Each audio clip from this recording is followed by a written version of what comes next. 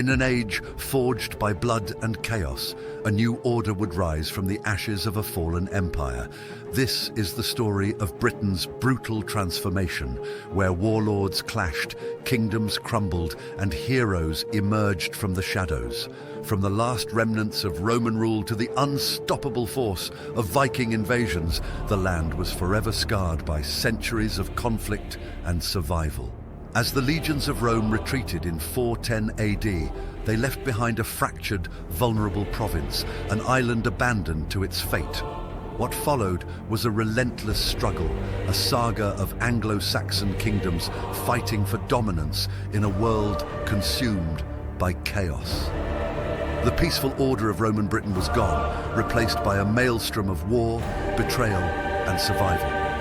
In this episode, we unravel the epic tale of how these Germanic invaders, the Angles, Saxons, and Jutes, rose to power, shaping the destiny of an entire island. From the desperate cries of the Britons to the war drums of Viking raiders, the land was torn apart.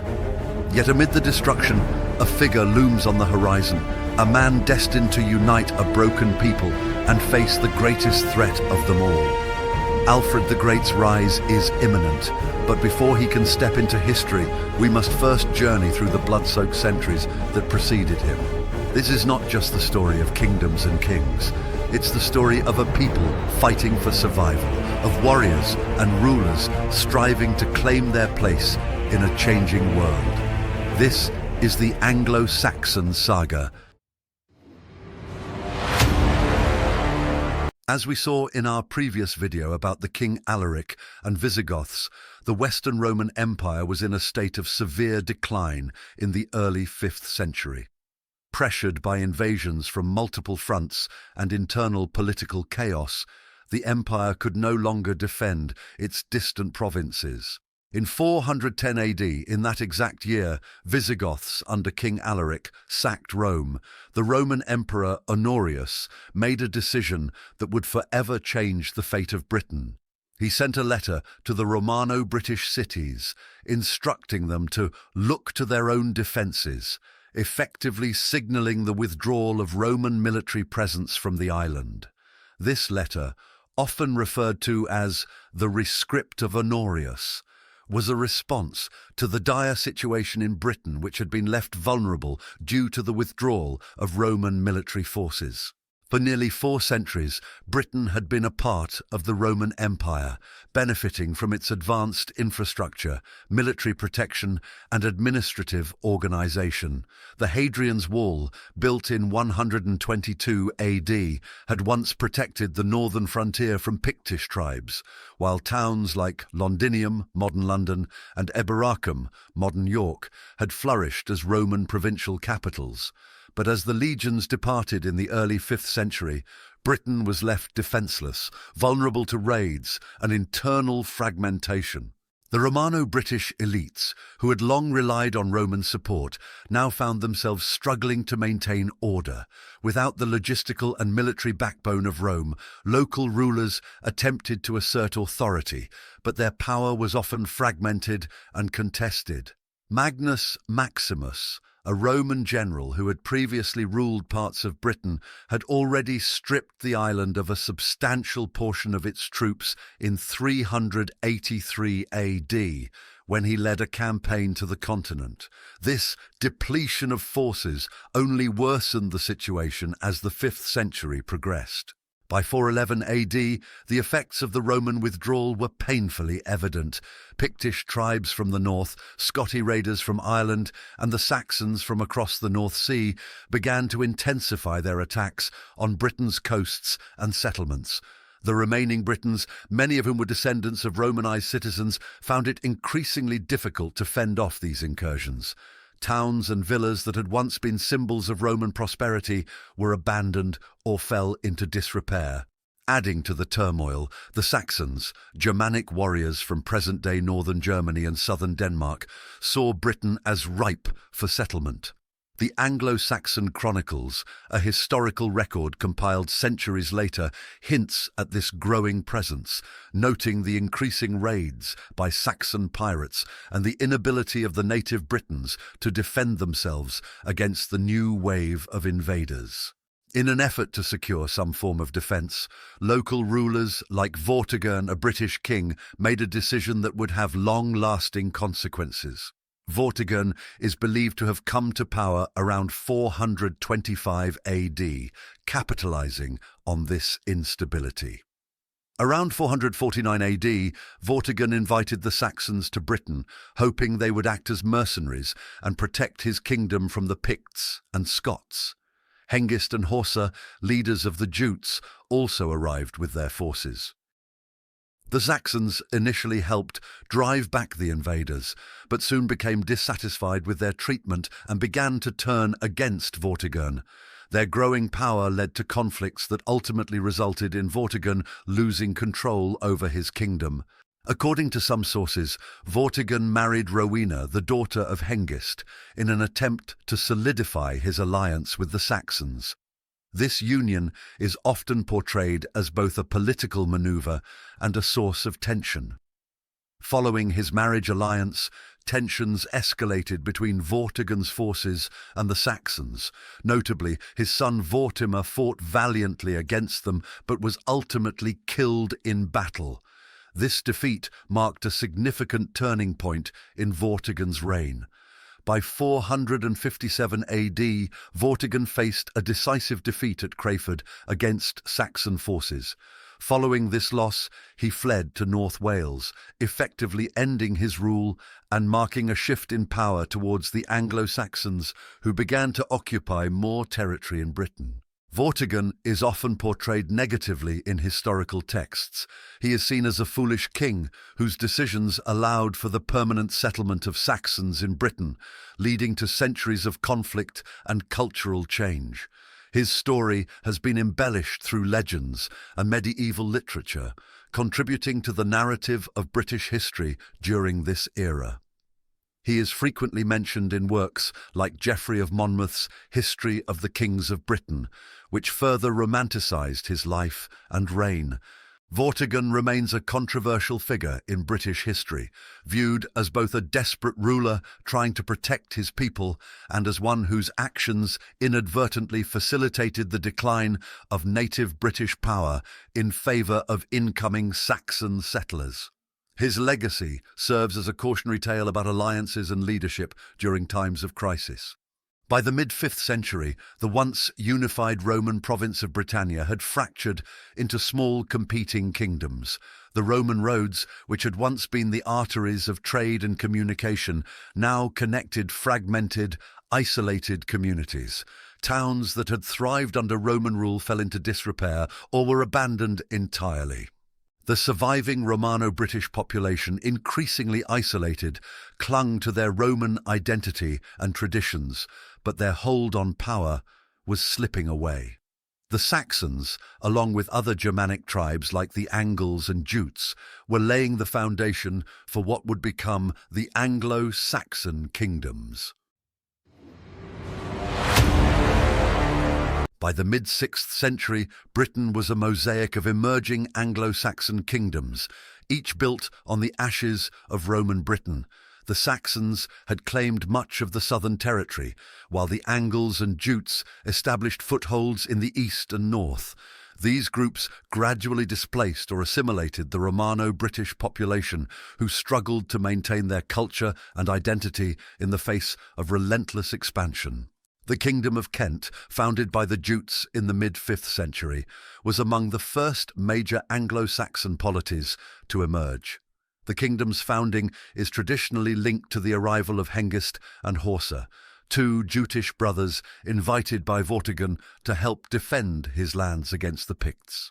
Initially mercenaries, they soon turned their attention to establishing their own rule in southeastern Britain. Under King Ethelbert, Kent became a powerful and influential kingdom. Ethelbert, King of Kent between 560 and 616, was a pivotal figure in Anglo-Saxon history for several reasons. He was the first Anglo-Saxon king to convert to Christianity.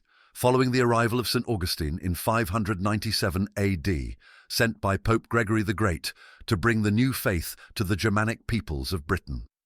Ethelbert's conversion and his support for the new religion helped spread Christianity across the Anglo-Saxon world. Kent also benefited from its proximity to Frankish Gaul, establishing close diplomatic and trade relations, which in turn increased its wealth and cultural influence. Ethelbert is also credited with issuing the first known code of Anglo-Saxon laws, known as the Law of Ethelbert. This legal code established regulations governing both secular and ecclesiastical matters and laid down protections for the clergy, reflecting influences from continental legal traditions. The code is significant as it represents one of the earliest examples of written law in England. Ethelbert's reign set precedents for kingship that influenced subsequent rulers in England. His model of governance integrated Christian values with royal authority, shaping the concept of kingship in Anglo-Saxon England. According to Bede, Ethelbert held the title of Bretwalda, meaning he was a high king who wielded influence over other kingdoms south of the River Humber. This status allowed him to exert control and foster alliances among various Anglo-Saxon kingdoms. Ethelbert's reign set precedents for kingship that influenced subsequent rulers in England. His model of governance integrated Christian values with royal authority, shaping the concept of kingship in Anglo-Saxon England. Kent's prominence during this period was not only political, but also economic. Canterbury, Kent's capital, became a centre of religious and intellectual life, with monasteries and churches rapidly being established following Augustine's mission. Kent is home to Canterbury Cathedral, England's oldest cathedral, and a centre for Christianity since Ethelbert's conversion. Rochester Cathedral is also significant as the second oldest cathedral in England. Unique to Kent is Gavelkind inheritance. This inheritance system allowed equal division of land among sons, contrasting with primogeniture practiced elsewhere in England. The same inheritance system was also used in Frankish Gaul, which at the end led to the end of Great Frankish Empire in 843 after the Verdun Treaty. To the north, the kingdom of Northumbria began to rise as a dominant force. Northumbria was born from the unification of two earlier kingdoms, Bernicia in the north and Deira in the south. Bernicia was located in what is now southern Scotland and Northumberland and established around 547 AD by Ida, king of the Angles, who is often referred to as Ida the Flame-Bearer. He founded a royal seat at Bamberg, which became a significant centre for the Bernician kings. Deira, located to the south, was another early kingdom with its capital likely at York. The two kingdoms frequently engaged in conflict due to their rivalry, which was rooted in their distinct royal lineages and territorial claims. In 604 AD, Ethelfrith of Bernicia united the two territories through conquest, thus founding the powerful kingdom of Northumbria. Ethelfrith ruled from 593 to 616 AD. He was known for his aggressive campaigns against both the Britons and rival Anglo-Saxon kingdoms. His leadership expanded Northumbrian territory, and by the time of his death in 616 AD, Northumbria was one of the most powerful kingdoms in Britain. However, it was under King Edwin, r. 1616 to 633 AD, that Northumbria reached its early peak. Edwin not only extended Northumbrian control over vast territories, but he also converted to Christianity in 627 AD, greatly enhancing the kingdom's prestige and influence. Northumbria became a leading centre of Christian learning and culture, with monasteries like Lindisfarne and Jarrow producing important works of religious and historical scholarship. The stability of Northumbria began to wane with the arrival of Viking forces in the late 8th century. The great heathen army captured York in 866 AD, leading to significant Norse settlement and influence over the region. By the mid-10th century, following a series of conflicts and changes in power dynamics, Northumbria ceased to exist as an independent kingdom after being absorbed into the Kingdom of England around 954 AD. The next kingdom we'll explore is East Anglia, located in the eastern part of England. Established by the Angles in the late 5th century, this kingdom encompassed areas now known as Norfolk, Suffolk, and parts of Cambridgeshire. East Anglia emerged as a key power in the early 7th century under King Redwald, who ruled from 599 to 624. He was a ruler from the Wulfingus dynasty. Redwald is notable for his mixed religious practices, maintaining both pagan and Christian traditions. Around 616 AD, after a major victory against Northumbria, he was recognized as a Bretwalda, an overlord of several Anglo-Saxon kingdoms. Redwald is also linked to the famous Sutton Hoo ship burial discovered in 1939. The burial site, filled with treasures, a ship, and elaborately crafted weapons, reflects the wealth and influence of East Anglia during his reign. Politically, Redwald played a significant role in supporting Edwin of Northumbria, helping him regain his throne after years in exile. Despite being smaller than Northumbria, East Anglia was a significant player in the intricate alliance networks that characterized early Anglo-Saxon politics. However, the kingdom faced external threats, particularly from Mercia. In 794 AD, King Ethelbert II was executed on the orders of Offa of Mercia, leading to a period where East Anglia lost its independence. A major turning point came in 865 AD with the arrival of the Danish Great Heathen Army. After defeating East Anglia, they killed King Edmund the Martyr in 869 AD, effectively absorbing the kingdom into the Danelaw, the area under Danish control. Throughout its existence, East Anglia was an important centre for trade and culture. Its fertile land supported agriculture, especially in wool and textiles, making it one of the wealthiest regions in England before industrialisation shifted economic focus. Culturally, it contributed to early medieval literature and monastic scholarship. The Kingdom of East Anglia played a pivotal role in early English history through its political power, cultural achievements, and interactions with neighbouring states. Its legacy still shapes the identity and historical narrative of modern East Anglia. To the west, the Kingdom of Mercia emerged in the mid-6th century, founded by Angles who settled in what is now central England. Unlike the coastal kingdoms of Kent and East Anglia, Mercia's position in the heart of Britain allowed it to expand aggressively. Early Mercian rulers such as King Penda R. 626 to 655 AD were notable for their military campaigns and their determination to resist Christianization. Penda, who remained a staunch pagan, waged wars against his Christian neighbours, most notably Northumbria and Wessex. Penda's death in 655 AD at the Battle of Winwade marked a turning point for Mercia. Afterward, Mercia gradually embraced Christianity, but its political ambitions remained fierce. After Penda's reign, his son Wulfhere restored Mercian independence from Northumbrian rule and further extended the kingdom's influence. He successfully captured territories in Kent and established London as an important Mercian centre. Wulfhere's brother, Ethelred, strengthened Mercia's position by recovering previously lost lands and asserting control over other Anglo-Saxon kingdoms, ensuring Mercia remained a dominant force in the region. King Ethelbald ruled from 716 to 757 during what is often called the Golden Age of Mercia. Under his leadership, the kingdom achieved its peak, with Bede recording that by 731 AD, all southern provinces were under his authority.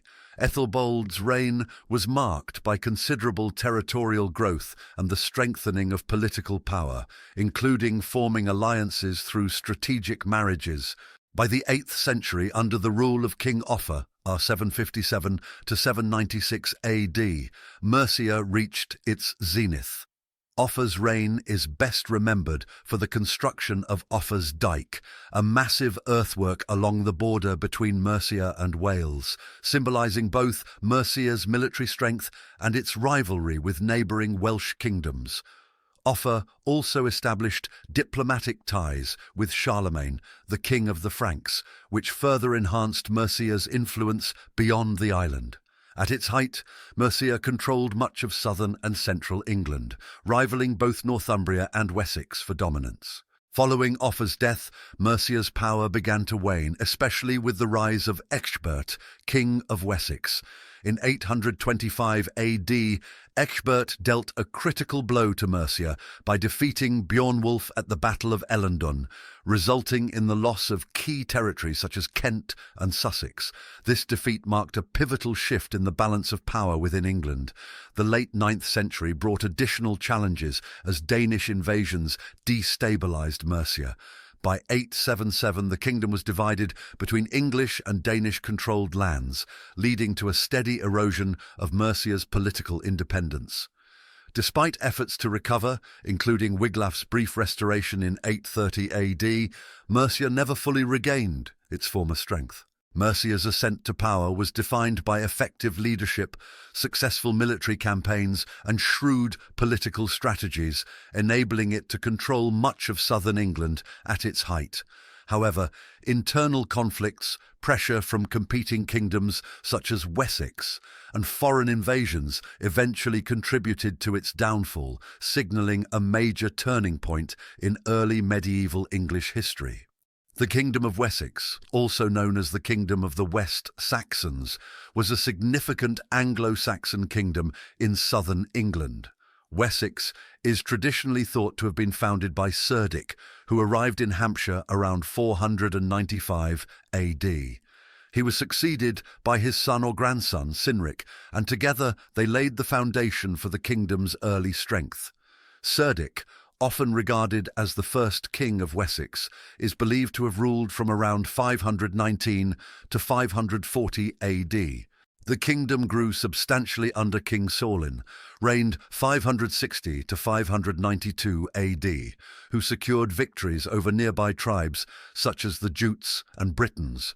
His rule signalled the rise of Wessex as a dominant force in southern England. Wessex would eventually become the most important Anglo-Saxon kingdom, but its rise was gradual. During the 6th and 7th centuries, Wessex was one of several regional powers, often overshadowed by Mercia and Northumbria.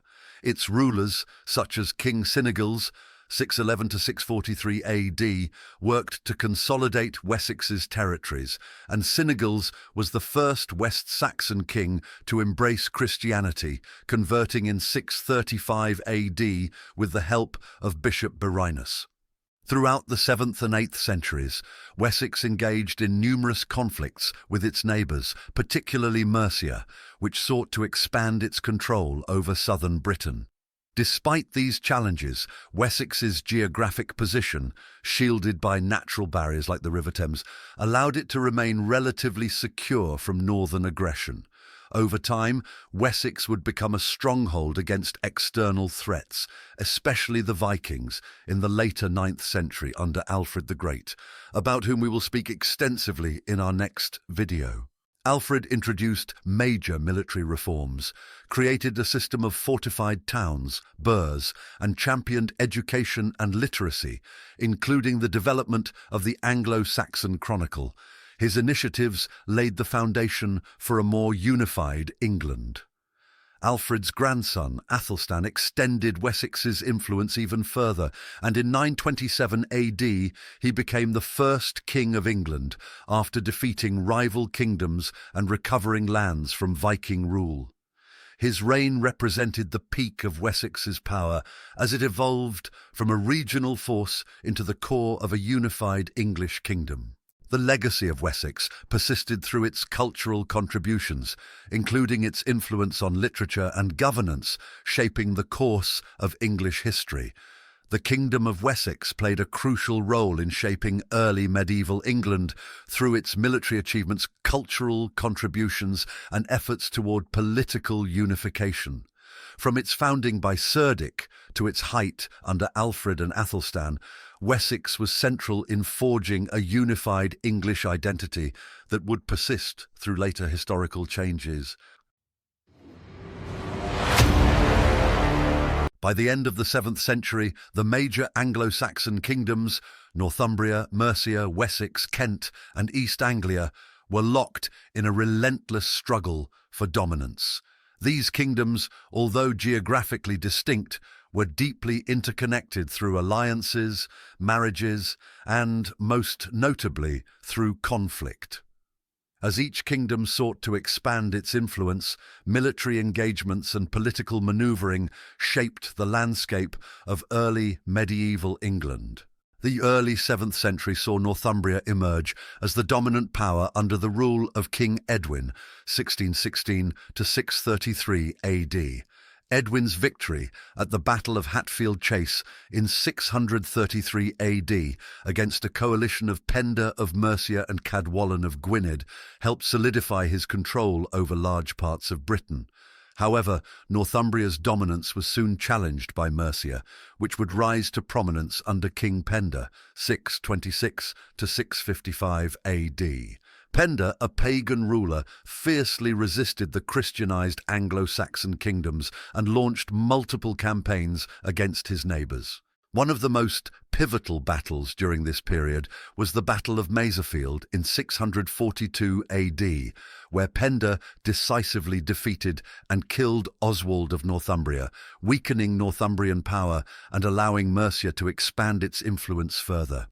However, Penda's defeat at the Battle of Winwade in 655 AD, where he was killed by Oswiu of Northumbria, shifted the balance once again.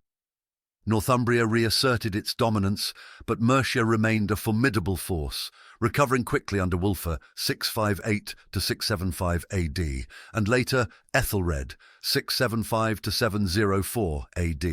As the 8th century progressed, Wessex began to assert itself, although Mercia under kings like Ethelbald, 716 to 757 AD, and Offa, 757 to 796 AD, remained the most powerful kingdom. Offa, in particular, is remembered for his territorial expansion and the construction of Offa's Dyke, which fortified Mercia's western borders against Welsh incursions. Wessex, under King Cinewulf, 757 to 786 AD, clashed repeatedly with Mercia in attempts to resist Mercian domination. The Battle of Bensington in 779 AD saw Offa defeat Cinewulf of Wessex, asserting Mercian dominance over southern England. However, the pivotal Battle of Edington in 825 AD would mark the beginning of the end for Mercia's supremacy. King Ecgbert of Wessex defeated Beornwulf of Mercia at this battle, resulting in Wessex gaining control over Kent, Sussex, and Surrey. This victory established Wessex as the dominant power in southern England and laid the foundation for Wessex's eventual unification of England. While the Anglo-Saxon kingdoms were engaged in internal conflicts, a new external threat began to emerge in the late 8th century: the Vikings. The first recorded Viking raid on England occurred in 793 AD, with the devastating attack on the monastery at Lindisfarne in Northumbria. This event marked the beginning of a series of Viking raids and invasions that would destabilize the Anglo-Saxon kingdoms for the next several centuries. The Great Heathen Army, a large force of Viking warriors, arrived in 865 AD and launched a full-scale invasion. This army was led by the sons of the legendary Viking Ragnar Lothbrok, including Ivar the Boneless, Halfdan Ragnarsson, and Ubba Ragnarsson. The Vikings quickly overran East Anglia, defeating and executing King Edmund the Martyr in 869 AD. East Anglia, after Edmund's death, was absorbed into the Danelaw, the territory under Viking control. The Battle of York in 866 AD saw the Vikings capture the important city of York, further weakening Northumbria, which had already been ravaged by internal strife. Northumbria's power diminished significantly after this defeat, and the kingdom was eventually divided between English and Viking-controlled lands. By the late 9th century, the Viking threat had spread to Mercia and Wessex. Mercia suffered significant losses, with the Vikings capturing Derby, Leicester, Nottingham and Stamford, which became part of the Danelaw. By 877 AD, Mercia had been divided between Viking-controlled lands and those still under English rule. However, it was in Wessex that the most decisive resistance to the Vikings emerged. King Alfred the Great, 871 to 899 AD, of Wessex successfully repelled the Vikings at the Battle of Ashdown in 871 AD, securing a major victory against the Great Heathen army. Alfred's reign is notable for his military innovations, such as the creation of burhs, fortified towns, and the establishment of a navy, which helped protect Wessex from further Viking incursions. The Battle of Edington in 878 AD marked a significant turning point. Alfred defeated the Viking leader Guthrum, forcing him to convert to Christianity and sign the Treaty of Wedmore, which established boundaries between Wessex and the Danelaw. This victory not only preserved Wessex's independence, but also set the stage for the eventual unification of England under Alfred's successors. While Wessex managed to resist the Vikings, the northern and eastern regions of England remained under Danish control. The 10th century saw Edward the Elder, 899 to 924 AD, Alfred's son, and Ethelfled, Lady of the Mercians, lead successful campaigns to reclaim territory from the Danes. King Athelstan, Alfred's grandson, achieved the unification of England after his victory at the Battle of Brunanburh in 937 AD, where he defeated a coalition of Vikings, Scots, and Britons. This battle is often considered one of the most significant in the history of early England, securing Athelstan's rule over the newly unified kingdom. The Anglo-Saxon period, circa 410 to 1066 AD, is one of the most formative in the history of England. Despite the relative scarcity of written records compared to later periods, a wide range of sources, written texts, archaeological discoveries, artifacts and inscriptions offer invaluable insights into this era. Together, these sources help reconstruct the political, cultural and social transformations that shaped early medieval England. Below is a detailed examination of the most important sources that historians rely on to understand the Anglo-Saxon world. Perhaps the most significant source from the Anglo-Saxon period is the Anglo-Saxon Chronicle. This historical record was initiated during the reign of King Alfred the Great in the late 9th century and is a compilation of year-by-year entries documenting major events such as battles, royal successions, and natural phenomena. The Chronicle was not a single document, but a collection of manuscripts, often updated by monks across different regions of England. As a result, there are variations among the different versions, which sometimes provide unique local perspectives on the same events. This chronicle gives us detailed accounts of significant events, such as the Viking invasions, the rise of Alfred the Great, and the unification of England under Athelstan. The chronicle is invaluable for understanding political changes, military campaigns, and the expansion of Christianity during this period. However, it is also important to acknowledge that it often reflects the interests of the ruling elites, particularly the Wessex dynasty, and may contain biases in favour of their perspective. The Venerable Bede's work, Ecclesiastical History of the English People, written in 731 AD, is one of the earliest and most important narratives of Anglo-Saxon England. As a monk in Northumbria, Bede offers a detailed account of the Christianization of the Anglo-Saxons, which he viewed as a transformative event. His work focuses on the spread of Christianity, the role of missionaries, and the establishment of monasteries. Bede's account is particularly valuable for understanding the conversion of King Ethelbert of Kent by St. Augustine in 597 AD, the pivotal event that sparked the spread of Christianity in southern England.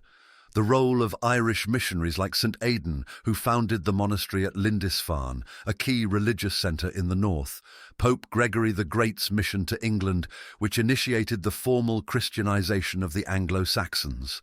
Bede's historical method was highly advanced for his time. He used multiple sources, including earlier records, oral traditions, and documents from Rome. His work is one of the most reliable written sources from the period and provides a clear window into both spiritual life and the political landscape of the early 8th century. His perspective, however, is deeply Christian, and his narrative often reflects the religious bias of a monk who viewed the conversion of the pagan Anglo-Saxons as a divine mission. A rich source of information on Anglo-Saxon governance and society comes from the legal codes and charters issued by various kings. These documents offer direct evidence of how the Anglo-Saxon kingdoms were organized, what legal structures existed, and the relationships between kings, nobles, and the church. Law codes were issued by several prominent kings, including King Ine of Wessex, 688–726 AD, developed one of the earliest surviving law codes. It outlined criminal punishments, property rights, and compensation for injuries. Ine's laws reveal much about the social hierarchy, particularly the legal distinctions between freemen, nobles, and slaves. King Alfred's law code, circa 893 AD, is one of the most famous. Alfred combined traditional Anglo-Saxon laws with Christian ethics, using biblical references to justify his legal reforms. His laws address not only issues like theft and homicide, but also moral offences, such as breaking religious oaths. Charters provide further insights into land ownership, royal privileges, and the influence of the church. These documents, often grants of land from kings to their supporters or to religious institutions, contain detailed witness lists, which are invaluable for identifying the major political players of the time. One of the most famous charters is the Izmir Diploma from 736 AD, which documents King Ethelbald of Mercia's grant of land to a monastery. These records help historians trace how power was distributed among the nobility and the church, and how alliances were maintained. While much of our understanding of the Anglo-Saxon period comes from historical documents, Old English literature provides a cultural perspective reflecting the values, beliefs, and social structures of the time.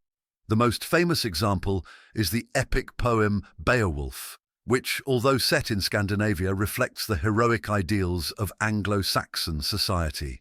Key themes in Beowulf, such as loyalty to one's lord, the importance of kinship ties, and the ever-present threat of violence and warfare, mirror the realities of Anglo-Saxon life. The poem also provides insights into warrior culture, where personal valour and fealty to a king or lord were highly prized. Other notable works include The Battle of Maldon, a heroic poem that recounts the Anglo-Saxon defence against a Viking raid in 991 AD. The Wanderer and the Seafarer.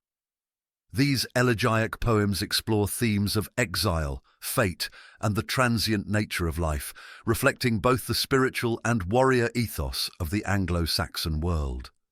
Through these literary sources, we gain a deeper understanding of Anglo-Saxon identity, not just as a historical and political construct, but as a cultural and psychological one. While written records provide narrative accounts, archaeological evidence is essential for understanding the material culture of the Anglo-Saxons. One of the most spectacular archaeological finds is the Sutton Hoo ship burial, discovered in 1939 in Suffolk. Believed to be the burial site of an East Anglian king, possibly Redwald, the grave contained an extraordinary array of treasures. A burial ship over 80 feet long, a richly decorated helmet, swords and shield, gold and silver artifacts, including intricate brooches and a lavish belt buckle. The Sutton Hoo finds reveal the craftsmanship, wealth and funerary customs of the Anglo-Saxon elite. Other archaeological sites such as Lindisfarne, Winchester and Jorvik, York, offer additional evidence of daily life, trade and religious practices. Excavations of Anglo-Saxon villages, monasteries and burial sites continue to reveal new information about social organization, agriculture, and the impact of Viking raids on Anglo-Saxon communities. Coins minted by Anglo-Saxon kings, particularly from the 7th century onward, provide a wealth of information about political authority and economic exchanges. The coinage of kings like Offa of Mercia and Alfred the Great often featured inscriptions of their names and titles, sometimes alongside Christian symbols, reflecting both their political claims and their embrace of Christianity. Runic inscriptions found on items such as the Frank's casket and the Ruthwell cross also offer insights into language, art and religious beliefs. These inscriptions are often in Old English or Latin and provide a direct link to the religious and cultural transformations of the Anglo-Saxon world. The Anglo-Saxon kingdoms were not isolated. They maintained diplomatic and trade relations with continental Europe and Scandinavia. Sources such as Frankish annals, Irish chronicles, and Viking sagas offer external perspectives on Anglo-Saxon England. For example, the Annals of Saint-Bertin, a Frankish chronicle, records diplomatic relations between King Offa of Mercia and Charlemagne, highlighting the importance of Anglo-Saxon rulers in European politics. Similarly, Viking sagas, though written down centuries later, provide details of Viking raids on Anglo-Saxon kingdoms, especially during the 9th and 10th centuries. The Anglo-Saxon period is understood through a rich and diverse array of sources, from the Anglo-Saxon Chronicle and Bede's writings to archaeological finds like Sutton Hoo. Each source offers a unique window into the world of early medieval England. These sources, though varied in origin and perspective, together create a detailed tapestry of political, religious, and cultural life during the Anglo-Saxon era, helping historians piece together the rise and fall of kingdoms, the spread of Christianity, and the eventual unification of England. The Anglo-Saxon period was not only marked by political struggles and military campaigns, but also by remarkable intellectual and scholarly achievements. Two of the most prominent figures who played crucial roles in shaping the religious and intellectual landscape of early medieval England were the Venerable Bede and Alcuin of York. Their works laid the foundation for medieval scholarship and greatly influenced the cultural and spiritual development of Anglo-Saxon England and beyond. In this chapter, we will explore the lives, contributions, and legacies of these two towering figures. The Venerable Bede, often referred to simply as Bede, was born around 673 AD in the Kingdom of Northumbria, one of the most powerful and culturally rich kingdoms of Anglo-Saxon England. At the age of 7, he was sent to Monk Wearmouth Jarrow Abbey, a twin monastery led by Abbot Benedict Biscop, where he was educated and would remain for most of his life. The monastery housed a vast library filled with Latin texts, including works of theology, history, and classical authors, providing Bede with the intellectual resources that would shape his scholarship. Bede became a monk, theologian, historian, and teacher, and he spent his life studying, writing, and teaching within the monastery. He was ordained as a deacon at the age of 19 and a priest at 30, which was a testament to his early display of deep learning and piety. Bede's most famous work, Ecclesiastical History of the English People, written in 731 AD, is a monumental achievement that offers a comprehensive history of the Christianization of England and the early Anglo-Saxon kingdoms. Divided into 5 books, Bede's history traces the origins of Christianity in Britain from the time of Roman occupation to the missionary efforts of St. Augustine of Canterbury, who arrived in 597 AD under the orders of Pope Gregory the Great. Key features of the ecclesiastical history. Bede details the conversion of the Anglo-Saxon kingdoms, including the pivotal role of King Ethelbert of Kent, who embraced Christianity following the mission of St. Augustine. He chronicles the establishment of monasteries, bishoprics, and the spread of Christian learning across England. His work provides accounts of key figures in English Christianity, such as St. Aidan, Cuthbert, and Wilfrid, highlighting their contributions to the growth of the Church. Bede's work also discusses significant political events, making it one of the earliest examples of integrating secular and ecclesiastical history in Western historiography. Bede's history is also famous for popularizing the AD Anno Domini dating system, which remains in use today. His meticulous attention to detail, his use of sources, and his commitment to presenting an accurate and comprehensive history have earned him the title of the Father of English History. Born around 735 AD, the same year Bede completed his great work, Alcuin of York was another towering figure in Anglo-Saxon intellectual life. Alcuin grew up in the Kingdom of Northumbria, a region known for its scholarly centres. He was educated at the renowned York Cathedral School, where he studied under Archbishop Ecgbert and Elbert, who had established York as a centre of learning, particularly in theology and the liberal arts. Alcuin became a monk, scholar, teacher and poet, and by the mid-8th century he had risen to the position of headmaster of the York Cathedral School. The school at York housed a library containing classical and theological works, and under Alcuin's guidance, it became one of the most prestigious educational institutions in England. Alcuin's intellectual reputation spread across Europe, and in 781 AD, while on a diplomatic mission in Italy, he met Charlemagne, the king of the Franks. Charlemagne invited Alcuin to join his court as a teacher and scholar. Alcuin accepted and became one of the leading figures in the Carolingian Renaissance, a revival of learning and culture initiated by Charlemagne's court. At Charlemagne's court, Alcuin was responsible for reforming education, overseeing the development of monastic and cathedral schools, and promoting the study of grammar, rhetoric, astronomy, theology, and scripture.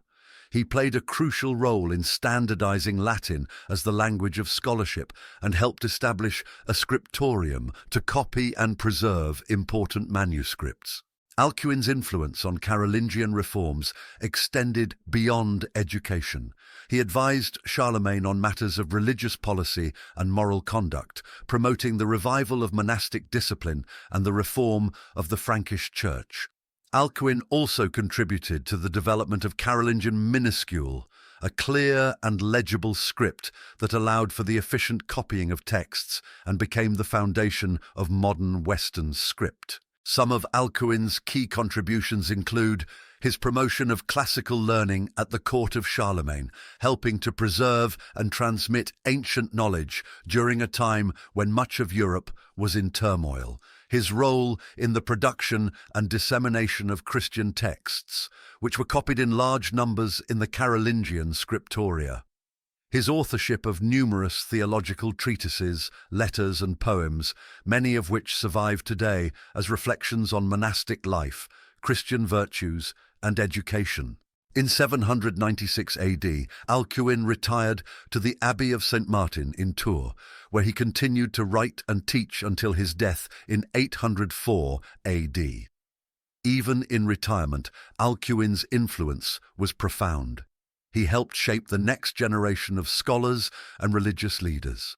His ideas on education and religious reform endured throughout the medieval period and became an integral part of the intellectual fabric of Western Europe.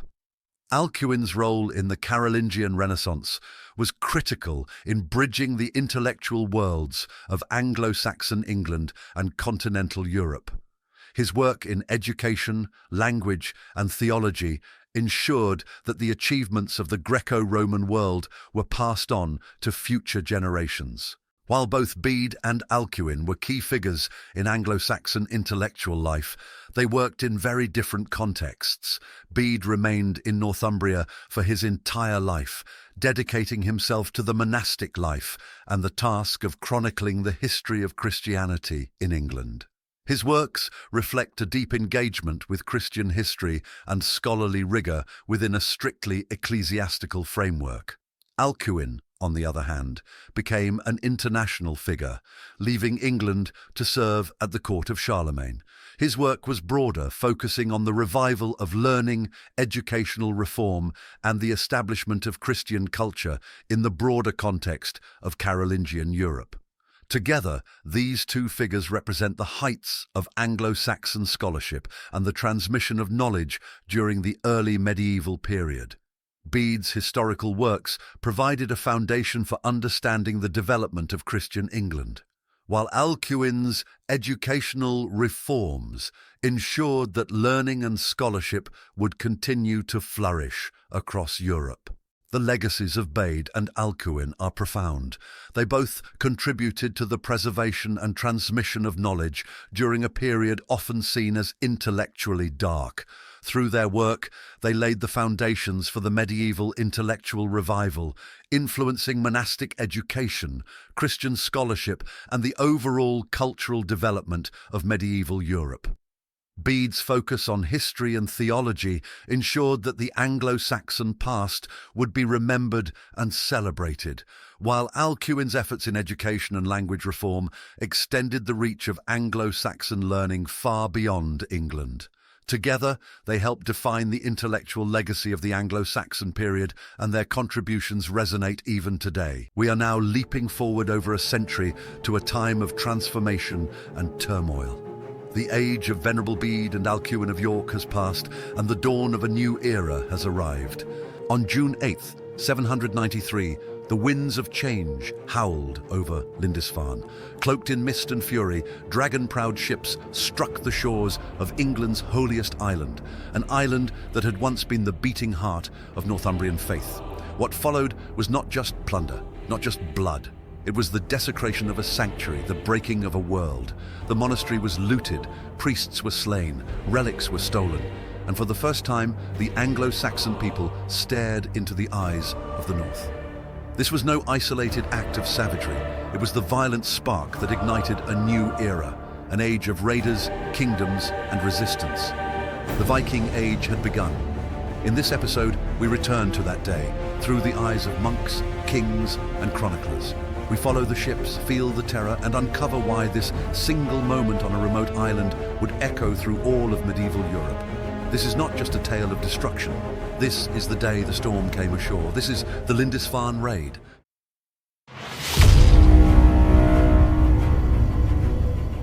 Before the storm came ashore, there was only silence. A silence shaped not by fear, but by faith. A silence that echoed across the sacred halls of Lindisfarne, the holiest site in Northumbria. In the early 8th century, the small tidal island of Lindisfarne, known also as Holy Island, stood not as a military fortress or political seat, but as a beacon of Christian devotion. Located just off the northeastern coast of Northumbria, this modest island housed a monastery of exceptional significance. To the Anglo-Saxon world, Lindisfarne was a spiritual citadel, revered not for its size, but for its symbolic weight. Founded in 635 AD by the Irish monk Aidan, who was invited from the monastic community at Iona by King Oswald of Northumbria, Lindisfarne quickly evolved into the heart of the Christian mission in the north. Its monks followed a monastic life rooted in Celtic Christian tradition, emphasizing asceticism, missionary zeal, and a dedication to scriptural learning.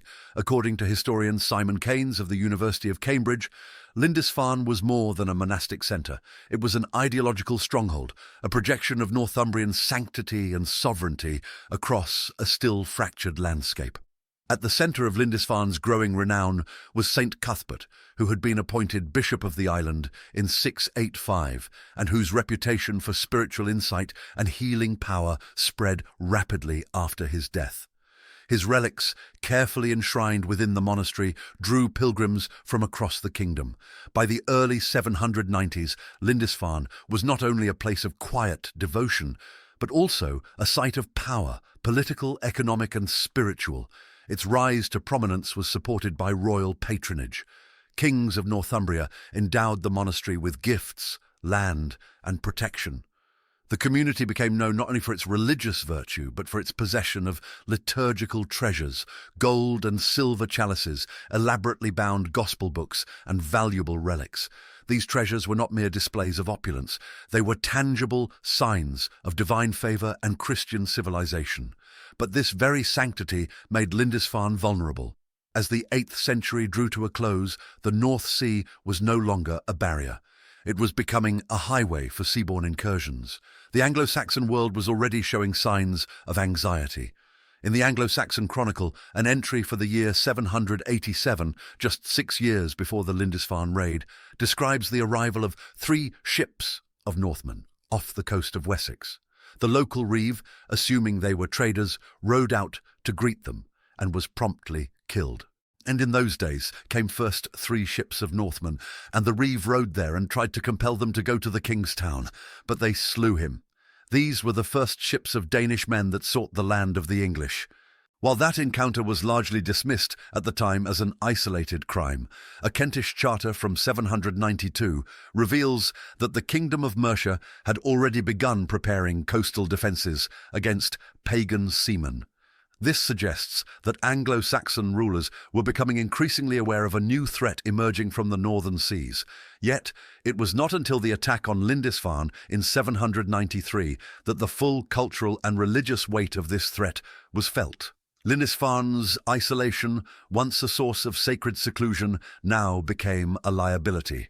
The monastery was open, undefended, and easily accessible by sea. Its monks lived according to rules of humility and poverty, yet the accumulation of gifts and relics had turned the island into a repository of wealth. In the eyes of the Norse raiders, it was ripe for the taking. The Norse themselves, most likely Norwegians from the western fjords, were part of a seafaring culture with a long tradition of raiding coastal settlements. Though often described in early Christian sources as savage and godless, modern scholarship has taken a more nuanced view. Historian Peter Sawyer, professor at the University of Leeds, notes, "The Vikings were not irrational barbarians. Their raids had logic, economic, political, and social. The attack on Lindisfarne was opportunistic, yes, but it also marked the beginning of a strategic interest in the wealth and weakness of Christian kingdoms." In retrospect, the attack was inevitable, but to the Anglo-Saxon chroniclers, it seemed apocalyptic. Alcuin of York, one of the most prominent intellectuals of the Carolingian Renaissance and a Northumbrian by birth, was residing at the court of Charlemagne in Francia when he received news of the raid. In his now famous letters to King Ethelred of Northumbria and Bishop Higbald of Lindisfarne, Alcuin gives voice to the deep theological despair of the time. Is this the beginning of greater suffering, or the outcome of the sins of those who live there? The church of St. Cuthbert is spattered with the blood of the priests of God, despoiled of all its ornaments. His question, why did God allow this, echoed far beyond Northumbria. It framed the event not merely as a physical attack, but as a spiritual crisis. According to Janet L. Nelson, late Professor Emerita at King's College London, Alcuin interpreted Lindisfarne's fall through the lens of divine judgment. In doing so, he crystallized the anxiety of a Christian society unsure of its own righteousness. For the people of Northumbria, the attack did not signal the beginning of a long series of raids. It shattered the illusion that their world was divinely protected. Their most sacred place had fallen, and with it, a sense of spiritual security. To understand Lindisfarne before the raid, then, is to understand the depth of the shock that followed. It was not just a monastery that was attacked, it was a symbol, a cornerstone of Christian identity and divine order, and its violation marked a turning point, not just in the history of England, but in the history of Europe. The silence that once reigned on Holy Island would never return.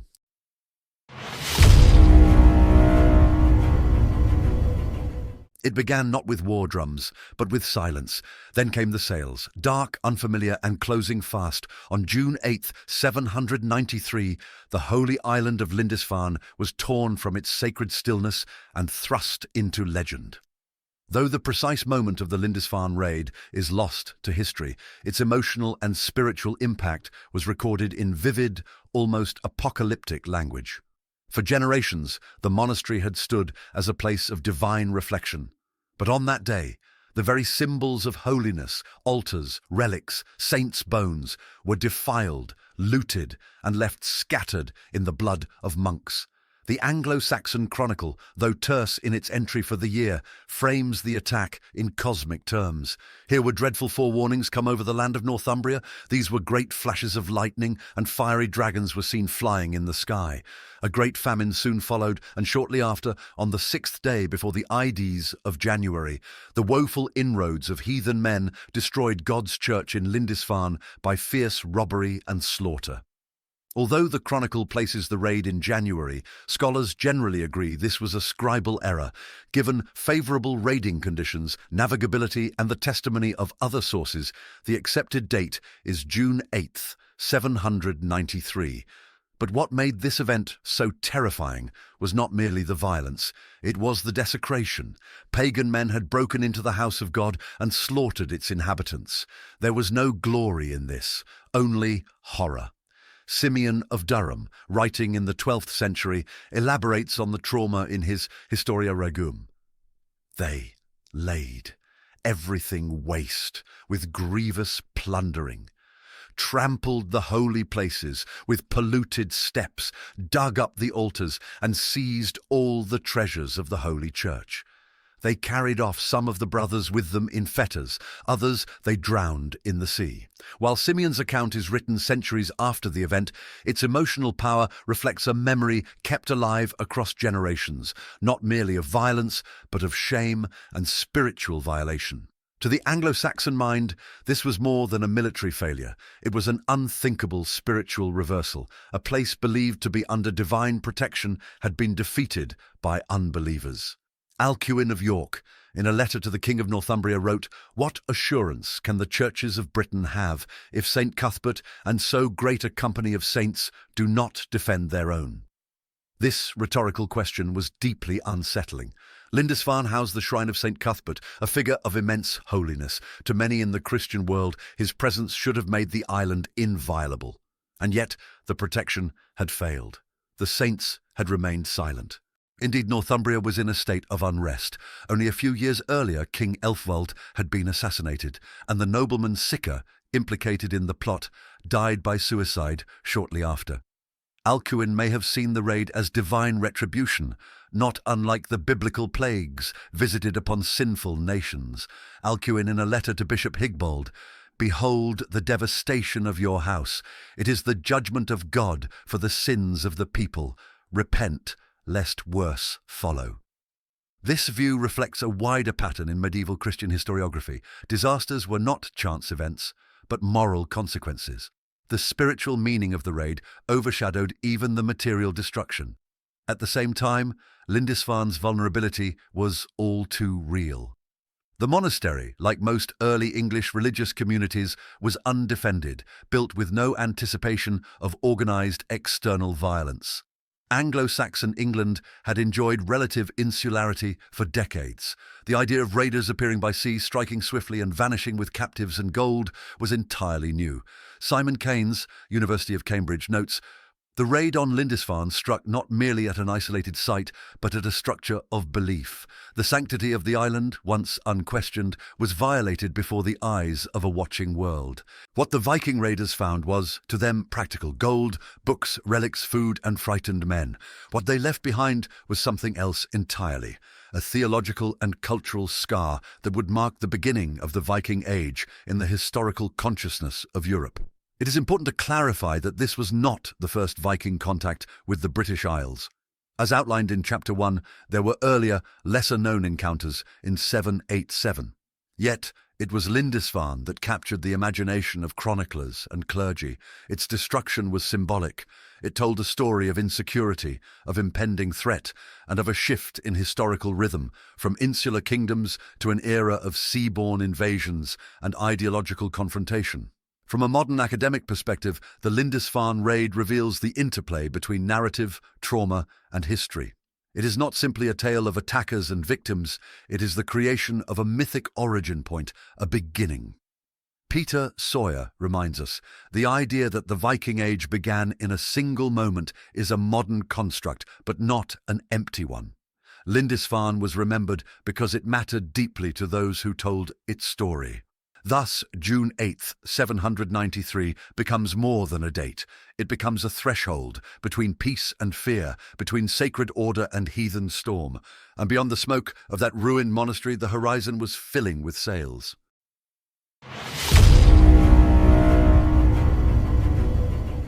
The smoke had barely cleared over Lindisfarne before the tremors began. Across monasteries, courts and churches, a single question echoed. If this could happen to Lindisfarne, could anything be sacred? The raid of June 8th, 793 was a localized act of violence, but its resonance was immediate and far-reaching. News travelled quickly through Northumbria and beyond. Chroniclers, bishops and kings all reacted with disbelief and dread. What had once seemed unimaginable, an attack on a consecrated Christian sanctuary, was now a terrifying precedent. The psychological impact of the raid far outweighed the physical destruction. Lindisfarne was not simply a target, it was the spiritual capital of Northumbrian Christianity. It held the relics of St. Cuthbert, whose bones had worked miracles and whose shrine was believed to protect the island. The fact that the Vikings had desecrated such a place without apparent consequence left a deep scar on the Anglo-Saxon worldview. As historian Leslie Abrams of Oxford University explains, Lindisfarne's vulnerability was not merely strategic, it was theological. The raid confronted the faithful with a deeply unsettling possibility that divine protection could fail. This idea was almost too much for the early medieval mind to bear.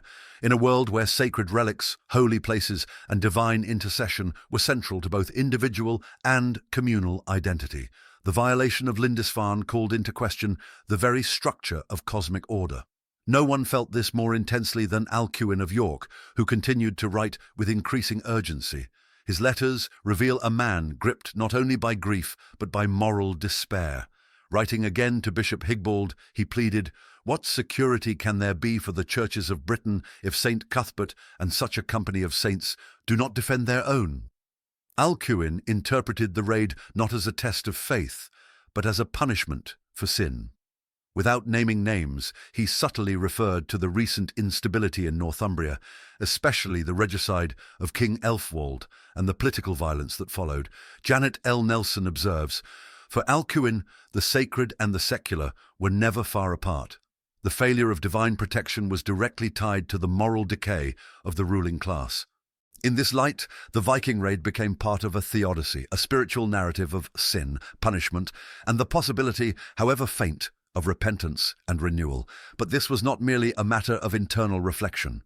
Across Christendom, Lindisfarne was seen as a warning. Frankish chroniclers, influenced by Alcuin's correspondence, began to take the Viking threat more seriously. In Francia, Emperor Charlemagne had already begun to fortify coastal defences, particularly along the Channel.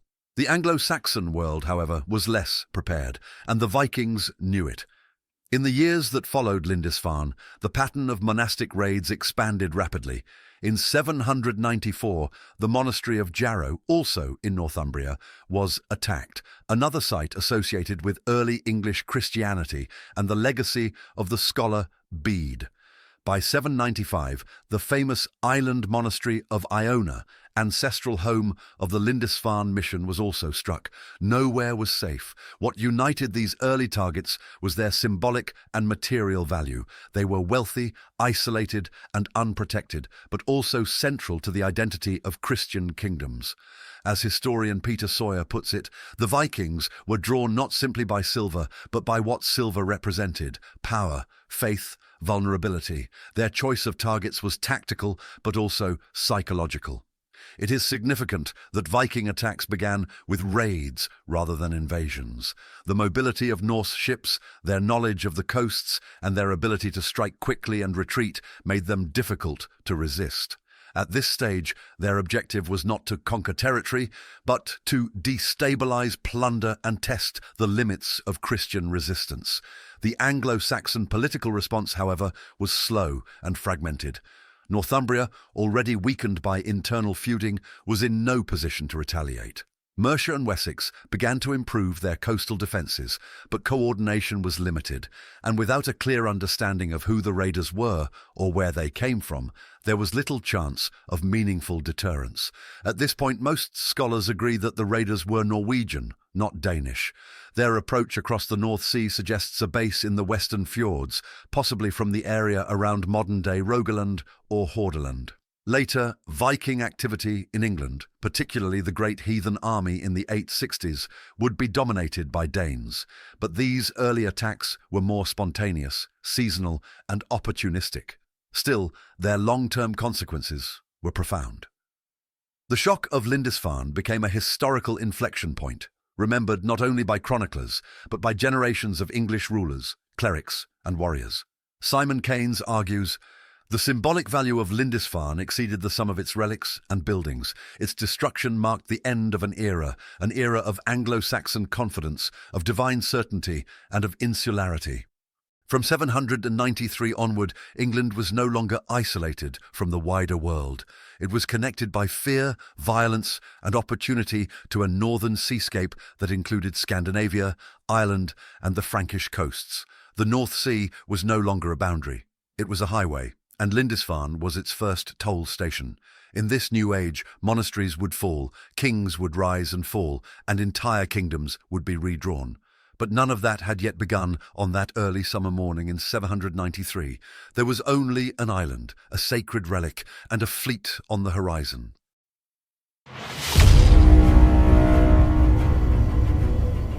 History rarely marks its turning points so clearly, but with the raid on Lindisfarne, a new age did not merely begin. It announced itself with fire, blood, and silence. The attack on Lindisfarne was the first of many. In the decades that followed, Viking raids expanded across the coasts of Britain, Ireland, and Francia. Monasteries, often centres of wealth and culture, were prime targets. They were isolated, ill-defended, and rich in sacred objects, silver, books, and food. And like Lindisfarne, they were symbolic sites. Their destruction meant more than material loss. It eroded the very scaffolding of early medieval Christian identity. In 794, the monastery of Jarrow, home of Bede's intellectual legacy, was attacked. In 795, Norse raiders struck Iona, the cradle of Irish-Scottish monasticism and spiritual origin of Lindisfarne itself. Over the next few decades, the coasts of East Anglia, Kent, and Mercia were repeatedly harried. By the mid-9th century, the Viking threat had evolved from seasonal raiding into full-scale military conquest. The so-called Great Heathen Army, arriving in 865, marked the next phase: invasion, not plunder. As historian Peter Sawyer notes, the Viking Age evolved from sporadic lightning raids into a sweeping reconfiguration of power. The same Norse seafarers who once fled with a few monks in chains returned to claim whole kingdoms. The transformation was not limited to warfare. The cultural and religious world of Anglo-Saxon England was forced to adapt. The Christian view of divine protection was shaken. In response, monastic communities began to move inland or fortify their holdings. Royal power shifted increasingly toward rulers who could protect church lands and offer a measure of military resistance. In time, this pressure would forge powerful monarchs like Alfred the Great, who not only resisted Viking advances, but redefined kingship as the defender of both the realm and the faith. But that chapter would come later. In 793, England was not prepared. Historian Simon Keynes writes, "The shock of Lindisfarne was not merely political or military. It forced a rethinking of the relationship between sacred space and secular power. From that point forward, kings who failed to protect monasteries risked losing more than favour. They risked losing legitimacy. The Viking Age, which had its symbolic genesis at Lindisfarne, would eventually reach across all of Europe. Norse warriors sailed down the Seine, raided Paris, burned churches along the Rhine, and established the Duchy of Normandy. Others turned eastward, founding trade networks and principalities along the rivers of Russ. Some became mercenaries in the Byzantine Empire. The same people who desecrated the shrine of St. Cuthbert would later commission runestones, coinage, and Christian churches of their own. And yet, for all that followed, the memory of Lindisfarne endured. It became the origin myth of Viking terror and Christian resilience, a focal point for both fear and reform. Later chroniclers, like Simeon of Durham, would expand the tale, emphasizing the humiliation and horror of the event. Artists and scribes placed the raid at the beginning of manuscripts and genealogies, anchoring the story of a people in a moment of fire and crisis. Leslie Abrams explains, the memory of Lindisfarne was cultivated not only as historical fact, but as a moral parable. It served to remind future generations of the fragility of peace, the consequences of complacency, and the price of sin. In this way, the event transcended its physical reality. The monastery was rebuilt, the relics of St. Cuthbert were rescued, eventually moved to Durham, where his cult was revived and strengthened. The Northumbrian church re-emerged, though scarred, and forged a new relationship with its rulers, one based not only on holiness, but on protection. But the legacy of Lindisfarne did not fade with the Middle Ages. In modern historiography, it remains a marker, a bold line across the timeline of Europe. It is not remembered as one of many raids, but as the moment when the Viking Age began. As James Campbell observed, what Lindisfarne represents is not the beginning of violence, but the end of innocence. It changed how Anglo-Saxons understood the world and how we remember it. June 8th, 793. A date that lives in the deep memory of Europe, not for a battle won or a king crowned, but for the moment when the tide turned. What began as a single raid on a sacred island evolved into 2 centuries of transformation. Kingdoms would rise and fall, new cultures would be born, and amid it all the memory of Lindisfarne remained, a symbol of both destruction and rebirth. The Viking Age was not simply an age of terror. It was an age of contact, of resistance, of exchange, and of resilience. And it began here, on a wind-swept shore off the coast of Northumbria.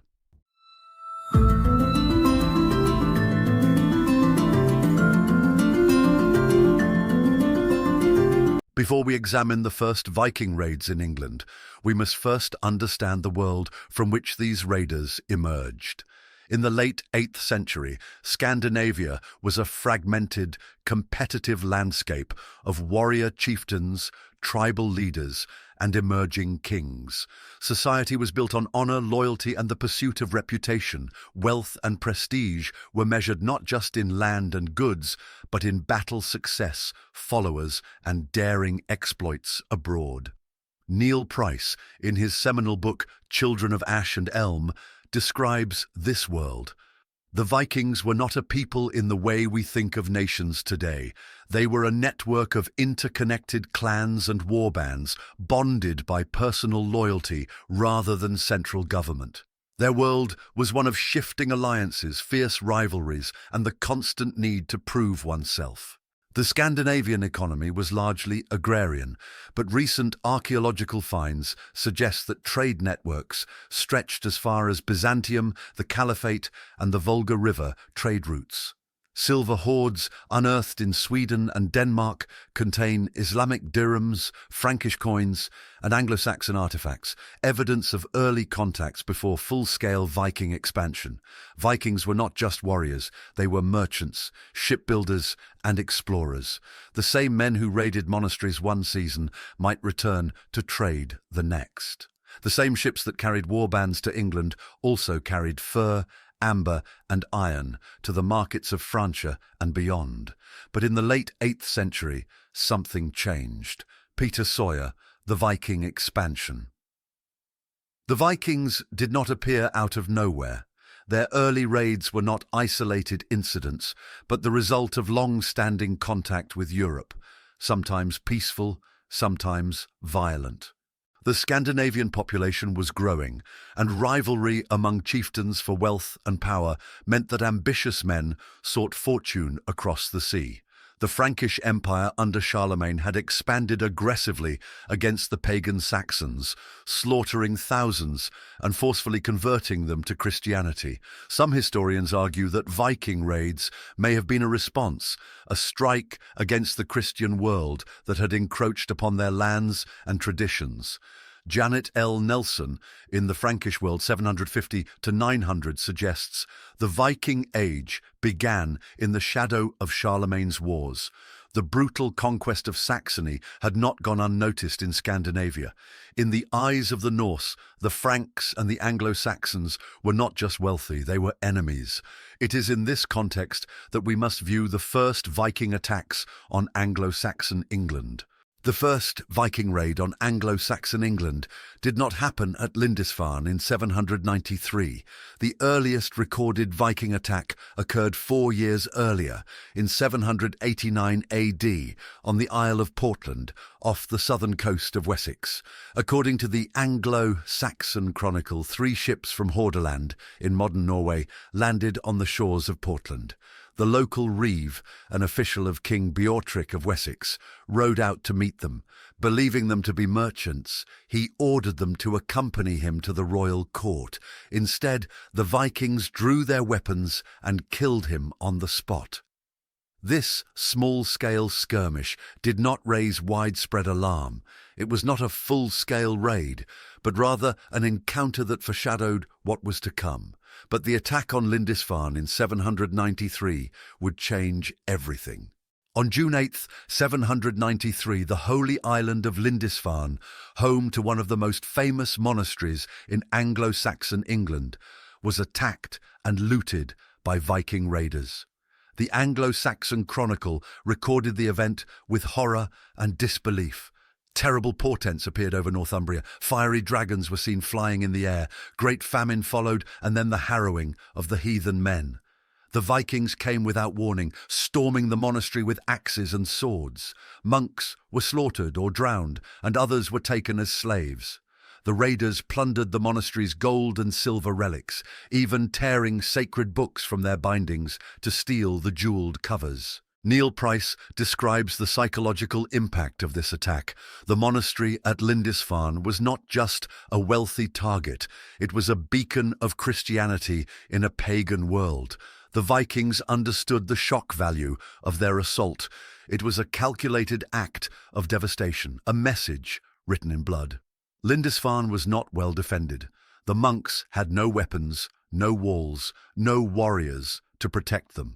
Historian Eleanor Parker, in Dragonlords, The History and Legends of Viking England, notes, "The attack on Lindisfarne was a warning, a brutal declaration that the Vikings were now a force to be reckoned with. It shattered the illusion that England was safe from the chaos of the outside world." For the Anglo-Saxons, this was not merely a raid, it was an apocalyptic event. The pagan Norse had violated a sacred place, and for many it seemed like a punishment from God. After Lindisfarne, Viking attacks became more frequent and more organized. 794 AD, the monastery of Jarrow was raided. 795 AD, the Scottish monastery of Iona was sacked. 841 AD, Dublin was founded by Vikings, establishing a permanent Norse presence in Ireland. By the early 9th century, the Viking raiders evolved their strategy. Instead of simple hit-and-run raids, Viking warbands began to overwinter in England. The first known Viking winter camp was established in 851 AD in the Isle of Thanet. This signalled a shift. The Vikings were no longer just raiders, but invaders and settlers. Gareth Williams, Viking Britain, an exploration. By the mid-9th century, Viking raids were no longer seasonal affairs. They were strategic, planned, and in many cases intended for long-term occupation. Anglo-Saxon kings, divided and weakened by internal rivalries, struggled to mount a unified defence. Some, like King Ethelred of Northumbria, attempted to resist but were crushed. Others, like the rulers of East Anglia, chose to pay tribute rather than fight. This period set the stage for the greatest Viking invasion of all, the arrival of the great heathen army in 865 AD. The first Viking attacks on Anglo-Saxon England were devastating, but they were only the beginning. What started as small-scale raids would soon evolve into a full-scale war for the control of England. As the 9th century dawned, the Norse set their sights not just on gold, but on land, power, and conquest. The storm was just beginning.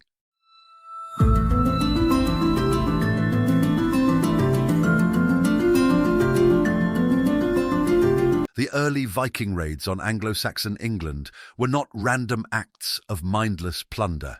They were calculated, strategic, and adaptive. What began as sporadic, small-scale attacks in the late 8th century quickly transformed into a systematized, large-scale military strategy by the mid-9th century.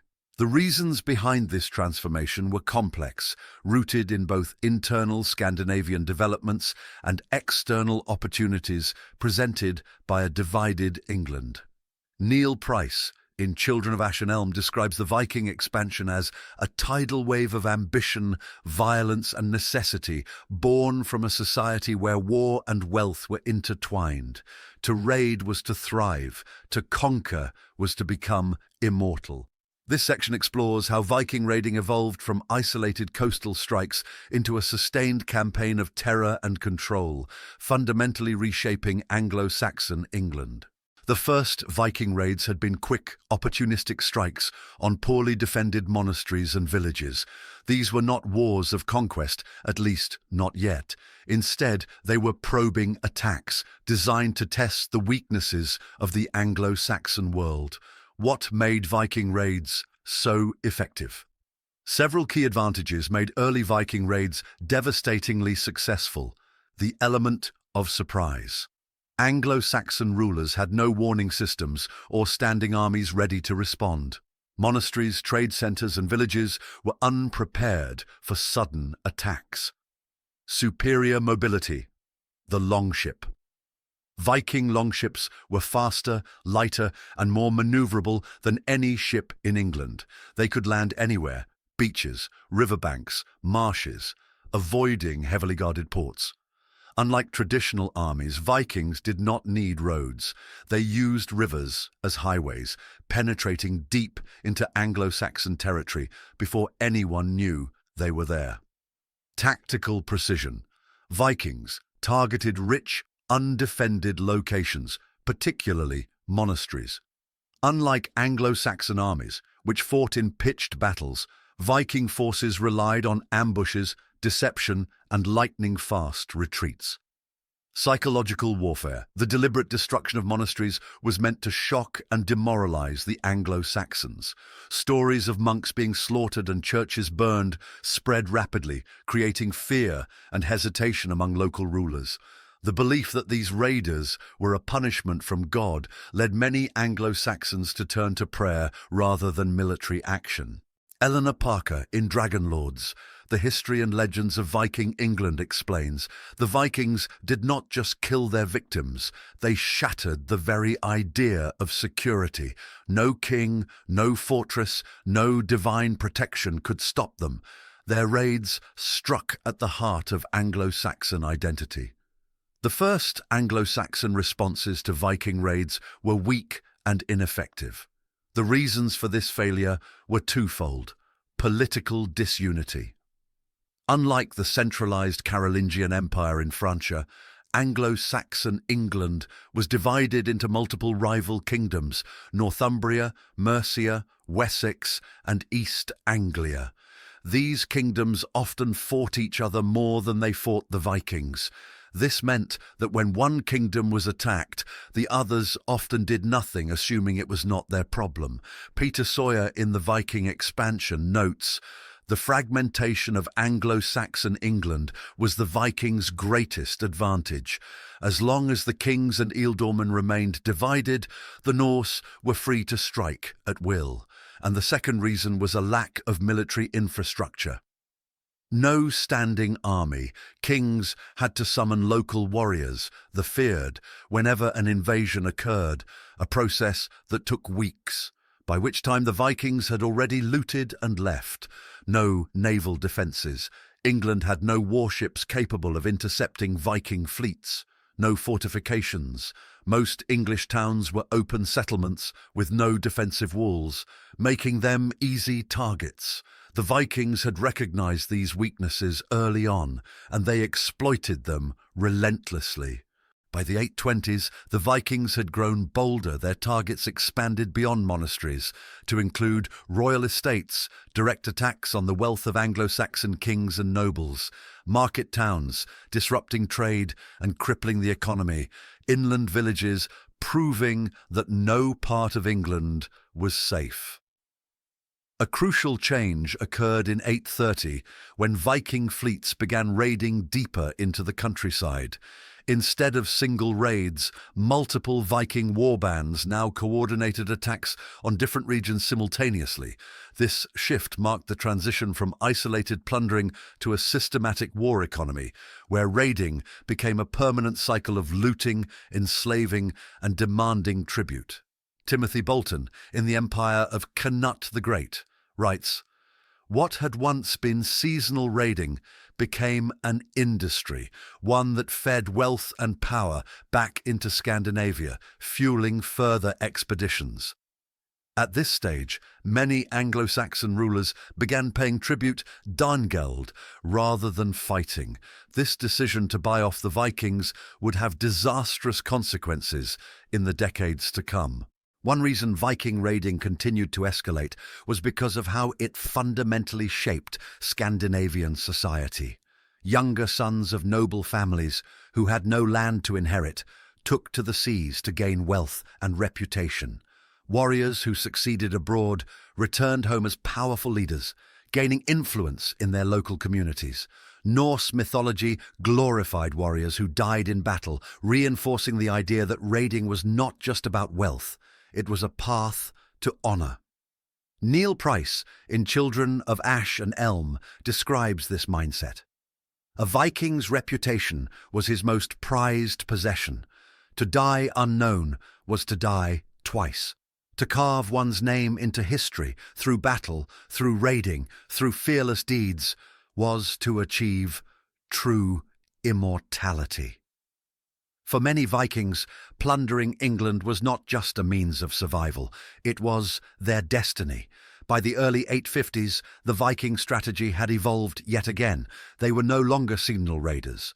They were staying for longer periods, wintering in England and establishing semi-permanent bases. Their fleet sizes increased, allowing for larger, more coordinated assaults. They had discovered that tribute payments were as valuable as plunder, leading to massive economic exploitation of Anglo-Saxon kingdoms. The Anglo-Saxons were beginning to understand the scale of the threat they faced, but by the time they realized it, it was too late. The great heathen army was coming.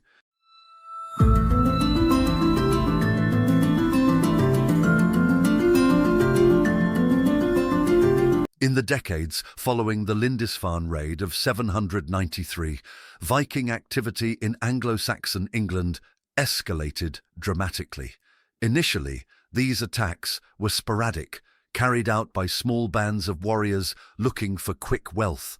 But by the 820s and 830s, Viking incursions became increasingly systematic, larger in scale, and more sophisticated. Eleanor Parker, in Dragon Lords, The History and Legends of Viking England, describes this shift. The first Viking raids were like lightning strikes, sudden, unpredictable, and devastating. But by the early 9th century, the Norse had transformed these raids into a carefully honed system of warfare, one that would bring Anglo-Saxon England to its knees. This transformation was driven by several key factors: experience and intelligence gathering. Early raids had revealed which sites were the richest and least defended. More warriors and larger fleets. As Viking success stories spread, more men joined these expeditions, swelling the ranks of raiding parties. The development of overwintering camps. Instead of returning home each winter, Viking warbands began establishing semi-permanent bases in England and Ireland. Political instability in Anglo-Saxon England, internal conflicts between kings and rival kingdoms left the land vulnerable to outside attack. Peter Sawyer, in the Viking Expansion, writes, "The Vikings quickly learned that England was a land divided, and where division existed, opportunity followed. With no unified resistance, they could strike at will, exploiting political rivalries to their advantage." This section will examine the evolution of Viking raids in the 794 to 830 period, focusing on their growing sophistication, new targets, and how the Anglo-Saxon kingdoms attempted, unsuccessfully, to resist. After the Lindisfarne attack in 793, Viking warbands wasted no time in launching follow-up raids on other Anglo-Saxon and Celtic sites. Key Viking raids, 794 to 806. 794, Jarrow Monastery raided, home of the late Bede, a revered Anglo-Saxon scholar. 795, Vikings attacked Iona Abbey in Scotland, signalling their expansion westward. 798, raids along the Cornish and Welsh coasts, showing early Norse interest in the Celtic world. 802 and 806, the monastery at Iona was attacked again, with over 68 monks slaughtered in a single raid. The repeated targeting of monasteries was no accident. These were centres of wealth, containing gold and silver religious artifacts, as well as books and illuminated manuscripts, bound in decorated leather and studded with jewels. Neil Price, in Children of Ash and Elm, notes, "Monasteries were not just economic targets, they were symbolic ones. By striking at the heart of Christianity, the Vikings sent a clear message. No place, no faith, no king was beyond their reach." But monasteries were only the beginning. By the 800s and 10s, the Vikings had expanded their targets beyond monasteries. Now they turned their attention to towns, ports and key trade routes, dealing a devastating blow to England's nascent economy. New Viking target categories, trade settlements and market towns, major river ports, royal estates and aristocratic manors. These new targets revealed a shift in Viking strategy. They were no longer just looting religious centres. They were crippling the economic infrastructure of England. They attacked the wealth of kings and noble families, forcing them into submission. Timothy Bolton, in The Empire of Nut the Great, explains, "By targeting the trade networks of Anglo-Saxon England, the Vikings achieved a secondary victory, economic warfare. It was not just about the silver they stole, but the disruption they caused." One of the most significant Viking attacks of this period occurred in 841, when Viking ships sailed up the Thames and plundered London. This marked the first time the Vikings had attacked one of England's largest cities, a clear indication of their growing ambitions. The first Viking strongholds were formed in Dublin and Chepay from 835 to 841. Dublin, for example, was founded in 841.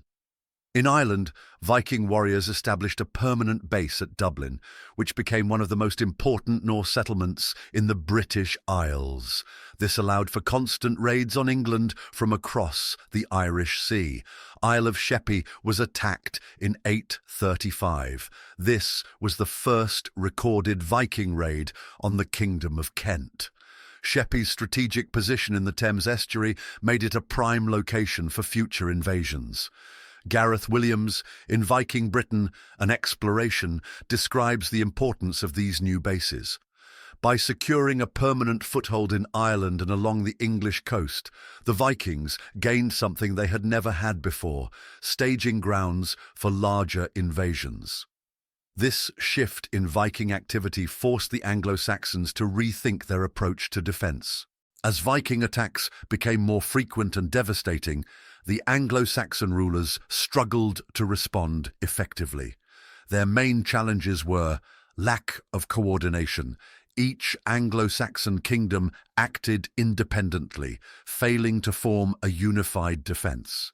When one kingdom was attacked, others often stood by, seeing it as someone else's problem. Slow military mobilization.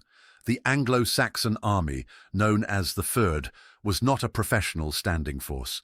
By the time local lords could summon their warriors, the Vikings had already looted and left. Failure to defend. Key rivers and ports. The Anglo-Saxons did not have a navy to intercept Viking fleets. They also failed to fortify river towns and coastal settlements, allowing Vikings to strike deep inland with ease. Peter Sawyer in the Viking expansion argues that the Anglo-Saxons were still fighting battles in the old way, large, set-piece engagements, while the Vikings fought in a new way, rapid, mobile, unpredictable warfare. This failure to adapt led to massive territorial losses in the decades ahead. By the end of the 830s, Viking raids on England had expanded from monasteries to trade centres and cities, established key bases in Ireland and the Thames estuary, exposed the military and political weaknesses of the Anglo-Saxon kingdoms, and the worst was yet to come. In the 800s and 50s, the Vikings would take the final step toward permanent conquest, staying through the winter, establishing armies and bringing England to the brink of collapse. The great heathen army was on the horizon. By the 830s, Viking warfare in England had undergone a critical transformation. What had begun as seasonal raids on coastal monasteries and villages had now evolved into a strategic campaign of inland penetration. Instead of simply attacking and retreating, the Vikings began pushing deeper into Anglo-Saxon territory using England's vast network of rivers. This new phase of Viking expansion marked the shift from hit-and-run piracy to sustained economic and military pressure on England's heartlands. Eleanor Parker in Dragonlords, The History and Legends of Viking England writes, "The rivers of England were not barriers to Viking invasion. They were highways of war. With their longships, the Norsemen could strike deep into the heart of Anglo-Saxon England, bypassing defences and taking the fight to the very doorstep of the English kings." This chapter explores how the Vikings adapted their strategy, how their ability to navigate England's rivers made nowhere safe, and how Anglo-Saxon rulers failed to counter this threat effectively. In the early 830s, Viking leaders recognized that England's greatest weakness was not just its lack of a united defence, but also its geography. 4 key advantages of river raiding: access to the heart of Anglo-Saxon England. England's major towns and trade centres were located along navigable rivers: London on the Thames, York on the Ouse, Nottingham on the Trent. By sailing up these rivers, the Vikings could bypass natural coastal defences and strike deeper inland. Surprise and speed Anglo-Saxon armies could not move as fast as Viking longships. A Viking warband could raid a town, plunder it, and escape before the local Fyrd militia could be summoned. No naval resistance.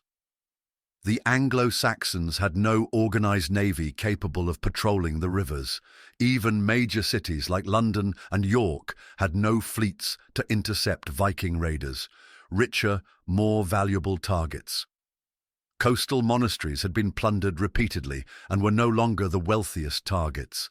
Towns and trade centres offered far greater rewards, including gold, silver, livestock and slaves. Peter Sawyer, in the Viking expansion, emphasises the importance of this shift. With the rivers open to them, the Vikings no longer had to settle for monasteries and villages. Now, they could take the wealth of entire kingdoms. By the late 830s, Viking fleets were no longer just raiding. They were coordinating large-scale operations across multiple regions. Key river raids of the 830s and 840s-835. First recorded Viking attack on the Thames, Kent. A Viking fleet sailed up the Thames, raiding towns and monasteries along its banks. The Anglo-Saxon chronicle records, "A great host of heathens came up the river and spread ruin upon the land." This was the first confirmed instance of Vikings using England's river system to strike inland. 841, Viking sack of London, Rochester and Southampton, London, one of England's largest and wealthiest cities, was attacked by Viking longships sailing up the Thames. Rochester, a key defensive stronghold, was besieged and burned. Southampton, an important trading port with Francia, was plundered and left in ruins. Timothy Bolton, in The Empire of Nut the Great, describes the impact of the London raid. The sacking of London in 841 was a wake-up call. This was no longer a problem of coastal defences. This was a direct challenge to the economic and political stability of Anglo-Saxon England. This was the moment when Viking raids transformed from an annoyance to an existential threat. By the early 850s, Viking forces no longer raided and left immediately.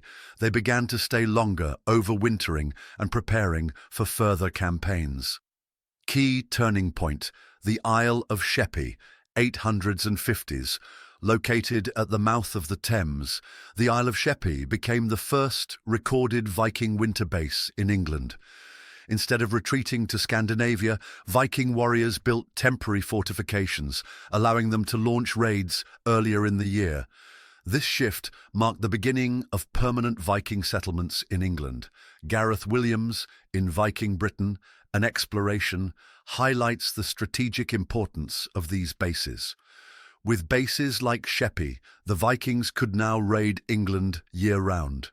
They no longer needed to return home, they were home. This would have massive consequences, setting the stage for the Great Heathen Army's full-scale invasion in 865.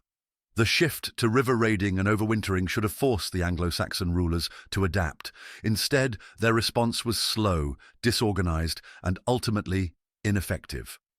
Three major failures of the Anglo-Saxon response. Failure to build a navy. Even after repeated Viking attacks via the rivers, no serious attempt was made to build a fleet to intercept the Norse ships. King Ethelwulf of Wessex tried to launch small-scale naval operations, but these were too little, too late. Failure to fortify towns and river ports. Unlike the Franks, who began fortifying their towns under Charlemagne, the Anglo-Saxons left their river cities vulnerable. London was raided multiple times, proving that its defences were inadequate. Political disunity and weak leadership. The kingdoms of Wessex, Mercia, Northumbria, and East Anglia failed to coordinate any joint response to the Viking threat. Instead of preparing for long-term war, many rulers simply paid the Vikings tribute, Danegeld, to go away. Peter Sawyer, in The Viking Expansion, describes this as a critical failure of leadership. The Anglo-Saxon kings reacted as though the Viking threat was temporary, when in reality it was only growing stronger. By the end of the 800s and 50s, Viking warbands had transformed from coastal raiders into river-based invaders, established permanent winter camps for sustained campaigns, exposed the complete military failure of Anglo-Saxon England. The Vikings had mastered England's geography, and the Anglo-Saxon world had no effective answer. The next step would be full-scale invasion. The Great Heathen Army was about to arrive. By the early 850s, it had become painfully clear that the Vikings were not going away. They had shifted from coastal raiders to riverborne invaders, striking deep into Anglo-Saxon territory. They had pillaged and burned major cities, including London and Rochester. They had established winter camps on English soil, ensuring that each year's raids would begin earlier and last longer. The Anglo-Saxon response to this crisis was disorganized, inconsistent, and often ineffective. Some kings fought back with military force, while others paid tribute, Danegeld, to buy temporary peace. Timothy Bolton, in The Empire of Nut the Great, describes this period as a time of desperation in which Anglo-Saxon rulers had to choose between futile resistance or humiliating submission, and all too often they chose the latter. This chapter explores the Anglo-Saxon response to the Viking onslaught, focusing on their military campaigns, fortification efforts, and the controversial policy of paying off the Norse invaders. Eleanor Parker, in Dragon Lords, The History and Legends of Viking England, explains, unlike the Franks, who had the centralized power of Charlemagne, the Anglo-Saxons were divided and weak. This gave the Vikings a golden opportunity to exploit. First, major battles against the Vikings' Battle of Carhampton, 840 AD, Wessex versus Vikings. King Ethelwulf of Wessex led an army against a Viking warband that had established a base in Somerset. The battle was inconclusive, and the Vikings continued their raids on Wessex for years. Battle of Aclea, 851 AD, Wessex versus Vikings. King Ethelwulf's son, Ethelbald, led a major victory against the Norse. The Anglo-Saxon chronicle records it as a great slaughter of the heathen army such as never before had been seen in this land. Despite this victory, the Vikings kept returning, proving that individual battles could not stop them. As Viking attacks continued to escalate, some Anglo-Saxon rulers began negotiating with the Norse instead of fighting them. This led to the rise of Danegeld, a ransom paid to Viking leaders in exchange for temporary peace. Peter Sawyer, in The Viking Expansion, describes Danegeld as a desperate measure, but a logical one. If the Anglo-Saxons could not defeat the Vikings in battle, then at least they could pay them to leave. Immediate relief. Paying off the Vikings stopped raids in the short term, sparing towns from destruction. Lack of military options. Anglo-Saxon rulers did not have the forces to wage long-term war against the Norse. Viking leaders were willing to negotiate. The Vikings were not just warriors, but pragmatic businessmen. If they could get gold without fighting, they often accepted it. Judith Jesch, in Women in the Viking Age, explains, Danegeld was not just a ransom, it became a business model. Viking leaders realized that threatening to raid was just as profitable as raiding itself. Major Danegeld payments in the 850s, King Ethelwulf of Wessex, 854 AD, paid a huge sum of silver to a Viking fleet threatening Wessex. The Vikings left temporarily but returned the next year. King Burgred of Mercia, 860 AD. After Viking forces sacked London, Burgred paid them off rather than fight. Mercia remained vulnerable to further attacks, proving that Danegeld was only a temporary solution. This cycle of paying off the Vikings, only for them to return later, would plague England for decades. By the mid-800s and 50s, some Anglo-Saxon kings finally recognized that tribute payments were not enough. They began to build fortified towns and defensive structures to resist Viking incursions. First, fortified burhs, early Wessex defences, 860s. Small walled enclosures were built around important towns. These provided temporary shelter for civilians during Viking raids. However, these early burhs were rudimentary and did not prevent major invasions. Mercia's failed fortifications, 860s. King Burgred attempted to fortify the River Trent to stop Viking longships, but his defences were not properly manned, and the Vikings easily bypassed them. Eleanor Parker, in Dragon Lords, notes, the Anglo-Saxons were slow to understand what the Franks had already learned.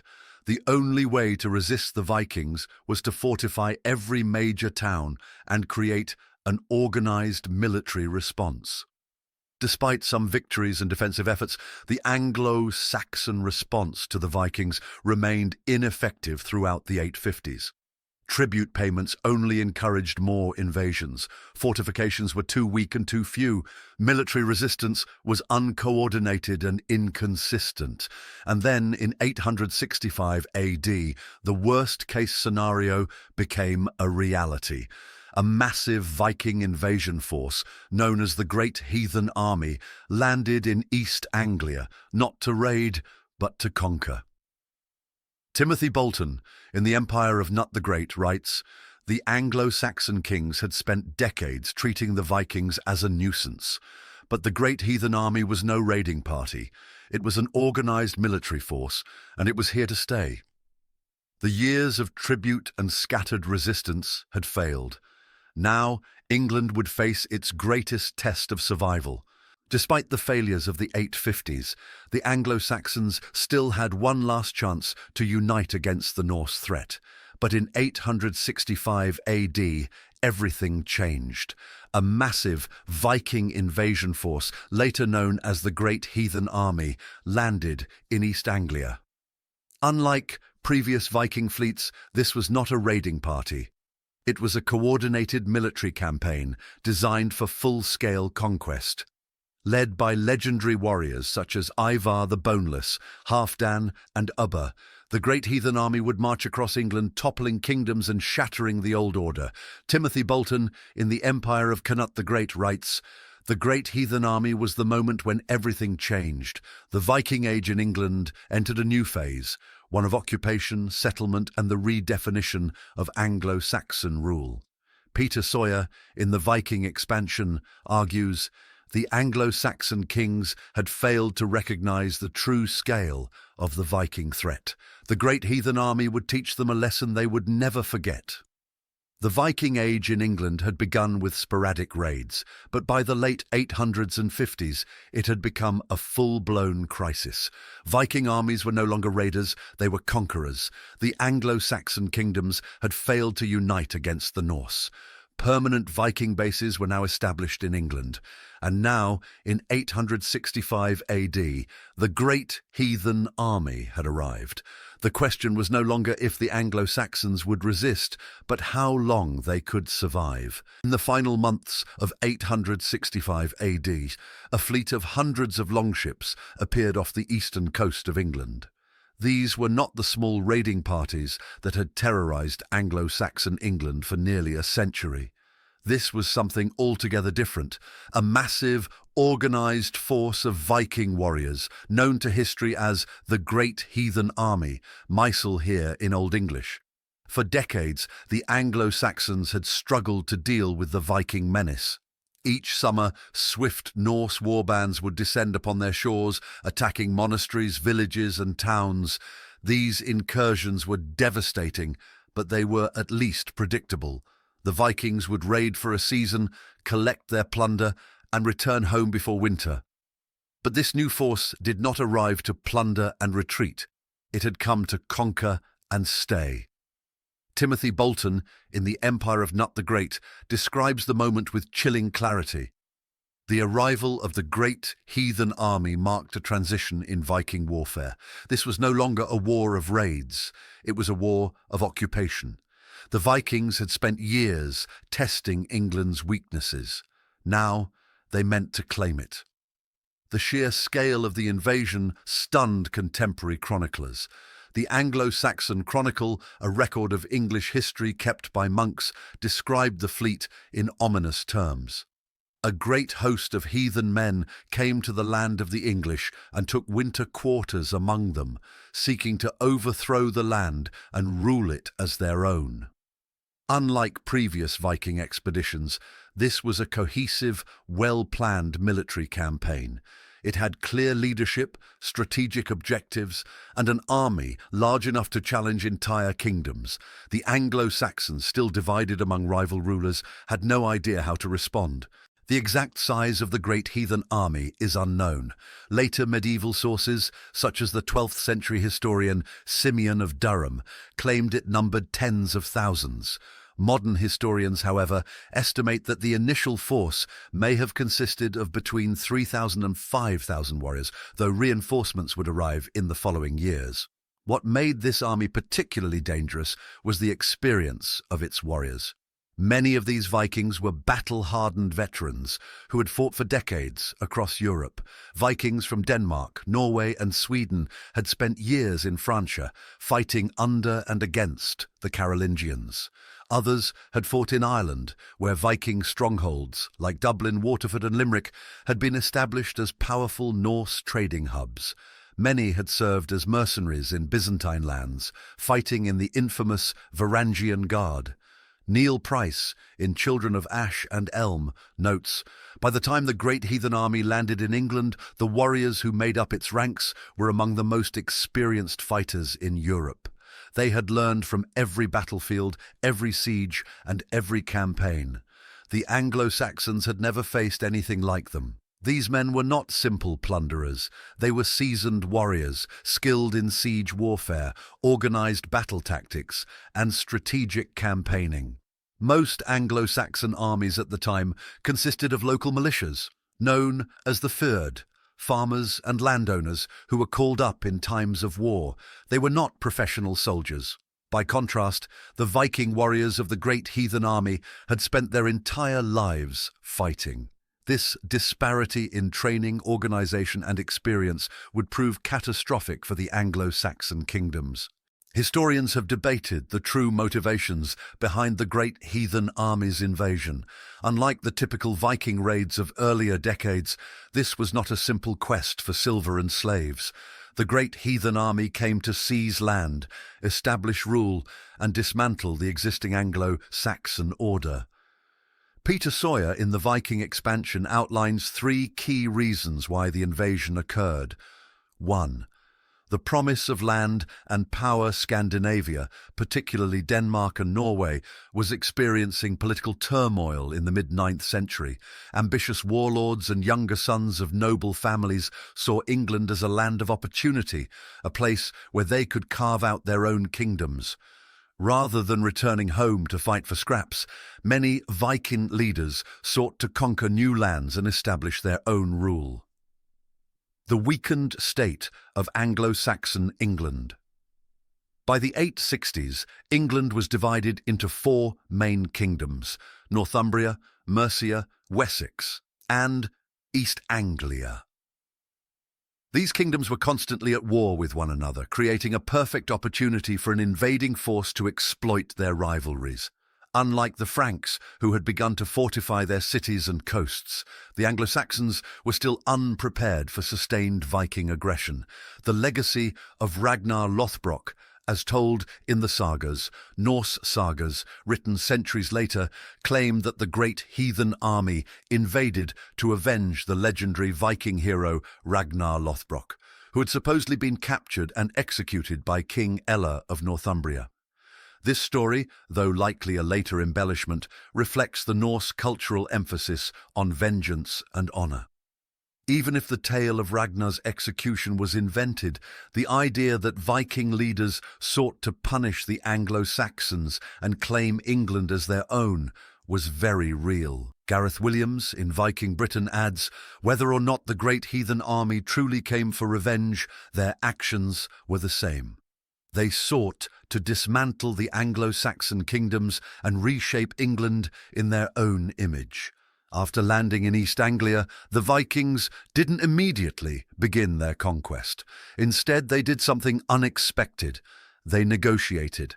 King Edmund of East Anglia, realizing he was outnumbered, chose to supply the Vikings with horses instead of fighting them.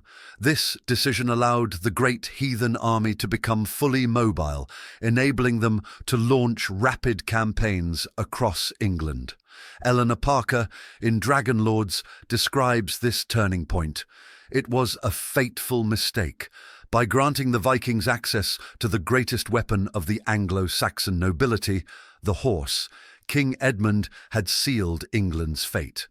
What had once been an army of sea-borne raiders became a cavalry force capable of devastating entire kingdoms."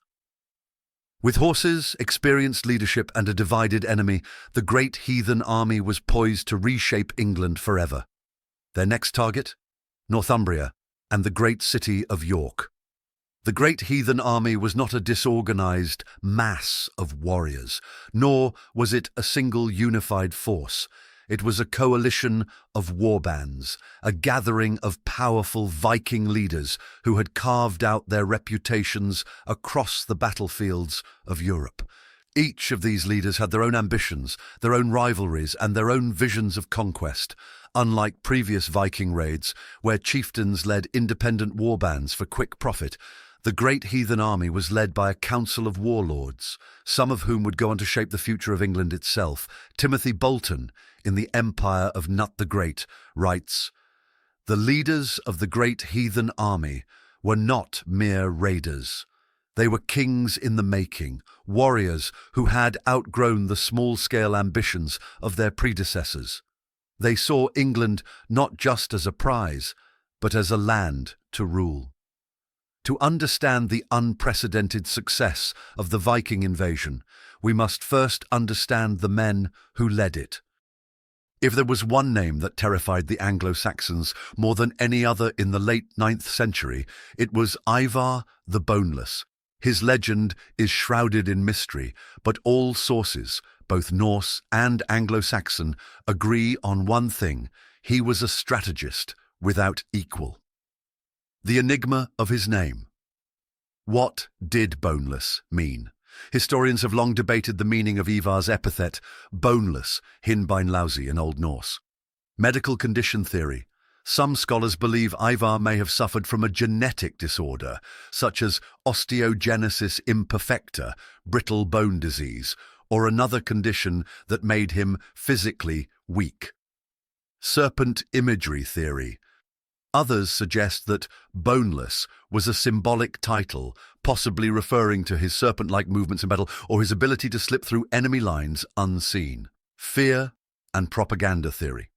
Another theory is that the title was a psychological weapon, a deliberate choice to strike fear into enemies, much like Viking war banners depicting monstrous beasts. Neil Price, in Children of Ash and Elm, argues that Ivar the Boneless is one of the most elusive figures of the Viking age. Whether his condition was physical or metaphorical, he was undeniably a man of immense intelligence and ambition. Despite the mystery surrounding his name, one thing is clear: Ivar was a military genius. Unlike other Viking warlords who relied on brute force, Ivar used strategy, deception, and psychological terror. He was known for luring enemies into traps, forcing them into narrow passages or marshy terrain where their numbers meant nothing. He spread fear before battle, using fire, brutality, and calculated intimidation to break enemy morale before the first sword was drawn. He was patient, choosing his battles carefully rather than fighting for the sake of glory. Peter Sawyer in the Viking expansion describes Ivar's methods. Where others saw war as a contest of strength, Ivar saw it as a game of the mind. His victories were often won before the battle even began. But Ivar was not the only leader of the great heathen army. Beside him stood warriors just as dangerous in their own ways. If Ivar was the strategist, his brother Halfdan was the conqueror. Unlike Ivar, who preferred tactics and patience, Halfdan was a warrior through and through, a man who thrived in the chaos of battle. He led the direct assaults on Anglo-Saxon strongholds, leading from the front rather than the shadows. He was one of the first Viking rulers of Northumbria, seizing control of York and establishing a permanent Viking presence in the north. He was ambitious, aiming not just to raid but to rule. Gareth Williams in Viking Britain describes Halfdan's impact. Where Ivar was careful, Halfdan was relentless. He understood that the key to Viking rule in England was not just plundering it, but controlling it. Halfdan's brutality and ambition would make him one of the first true Viking kings of England. Ubba was another brother of Ivar, though he is often overshadowed by his more famous siblings. However, contemporary sources suggest that he was one of the most feared Viking warlords of the invasion. The Anglo-Saxon chronicle mentions him specifically as a great Viking leader, suggesting that even among the Norse he stood out. He played a major role in the invasion of Wessex, leading Viking armies in battles against Alfred the Great. He was known for his ferocity in battle, embodying the warrior spirit that the Vikings idolized. Timothy Bolton, in The Empire of Nut the Great, describes Ubba as a leader whose strength lay in his ability to inspire fear. Where he led, men followed, not because of loyalty, but because of terror. Ubba's fate would be sealed in the wars against Wessex, but before his end, he would strike at the heart of Anglo-Saxon resistance. While Guthrum was not one of the original leaders of the great heathen army, he rose to power as one of its most significant commanders. Unlike Ivar, Halfdan, or Ubba, Guthrum was a long-term strategist, focusing not just on battles, but on the governance of Viking-controlled lands. He would go on to lead the last great push against Wessex, bringing the Anglo-Saxon world to its knees. His later defeat by Alfred the Great at the Battle of Edington would mark the turning point in the Viking Wars in England. Peter Sawyer, in the Viking expansion, describes Guthrum as a warlord with the mind of a king. He was not content with conquest. He wanted to rule. Guthrum's legacy would extend beyond the battlefield, shaping the Danelaw and the integration of Viking rule in England. The leaders of the great heathen army were not ordinary Vikings. They were men of vision, ambition, and terrifying skill in warfare. Ivar the Boneless was the strategist, the master of deception. Halfdan was the conqueror, the first Viking king of Northumbria. Ubba was the warrior, feared by both Viking and Anglo-Saxon alike. Guthrum was the ruler, the man who sought to hold what others had won. Together, these men rewrote the history of England, setting the stage for the wars that would define the next century.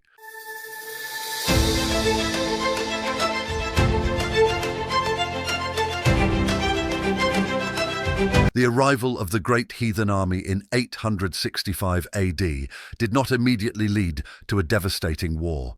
Instead, its first campaign was almost bloodless, a sign that the Anglo-Saxon rulers were woefully unprepared for what was to come. As the Viking force landed on the shores of East Anglia, its leaders, Ivar the Boneless, Halfdan, and Ubba, faced little resistance. The kingdom's ruler, King Edmund of East Anglia, was no fool. He had seen what the Vikings had done to other regions of England, and he knew that his forces were too weak to oppose them in open battle. Rather than risk complete destruction, Edmund chose diplomacy over war. He offered the Vikings horses, supplies, and treasure in exchange for peace. For the time being, Ivar and his warlords accepted the offer. But the Vikings had no intention of staying in East Anglia. Their real target lay to the north, where the kingdom of Northumbria was in the middle of a bloody civil war. Gareth Williams, in Viking Britain, describes this moment. King Edmund's decision to submit without a fight may have spared East Anglia from immediate destruction, but it also set a dangerous precedent. The Vikings now knew that the Anglo-Saxon rulers could be cowed, that their kingdoms were divided, and that fear was as effective a weapon as the sword. With fresh horses and a well-fed army, the great heathen army turned toward Northumbria, where a fractured kingdom awaited its doom. Of all the Anglo-Saxon kingdoms, Northumbria should have been the hardest to conquer. It was one of the largest and most powerful realms in England, home to the famous city of York, Jorvik. But in 866 AD, when the great heathen army arrived at its gates, Northumbria was already tearing itself apart. A brutal civil war had erupted between two rival kings, Ella and Osbert, both of whom claimed the throne. Their armies were locked in battle, their nobles divided. It was the perfect opportunity for the Vikings to strike. Peter Sawyer, in the Viking expansion, explains, the Northumbrians, blinded by their own internal conflicts, failed to see the true danger that approached from the south. The Vikings were not just another faction in their civil war, they were an existential threat. In autumn of 866, Ivar and Halfdan marched north with their army, advancing rapidly with their new East Anglian horses. They arrived at the gates of York before the Northumbrians could react, taking the city almost unopposed. For 5 months, the Vikings fortified their hold over York, preparing for the inevitable counterattack. In March 867, Kings Ella and Osbert finally realized the danger they faced. They set aside their differences and led a combined force against the Vikings, hoping to retake their city. It was a disaster. The Northumbrians attacked head-on, trying to force their way into York, but Ivar, a master of tactics, had anticipated their move. He allowed them to push into the city's narrow streets, only to trap them inside, cutting off their retreat. The Northumbrian army was slaughtered and both kings were killed in the battle, but Ella's death was no ordinary battlefield casualty. According to Norse sagas, Ivar had a personal reason for wanting him dead. The saga of Ragnar Lothbrok claims that Ella had once captured and executed Ivar's father, Ragnar Lothbrok, by throwing him into a pit of snakes. Now, Ivar took his revenge, the Blood Eagle. According to Norse tradition, Ivar ordered that Ella be executed by Blood Eagle, a horrifying method of execution in which the victim's ribs were cut open from the back and pulled outward like wings, while their lungs were ripped out of their body. Whether this actually happened is debated by historians, as the only sources for it come from later medieval sagas. However, what is undeniable is that Northumbria fell that day. The kingdom was now under Viking control, and York became the first major Viking stronghold in England. Timothy Bolton in The Empire of Canute the Great writes, "With the capture of York, the great heathen army had done what no Viking force before them had achieved. They had taken an entire Anglo-Saxon kingdom, and they were only getting started."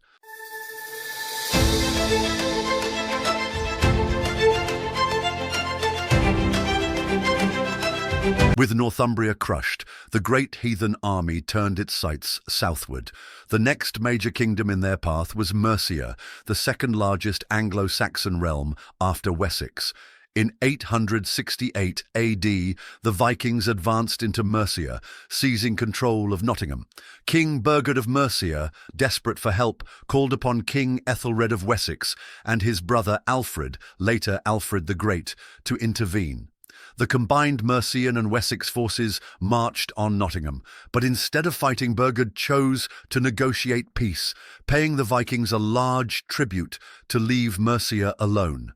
This bought time, but it did not stop the Viking advance. Instead, the great heathen army now turned its wrath toward the kingdom that had humiliated them in 865, East Anglia. In 869 AD, the Vikings returned to East Anglia, where King Edmund now refused to submit. The East Anglian army attempted to resist, but they were swiftly crushed. Edmund himself was captured, and his fate became one of the most famous martyrdom stories in English history. According to later accounts, Edmund was tied to a tree, shot with arrows until his body was pierced like a porcupine, then beheaded. His severed head was said to have been guarded by a wolf, leading to the later legend of Saint Edmund, the patron saint of England. Eleanor Parker in Dragonlords explains, "The execution of Edmund was meant to send a message. This was not a simple raid. This was a conquest. The old kings would either bow to the Norse or they would die." By the dawn of 870 AD, the great heathen army had annihilated 2 Anglo-Saxon kingdoms. Northumbria was under Viking rule, with York as their capital. East Anglia had been crushed, its king executed in brutal fashion. Mercia had submitted, paying tribute rather than fighting. Only one kingdom remained truly free: Wessex. The war for England was now a war for survival, and the fate of the Anglo-Saxon world rested in the hands of one young leader, Alfred of Wessex.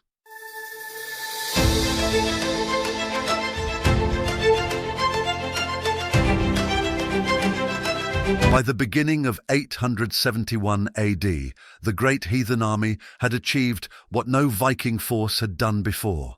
In just 5 years, they had dismantled the political order of Anglo-Saxon England. Northumbria had fallen. York was now a Viking city. East Anglia had been crushed, its king Edmund brutally executed. Mercia had been weakened and forced to submit, its king choosing to pay tribute rather than resist. The only kingdom left standing was Wessex, the ancestral homeland of the West Saxons. Unlike the other Anglo-Saxon kingdoms, Wessex was wealthier, better organised, and had a stronger military tradition. Its rulers had been watching the Viking conquest unfold with growing unease. But now the storm had reached their borders. The final test of the Anglo-Saxons had begun. Timothy Bolton, in the Empire of Nut the Great, writes, "By 871, it was clear that the Viking warlords intended to take all of England, but they had not yet faced Wessex, and Wessex would prove to be their greatest challenge." The king of Wessex at this time was Ethelred, a capable but beleaguered ruler, constantly forced to defend his land against the relentless Viking onslaught. At his side stood his younger brother Alfred, a warrior scholar who would later be remembered as Alfred the Great.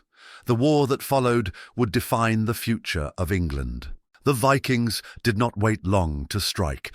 In January 871, they launched a full-scale invasion of Wessex, hoping to eliminate the last remaining Anglo-Saxon stronghold. What followed was one of the most brutal years in English history, the Year of 9 Battles. The first major clash came at Reading, where the great heathen army, now reinforced by fresh warriors from across the North Sea, established a stronghold.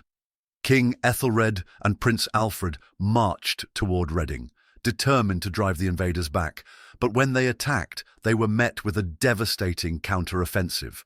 The Vikings had fortified their position, turning the town into an improvised fortress. The Anglo-Saxons were unable to break through the defensive lines, suffering heavy casualties. Ethelred and Alfred were forced to retreat, leaving the Vikings in control of the battlefield. Peter Sawyer, in the Viking Expansion, notes, "The Battle of Reading was a harsh lesson for Wessex. The Vikings were not just raiders, they were organised, disciplined, and fully capable of holding territory." After the defeat at Reading, it seemed as if Wessex would fall like the other Anglo-Saxon kingdoms. But just days later, the tide of war changed. The Battle of Ashdown, 8th January 871 AD, a moment of hope. 4 days after the defeat at Reading, the Anglo-Saxons regrouped. King Ethelred and Alfred mustered a second army and confronted the Vikings at Ashdown, a wind-swept ridge in the Berkshire Downs. According to later sources, as the battle began, King Ethelred refused to leave his tent, insisting on finishing his prayers before taking command. This left Alfred to lead the army alone.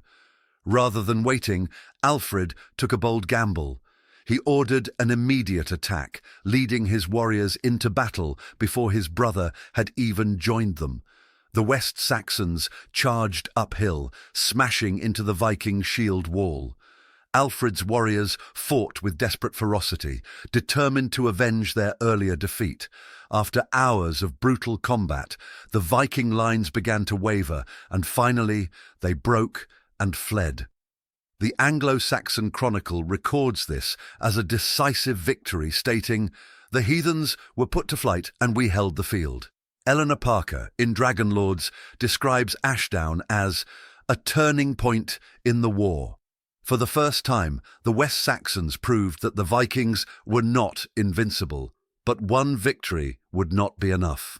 Despite the triumph at Ashdown, Wessex's struggles were far from over. Over the next few months, the Vikings launched relentless counterattacks, and the Anglo-Saxons suffered devastating losses. In March 871, the Battle of Mercia ended in another crushing Viking victory. King Ethelred was mortally wounded, leaving Wessex without a strong leader. Alfred, still in his early 20s, was suddenly thrust into the kingship of a nation on the verge of collapse. Neil Price, in Children of Ash and Elm, writes, "Alfred's ascension came at the worst possible moment. He inherited a kingdom that was exhausted, leaderless, and teetering on the brink of annihilation. For the next 4 years, from 871 to 875, the war dragged on. The Vikings continued to ravage the countryside, burning towns and monasteries. Alfred struggled to keep his forces together, often resorting to guerrilla tactics to harass the enemy. The Anglo-Saxons faced constant famine and hardship as Viking warbands plundered their food supplies.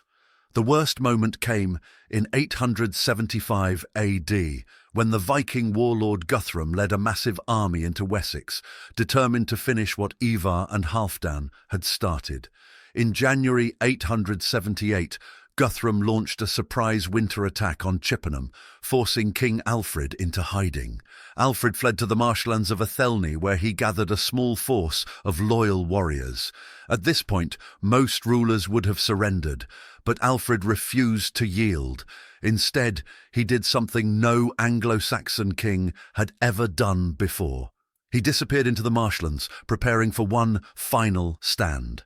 Neil Price, in Children of Ash and Elm, explains, "This was the lowest point for Wessex. Alfred, once a prince of a proud kingdom, was now reduced to a fugitive, living in the swamps. Yet from these swamps he would begin the fight back that saved England." In the winter of 875 AD, Alfred and a small band of loyal followers retreated into the swampy wilderness of Athelney, a remote and inhospitable region of Somerset. From here, he began a campaign of resistance, launching surprise attacks against Viking garrisons and supply lines. This period became legendary in English history, giving rise to the famous tale of Alfred and the burnt cakes, a story in which a disguised Alfred, hiding among peasants, was scolded by a woman for failing to watch over her baking bread.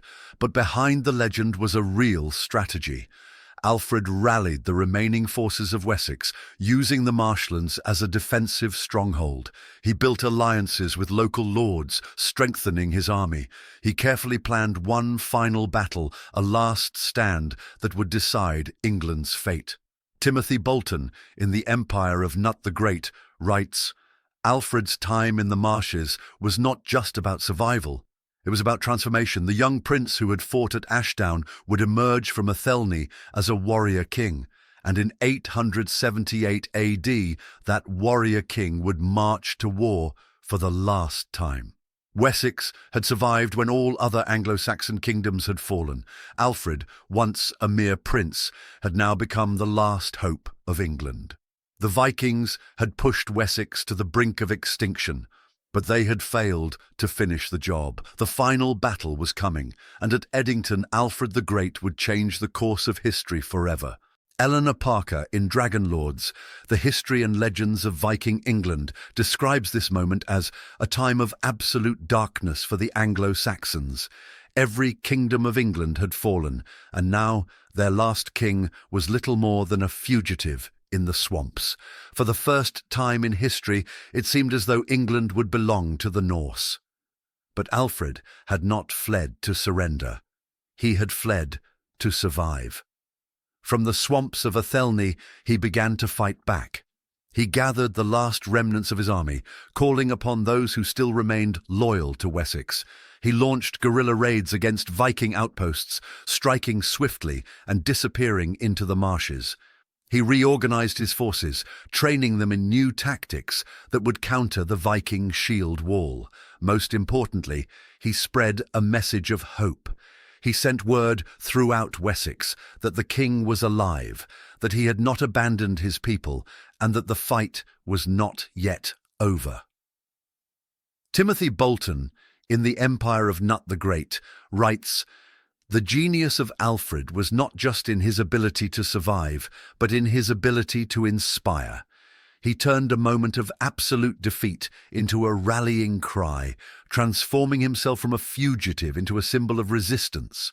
The time to strike back was coming." By the spring of 878 AD, Alfred had gathered a small but determined army.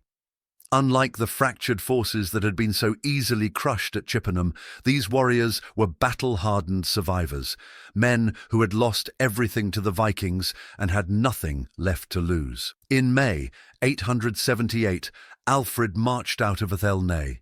He moved toward the Viking-occupied lands, spreading word that the Saxons would make one last stand. His army swelled as farmers, exiles and warriors joined him, drawn by his vision of resistance. Eleanor Parker in Dragon Lords describes this moment as Alfred had become something more than a king. He had become a legend, the last hope of the Anglo-Saxon world, the man who would either reclaim his kingdom or die in the attempt. The final battle was coming. The battlefield would be Edington, and if Alfred failed here, Wessex would cease to exist.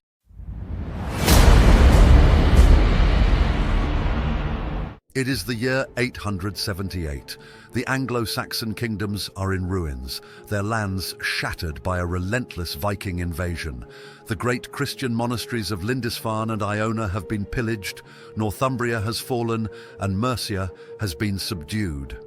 One by one, the kingdoms have fallen under the weight of the great heathen army, a vast force of Viking warriors led by the most feared chieftains of the time, men like Ivar the Boneless, Halfdan Ragnarsson and Ubba, all sons of the semi-legendary Ragnar Lothbrok. They came not just to plunder, but to conquer. The Viking conquest was more than just raiding. It was a war for control of the land. Now only one kingdom remains, Wessex, ruled by a young king named Alfred the Great. His forces are battered and his kingdom is on the brink of collapse. The once mighty line of Anglo-Saxon kings, the line of Cerdic, now rests on the shoulders of one man, Alfred. But this is not just a fight for a kingdom. This is a fight for survival. If Wessex falls, there will be no England, no future for the Anglo-Saxon people. The Viking onslaught will consume the last vestiges of resistance, and the land that we now call England will be ruled by the invaders. But Alfred was no ordinary king. In the most desperate hour, with his forces scattered and the enemy at the gates, Alfred would rise from the swamps of Somerset to lead one of the most remarkable comebacks in history. Through clever strategy, innovation, and sheer will, Alfred would not only defeat the Vikings, but he would lay the foundations for what would eventually become the Kingdom of England.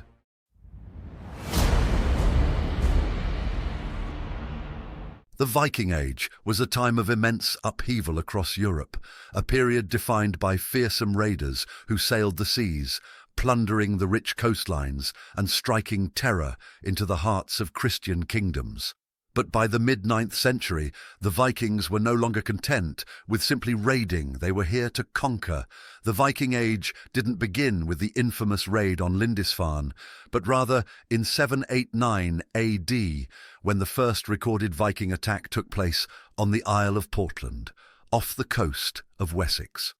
A group of Viking warriors landed unexpectedly, and when a royal official attempted to collect taxes, he was killed, a brutal foreshadowing of the violence that would define the coming decades. This marked the first violent encounter between the Anglo-Saxons and the Viking invaders, though it passed with relatively little notice. But it wasn't until the raid on Lindisfarne in 793 AD that the full scale of the Viking threat became apparent. Lindisfarne, a peaceful Christian monastery on the northeastern coast of Northumbria, was brutally sacked by the Vikings. This sacred place, home to monks and religious treasures, was reduced to ruin. Monks were slaughtered, and religious relics were stolen or destroyed. The Christian world was shaken to its core. The raid on Lindisfarne signalled that the Vikings were no longer merely isolated marauders, but a force capable of striking at the heart of Christian society. Why did the Vikings target these sites, and how did this shift from raiding to conquest take hold? The wealth stored in monasteries, gold, silver and treasures, made them prime targets for Viking raiders, but the significance of these attacks went beyond plunder. The raids on Portland and Lindisfarne were the opening chapters of a much larger story, a story that would evolve from mere raiding to full-scale conquest of Anglo-Saxon lands. In 865, a monumental shift occurred when a vast Viking force known as the Great Heathen Army landed in England. This was no mere raiding party. led by the sons of the legendary warrior Ragnar Lothbrok. The great heathen army came with a singular purpose: to conquer Anglo-Saxon England. According to the Anglo-Saxon chronicle, this force swept across the land, and no kingdom seemed strong enough to stand in their way. The great heathen army was led by some of the most feared Viking chieftains in history, Ivar the Boneless, Halfdan Ragnarsson, and Ubba. These men were the sons of Ragnar Lothbrok, a semi-legendary figure whose death at the hands of the Anglo-Saxons sparked their thirst for revenge. The saga of Ragnar's death, thrown into a pit of snakes by King Aella of Northumbria, fueled the fury of his sons, driving them to seek not just retribution, but domination. The great heathen army began its conquest in Northumbria. By 867, York, the great city of the north, had fallen. The once proud kingdom of Northumbria was no more. Next, the Vikings turned south to East Anglia, where King Edmund met his fate. Legend has it that Edmund was tied to a tree and riddled with arrows before being beheaded by the Viking conquerors. He would later become known as Saint Edmund, a martyr for the Christian cause. But despite his sainthood, East Anglia was lost. One by one, the Anglo-Saxon kingdoms fell to the Viking onslaught. But what made Wessex so different? Why was Alfred's kingdom the only one to survive? By 870, only Wessex remained. The kingdoms of Northumbria, Mercia, and East Anglia had been subdued, their kings either dead or paying tribute to the Viking warlords. The once great Anglo-Saxon heptarchy had been reduced to a single kingdom. But Wessex was different.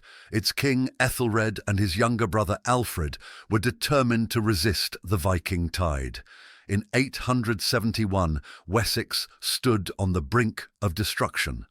That year would come to be known as the Year of Battles, as Alfred and Ethelred led their forces into a series of bloody confrontations with the Vikings.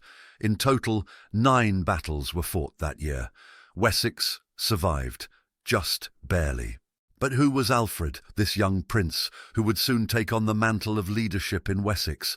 What had shaped him into the man who would later be known as Alfred the Great?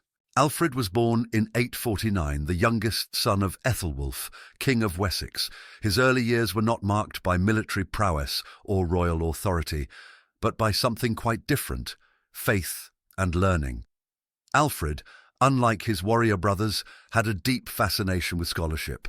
As a child, he was sent to Rome, where he met the Pope and was exposed to the broader Christian world. He was anointed by the Pope as a young boy, which gave him a sense of divine purpose that would later shape his rule. At that time, he also travelled through Frankish Gaul and found out about different cultural and political systems. This broad knowledge later distinguished him from other English kings and helped him to overcome all obstacles he faced. How did this young boy, more drawn to the world of books and faith, become the warrior king that would save Wessex from the brink of destruction? Though Alfred's early interests were in scholarship, his destiny would be shaped by warfare. As the youngest of several sons, he was never expected to rule. His older brothers, including Ethelred, were the ones leading Wessex into battle. But as the Viking threat grew, fate would thrust Alfred into a role he had never anticipated. In 871, Wessex suffered a tragic blow. King Ethelred died after a series of brutal battles with the Vikings. Suddenly, the weight of the kingdom rested on the shoulders of young Alfred. He was now King of Wessex, and his first task was to defend his realm from the relentless Viking invasion. What was Alfred's first act as king, and how would he face the overwhelming Viking force that had already laid waste to most of Anglo-Saxon England? Alfred's early reign was marked by immediate crisis. The great heathen army, led by Guthrum, a Viking warlord, was ravaging Wessex. The pressure on Alfred was immense. At just 22 years old, he was tasked with defending the last remaining Anglo-Saxon kingdom. In a series of bloody battles, Alfred struggled to hold the Vikings at bay. One of the most significant confrontations occurred at the Battle of Ashdown in 871, where Alfred, fighting alongside his brother Ethelred, led a fierce charge against the Viking forces. Though the battle was a tactical victory for Wessex, it was far from a decisive blow to the Vikings. The Viking army, as relentless as ever, continued its campaigns, and Alfred's forces were battered, his kingdom slowly being worn down by the seemingly endless onslaught.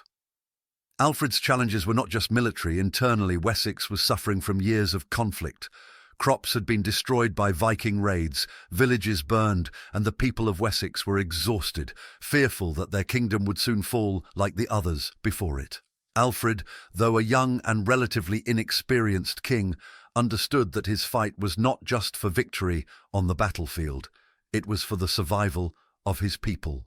But how could Alfred, leading a battered and demoralized force, possibly stand against the full might of the Vikings? What plan did he have to save Wessex from destruction? This would be Alfred's true test. Unlike his predecessors, who focused solely on battle, Alfred began to think in terms of long-term strategy. He knew that to defeat the Vikings, he needed to not just win battles, but also change the very way Wessex defended itself. Wessex's survival would depend not just on strength, but on cleverness, innovation, and resilience. As Alfred's forces regrouped, the king started to implement a series of revolutionary changes. He envisioned a new kind of warfare, one that would be less reliant on immediate, head-on battles and more focused on defensive strategy. Alfred began to understand that the Vikings thrived on their ability to move quickly, to strike unexpectedly, and to devastate lands that had little defense. Wessex needed to become a kingdom that could withstand these raids, a kingdom that could resist, recover, and ultimately repel the invaders.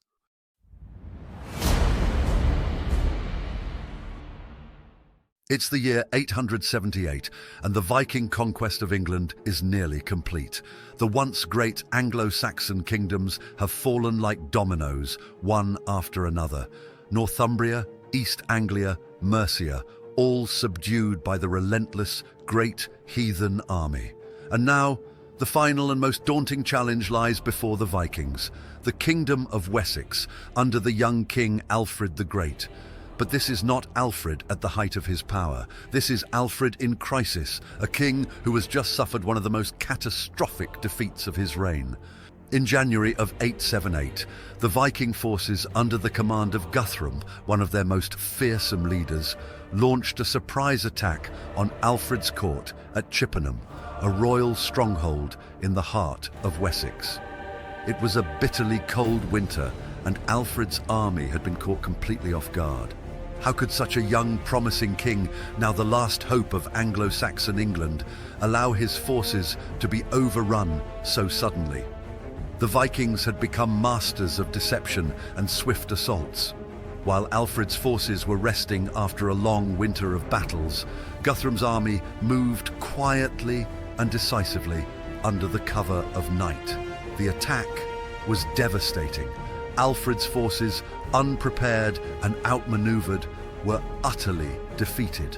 The Battle of Chippenham would go down as one of the greatest calamities for Wessex. For Alfred, this defeat was more than just a lost battle. It was the near total destruction of his kingdom. The Viking forces were now entrenched deep in Wessex, and Alfred's army had been decimated. The once defiant king was forced to flee for his life, his kingdom in ruins, and his people scattered. With his forces shattered and Guthrum's Vikings hunting him, Alfred retreated to the swamps of Athelney in Somerset. These desolate, marshy lands provided the perfect hiding place for a king who had lost nearly everything. Here, Alfred lived in exile, cut off from his people, with only a few loyal men by his side. His kingdom, his army, and even his crown seemed lost. Alfred's story, however, does not end here. While he may have retreated physically, in spirit, Alfred was far from defeated. In these marshes, Alfred began to rebuild. He had been brought to his lowest point, But it was from this moment of desperation that Alfred's legend would truly begin. It was during these months in the swamps of Athelney that one of the most famous legends of Alfred the Great was born, the story of the burning of the cakes.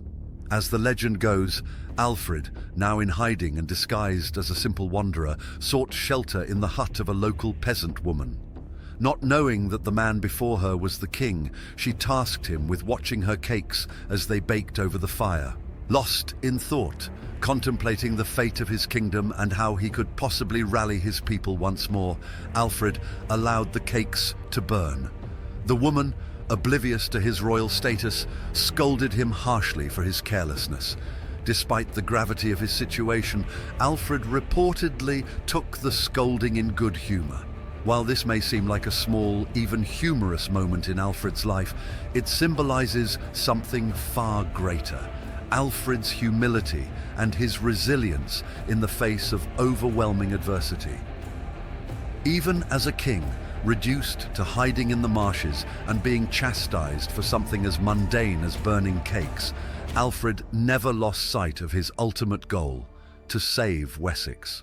But Alfred's time in the swamps was not wasted, far from it.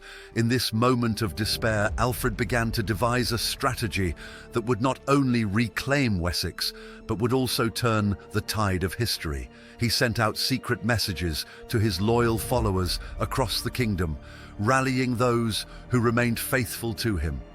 Slowly, from the shadows of the marshlands, a new force began to gather. But how could Alfred, with just a handful of loyal followers and a kingdom in ruins, possibly defeat the seemingly unstoppable Viking army that had already conquered so much of England? Alfred's genius lay in his understanding of strategy and guerrilla warfare. He knew that he could not face the Viking army head-on, not yet. Instead, he used the swamps and forests to his advantage, launching small, precise raids against Viking outposts, weakening their control over Wessex. Over the months, as winter turns to spring, Alfred's forces grew. The Anglo-Saxon people, hearing whispers of their king's survival, began to rally to his side. Hope, once lost, began to flicker in the hearts of his people. By Easter of 878, Alfred had gathered enough strength to face the Vikings once more. At Egbert's Stone, a historic meeting place in the heart of Wessex, Alfred's loyalists gathered, ready to follow their king into battle. This was more than just an army. It was a resistance, an entire people standing up against the invaders who had sought to destroy their way of life. This would be the moment of truth for Alfred and his kingdom. From the swamps of Athelney, a king reborn, Alfred would soon lead his forces into the Battle of Edington, a decisive clash that would change the course of English history forever. Alfred had been brought to his lowest point, his kingdom destroyed, his forces scattered, and his very survival in question. But from the swamps of Somerset, a king had risen. Through resilience, ingenuity, and sheer will, Alfred the Great would soon turn the tide of history. The fate of Wessex, and indeed the fate of what would become England, now rested on the outcome of one final battle.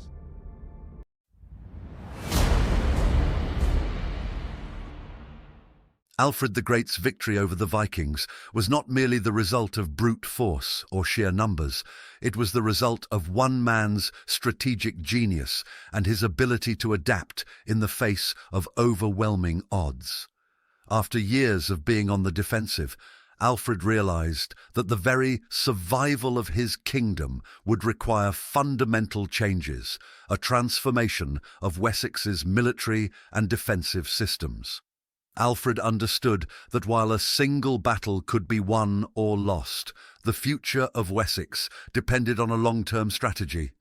But how did Alfred, a king who had just fled to the swamps, transform his kingdom into a fortress capable of resisting the Viking onslaught? Alfred's solution was nothing short of revolutionary. He envisioned a network of fortified towns, called burhs, pronounced boroughs, spread strategically across Wessex. These burhs were not just military outposts, but self-sustaining communities designed to withstand a siege. and provide refuge for the local population. Alfred's burh system was a stroke of military brilliance. He understood that the only way to protect Wessex from Viking raids was to create a network of fortified towns that could resist attack long enough for Alfred's army to respond. By spreading these strongholds across the kingdom, Alfred ensured that no part of Wessex would be left vulnerable. Each burh was heavily fortified with earthworks, wooden palisades and stone walls. Inside these fortifications, people could flee from the countryside during times of Viking raids, bringing with them food, livestock and supplies to wait out the attack. This system created a buffer between the Viking invaders and the heart of Alfred's kingdom, allowing his forces time to mobilize. Could these newly constructed burhs truly hold back the Viking onslaught, or were they simply delaying the inevitable? The burhs proved to be immensely effective.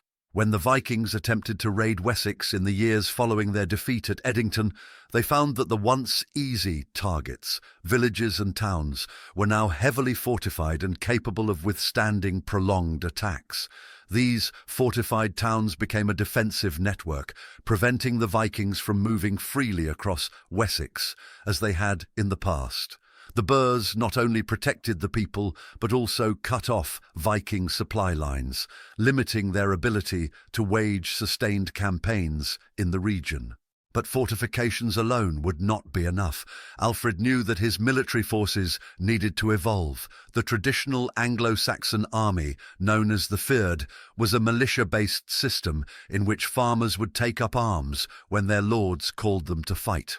This system had worked in earlier centuries, but the Viking threat required something more, a professional standing army that could respond quickly to raids and invasions.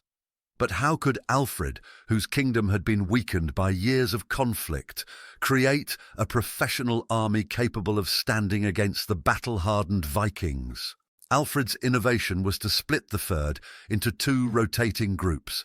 One group would remain on active duty, ready to respond to threats at a moment's notice, while the other group would remain at home to tend to the fields and ensure that the kingdom's agricultural base remained intact. This system allowed Alfred to maintain a permanent defensive force without crippling the economy of Wessex.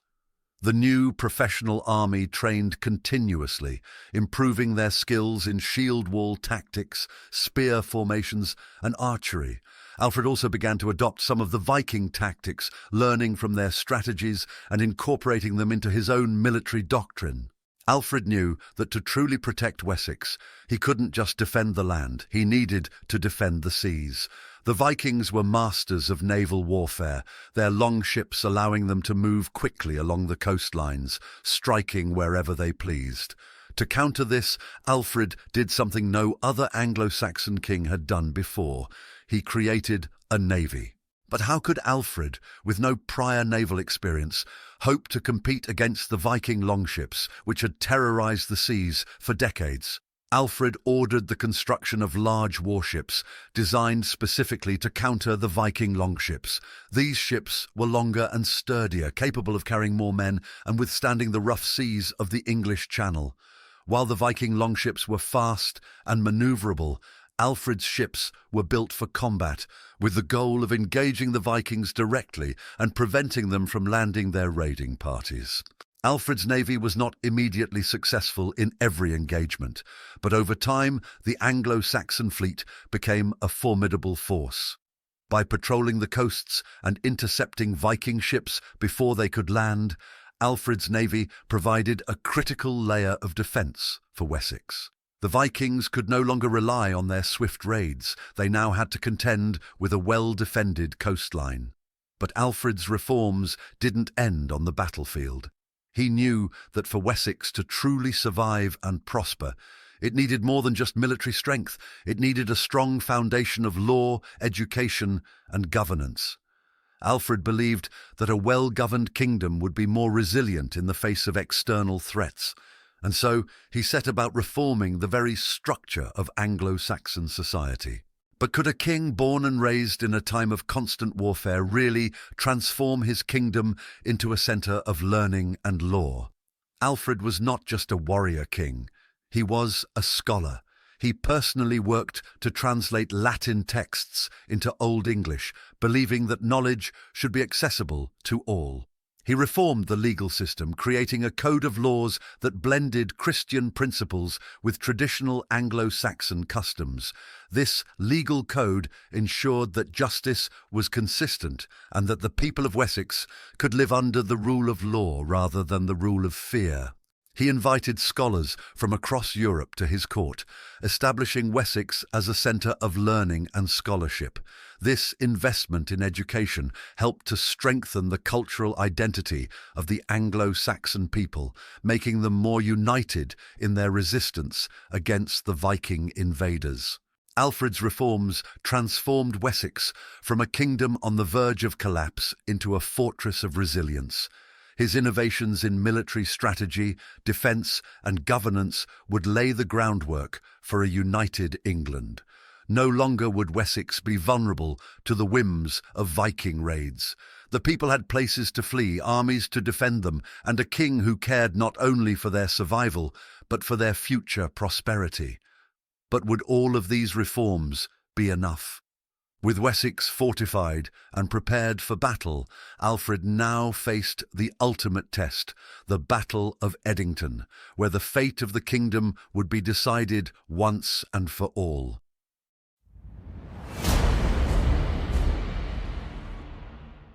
In May of 878, after months of preparation, strategy and hidden resistance, the moment of truth had finally arrived for Alfred the Great and the people of Wessex.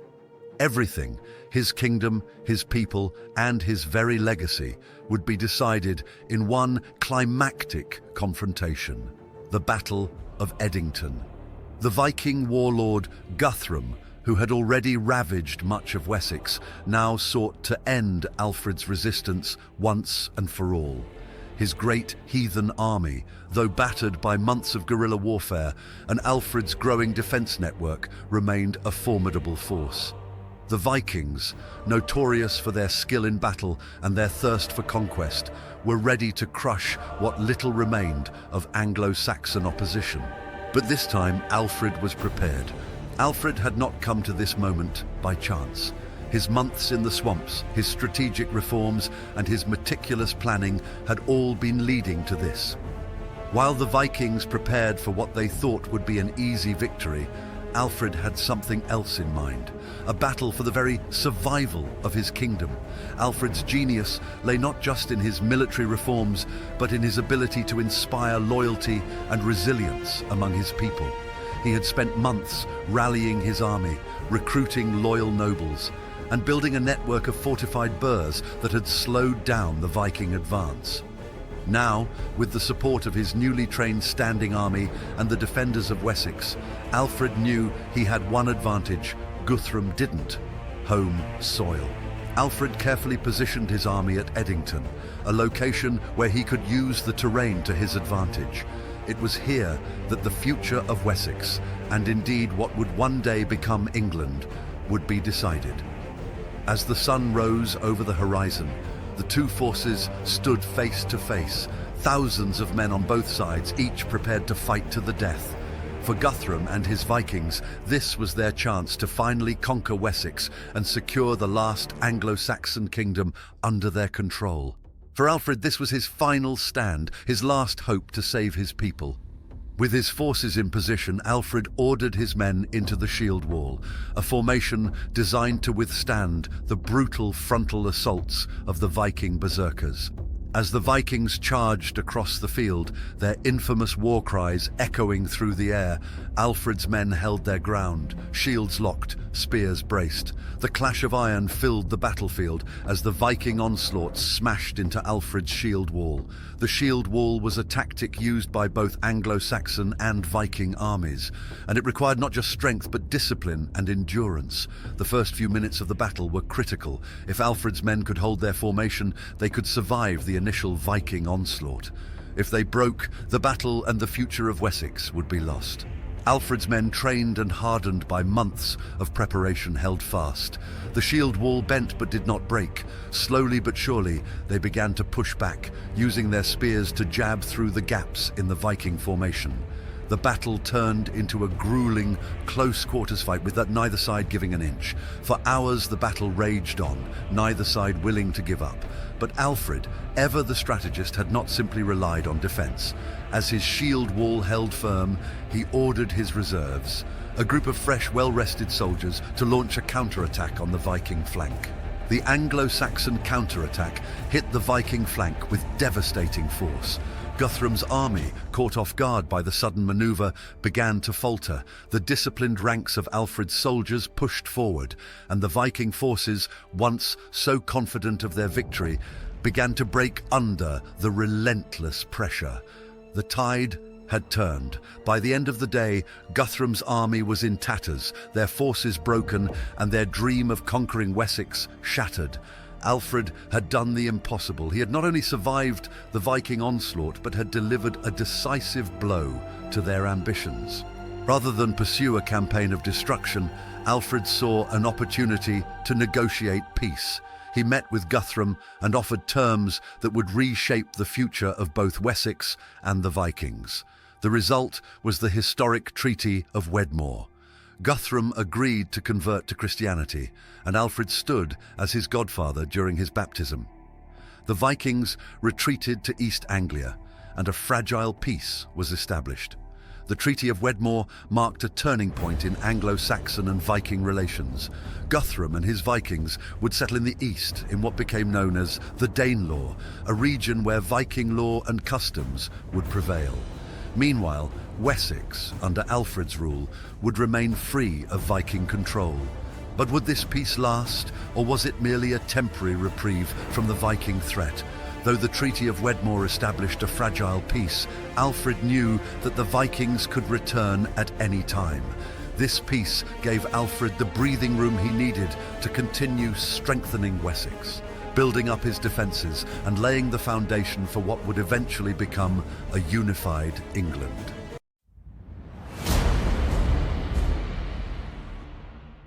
The Battle of Edington had been a resounding success for Alfred the Great.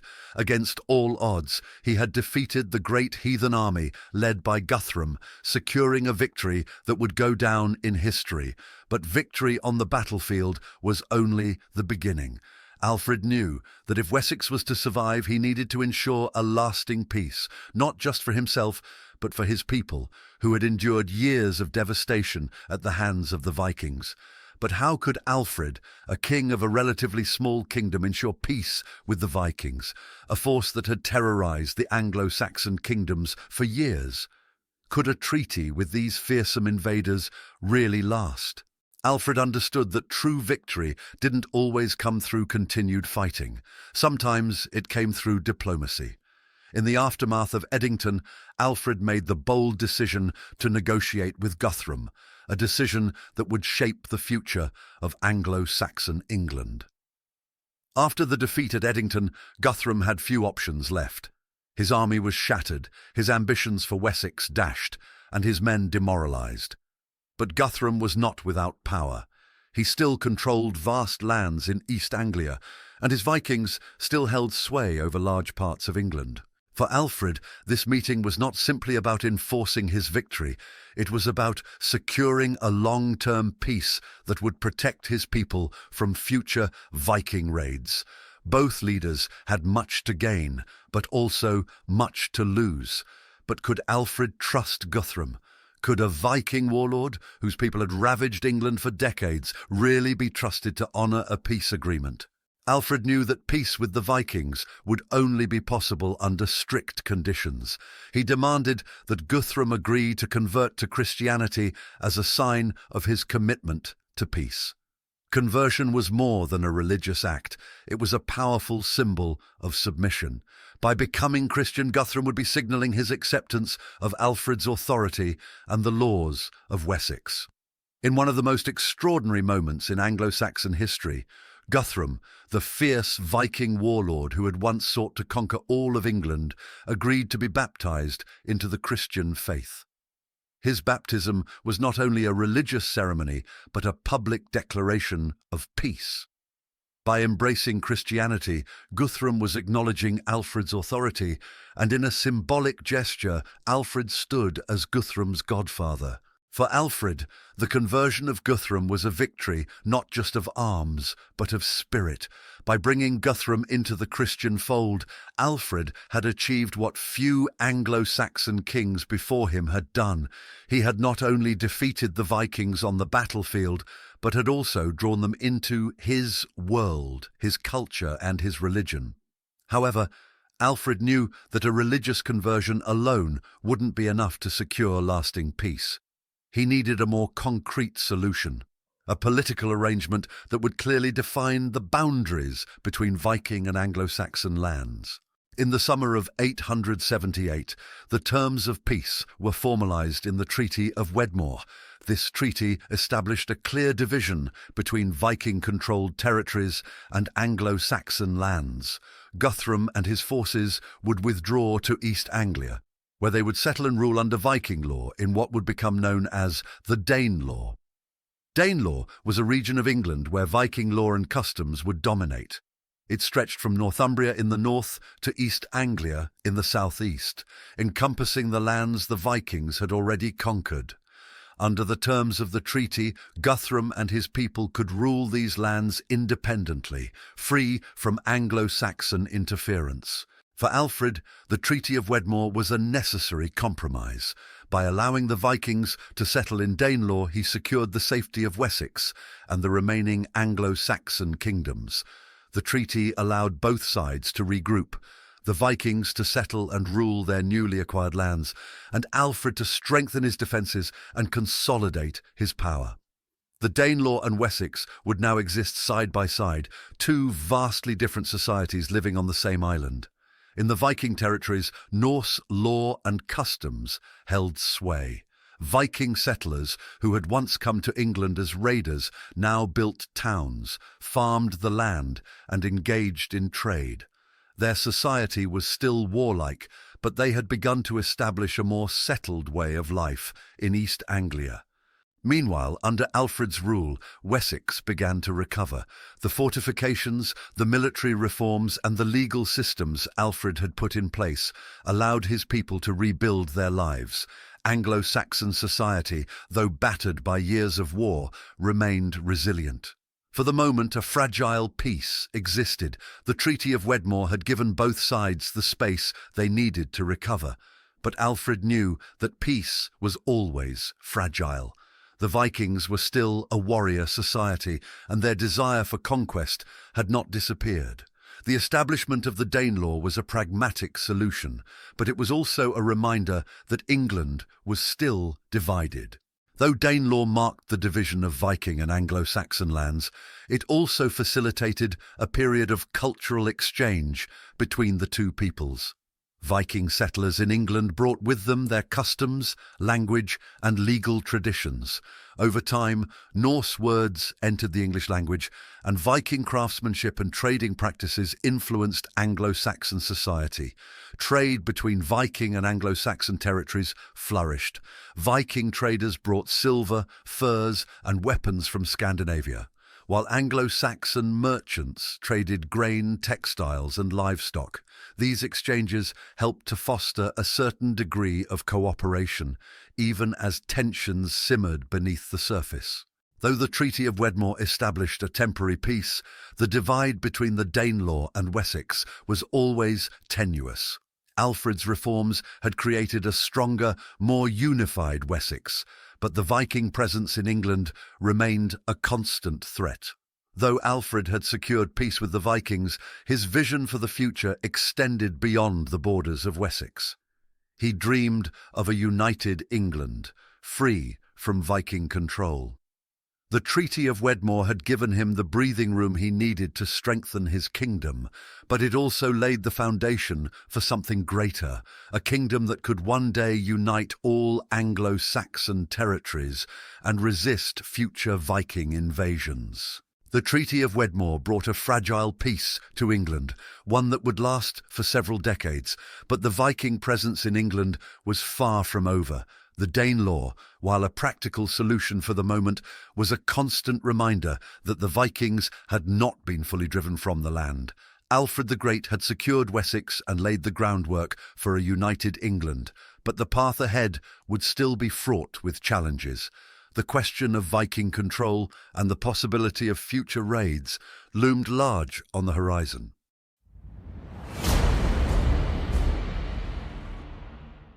While Alfred the Great is best remembered for his military victories and his defence of Wessex from the Viking invaders, his true greatness extended far beyond the battlefield. Alfred's reign was not just a time of war, it was a period of profound cultural revival. Despite the constant threat of Viking raids, Alfred was determined to rebuild not just his kingdom's defences, but also its intellectual and spiritual foundations. At the heart of Alfred's cultural achievements was his unwavering belief in the power of education, learning, and law to strengthen his kingdom. He understood that a strong kingdom was not built on swords and shields alone, but on the minds and souls of its people. Alfred's passion for learning was unusual for a king of his time, especially one raised in the midst of war. Unlike many of his contemporaries, Alfred had a deep respect for education. He believed that the Anglo-Saxon people, in order to prosper and defend their way of life, needed to be literate and well educated. Alfred saw learning and governance as two sides of the same coin. He believed that wise rulers and well-informed citizens were essential to the stability and strength of Wessex. To that end, Alfred embarked on an ambitious mission to revive learning in his kingdom, particularly the knowledge that had been lost during years of war and Viking raids. One of Alfred's most significant contributions was the translation of important Latin texts into Old English, the common language of his people. He believed that knowledge should not be limited to the clergy or the elite, but should be accessible to all free men. Among the most famous works he translated, or had translated under his guidance, was Pope Gregory the Great's Pastoral Care, a guide for righteous and moral leadership. At the centre of Alfred's spiritual and intellectual journey was his long-serving priest, Asa. A deeply devout man, Asa was more than just a religious figure. He was Alfred's spiritual guide, his confidant, and in many ways his moral compass. Asa's influence on Alfred cannot be overstated. In times of uncertainty, it was Asa who provided Alfred with the spiritual wisdom needed to navigate the turbulent waters of kingship. But how did a simple priest come to hold such an important place in the life of one of England's greatest kings? Asa had served as Alfred's priest for many years, even before the Viking invasions had reached their height. He was a quiet yet profoundly influential figure in Alfred's court. Asa's guidance helped Alfred balance his duties as a warrior king with his role as a protector of the Christian faith. It was Asa who reinforced Alfred's belief that God's favour was essential for the survival of Wessex, and that the king's duty was not just to defend his people, but to lead them spiritually. Under Asa's influence, Alfred took an active role in promoting Christianity throughout Wessex. He worked to rebuild churches that had been destroyed during the Viking raids, to restore monastic communities, and to ensure that the clergy were well educated in both religious and secular matters. Alfred's commitment to learning wasn't limited to religious texts. He also saw the need to reform the legal system in Wessex. He understood that justice and law were the cornerstones of a stable society. Drawing on the teachings of both Christianity and Anglo-Saxon tradition, Alfred created a code of laws that would serve as the foundation for his kingdom's governance. But how did Alfred, a king raised in the midst of war, create a system of laws that would endure for generations? Alfred's legal reforms were deeply rooted in Christian principles, but they also respected the ancient customs of the Anglo-Saxon people. His laws combined divine morality with practical governance, ensuring that justice was fair and accessible to all. Alfred's Doom Book, or Book of Laws, was a compilation of old Anglo-Saxon laws, Mosaic law, and the teachings of Christ. It sought to establish a sense of unity in a kingdom that had been fractured by war and invasion. These laws covered everything from theft and murder to land disputes and marriage rights. Crucially, they also emphasized the importance of mercy and fairness, reflecting Alfred's belief that a ruler should be both just and compassionate. Alfred's vision for Wessex went beyond war and law. He dreamed of a well-educated society where future generations could build upon the foundations he had laid. To this end, Alfred established the palace school at his court, inviting scholars from across England and even from Europe to teach noble children and future leaders. Alfred understood that knowledge was power. He believed that the only way to ensure the long-term survival of Wessex, and indeed a united England, was to invest in the education of the next generation. He personally oversaw the curriculum of the palace school, ensuring that his own children, along with the children of nobles, were taught in both Latin and Old English. The palace school became a centre of learning, where students were taught scripture, philosophy, and history. Alfred also worked to ensure that the clergy in his kingdom were well educated, capable of leading their congregations with wisdom and understanding. It was through these efforts that Alfred laid the intellectual foundation for a united English identity. Throughout Alfred's reign, Asa remained a constant presence. While many of Alfred's advisors came and went, Asa stayed by his side until the end.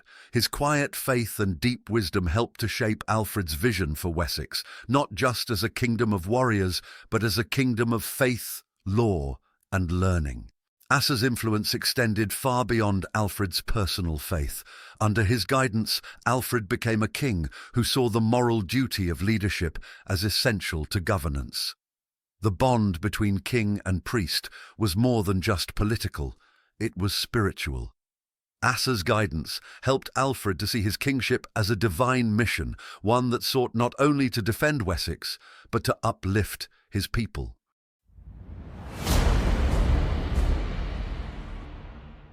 When Alfred the Great passed away in 899, his kingdom was forever changed. He had not only saved Wessex from the Viking onslaught, but he had also laid the foundations for what would become the United Kingdom of England. Alfred's legacy goes beyond his military victories. He was a king whose vision extended far into the future, shaping the course of English history long after his death. Though he is remembered as a warrior king, Alfred's greatest achievements were his cultural, legal, and administrative reforms. He turned Wessex into a stronghold of learning, law, and resilience, preparing his kingdom to face the challenges of the future. More importantly, he inspired his descendants and the Anglo-Saxon people to continue the work of unifying England, even after his reign ended. Alfred's passion for education and learning had a profound and lasting impact on his kingdom. His efforts to revive literacy and scholarship among his people laid the intellectual groundwork for the eventual unification of England. Through his translations of Latin texts into Old English, Alfred ensured that knowledge and wisdom were accessible to all, not just the clergy or the elite. His establishment of the palace school and his dedication to educating both noble children and future leaders ensured that the next generation would carry forward his vision of a learned and cultured society. Alfred's emphasis on literacy also helped to preserve the Old English language, reinforcing a shared cultural identity among the Anglo-Saxon people that would later play a crucial role in the unification of the country. But how did these cultural gains survive after Alfred's death? Could his successors maintain the momentum of intellectual revival in the face of continued Viking threats? Alfred's successors, inspired by his dedication to learning and culture, continued his work. His son, Edward the Elder, and his grandson Athelstan built upon Alfred's legacy by promoting education and religious scholarship throughout their reigns. The royal court of Wessex remained a centre of intellectual activity, and the clergy, many of whom had been educated under Alfred's system, continued to play a key role in preserving and advancing knowledge.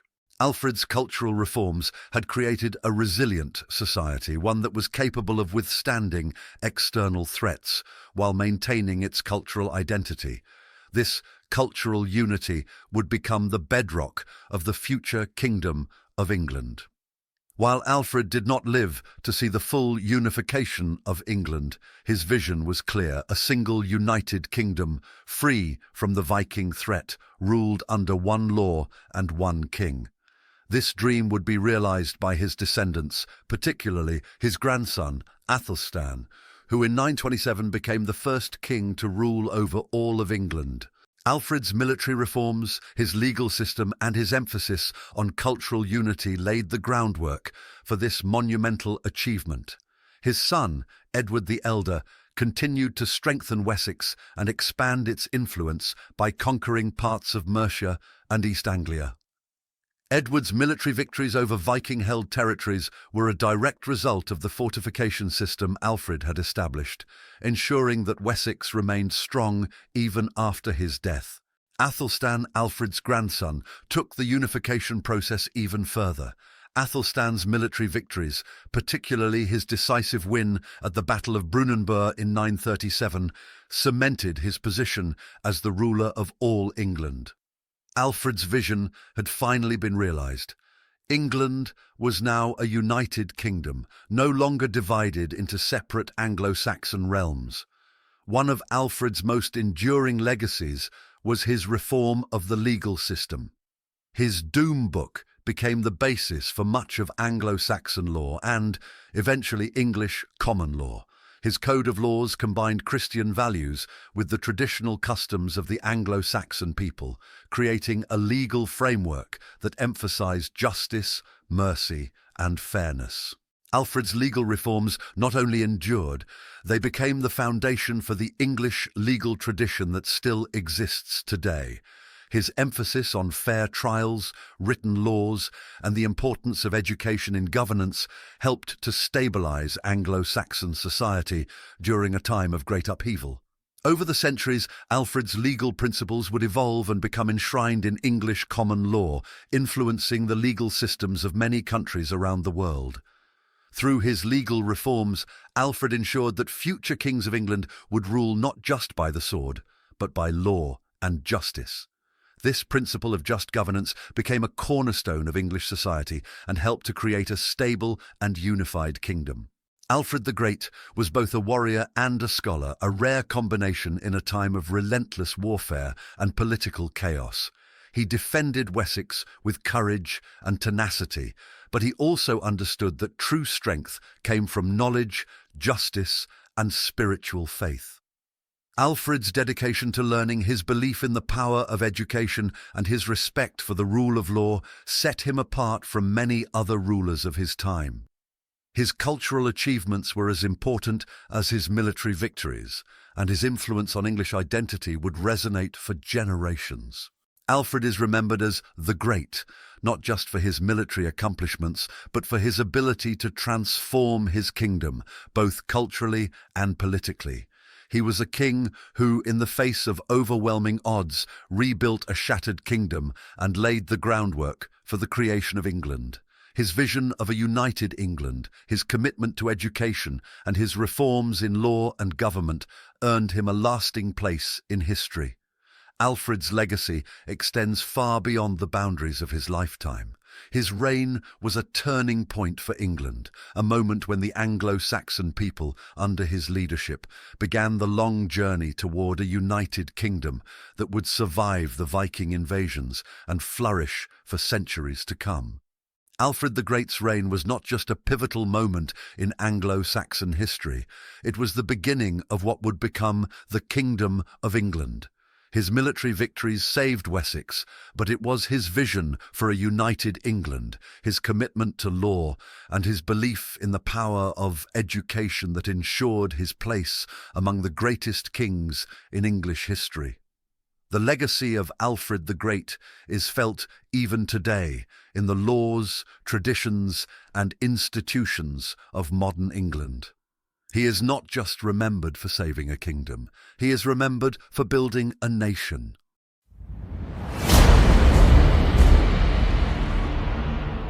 It is 899 AD. The legendary King Alfred the Great is dead, and a new king must rise. Wessex, the last stronghold of Anglo-Saxon England, has stood resilient against the Viking invaders.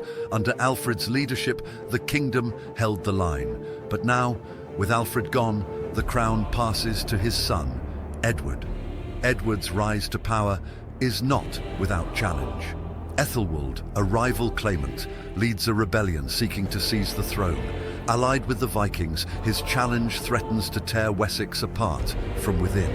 Yet Edward proves his strength, crushing the rebellion and solidifying his rule. The stakes are higher than ever. The Vikings are watching, waiting for any sign of weakness. If Edward falters, Wessex and the dream of a united England could crumble. But Edward is no ordinary heir. He is the son of Alfred, raised in the fires of war and driven by the same burning vision to unite all of England. Right now, the future of England rests on his shoulders. This is the story of Edward the Elder, a king thrust into a world where power is fought for in blood, where every decision could spell survival or destruction for his kingdom.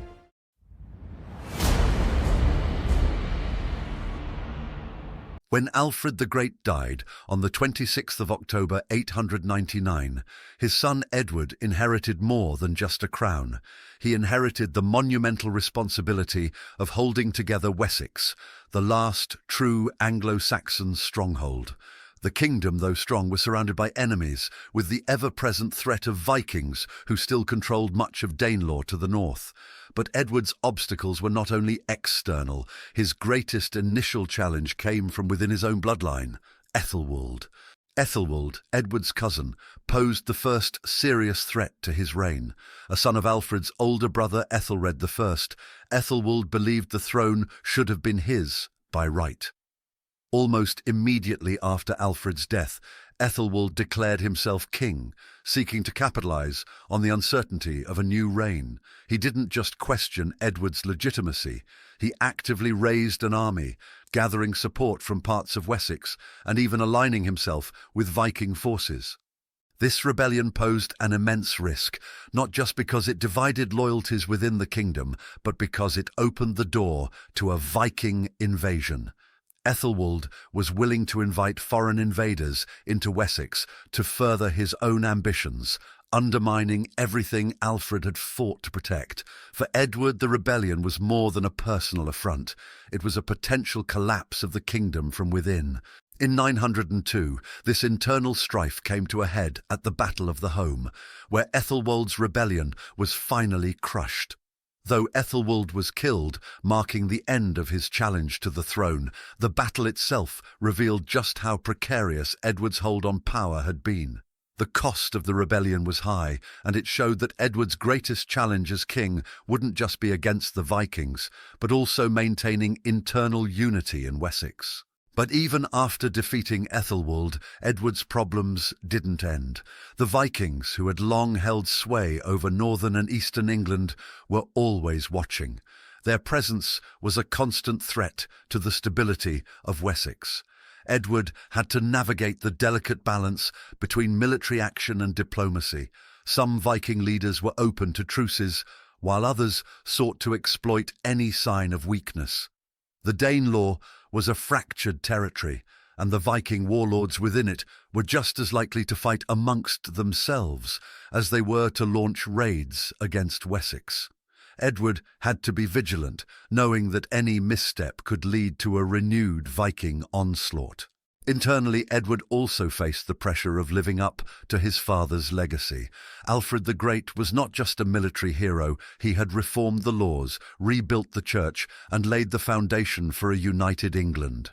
Edward inherited that vision, but with it came the burden of proving that he could be a king, worthy of the same respect. The ealdormen of Wessex, the powerful nobles who had served under Alfred, were loyal but cautious. They had fought alongside Alfred, and Edward knew that he had to win their trust through action, not just by right of blood. One of Edward's key allies in securing Wessex's future was his sister Ethelfled, Lady of Mercia. She had been a powerful force in her own right, ruling Mercia with strength and intelligence after her husband's death. Together, they formed a powerful alliance between Wessex and Mercia, a crucial bond in the fight against the Vikings. But even within Mercia, there were those who were hesitant to fully unite with Wessex, and after Ethelfled's death, Edward would have to navigate the fragile loyalty of the Mercian nobles. One of Edward's most trusted advisers was Plegmund, the Archbishop of Canterbury who had served his father. Plegmund provided spiritual legitimacy to Edward's reign, helping to secure the loyalty of the Church, a vital ally in maintaining order and stability in the kingdom. With Plegmund's support, Edward was able to assert his control not only over Wessex, but also over the territories he would later conquer. The early years of Edward's reign were marked by constant obstacles, an internal rebellion, a fractured Viking territory, and the immense pressure of following in his father's footsteps. Yet, with determination and the support of key allies, Edward began to solidify his rule, paving the way for the eventual unification of England. But the path ahead was still uncertain. Could Edward truly stand in the shadow of Alfred? Could he keep Wessex united while fending off enemies from all sides? Would the Vikings and rebels test his resolve to the breaking point?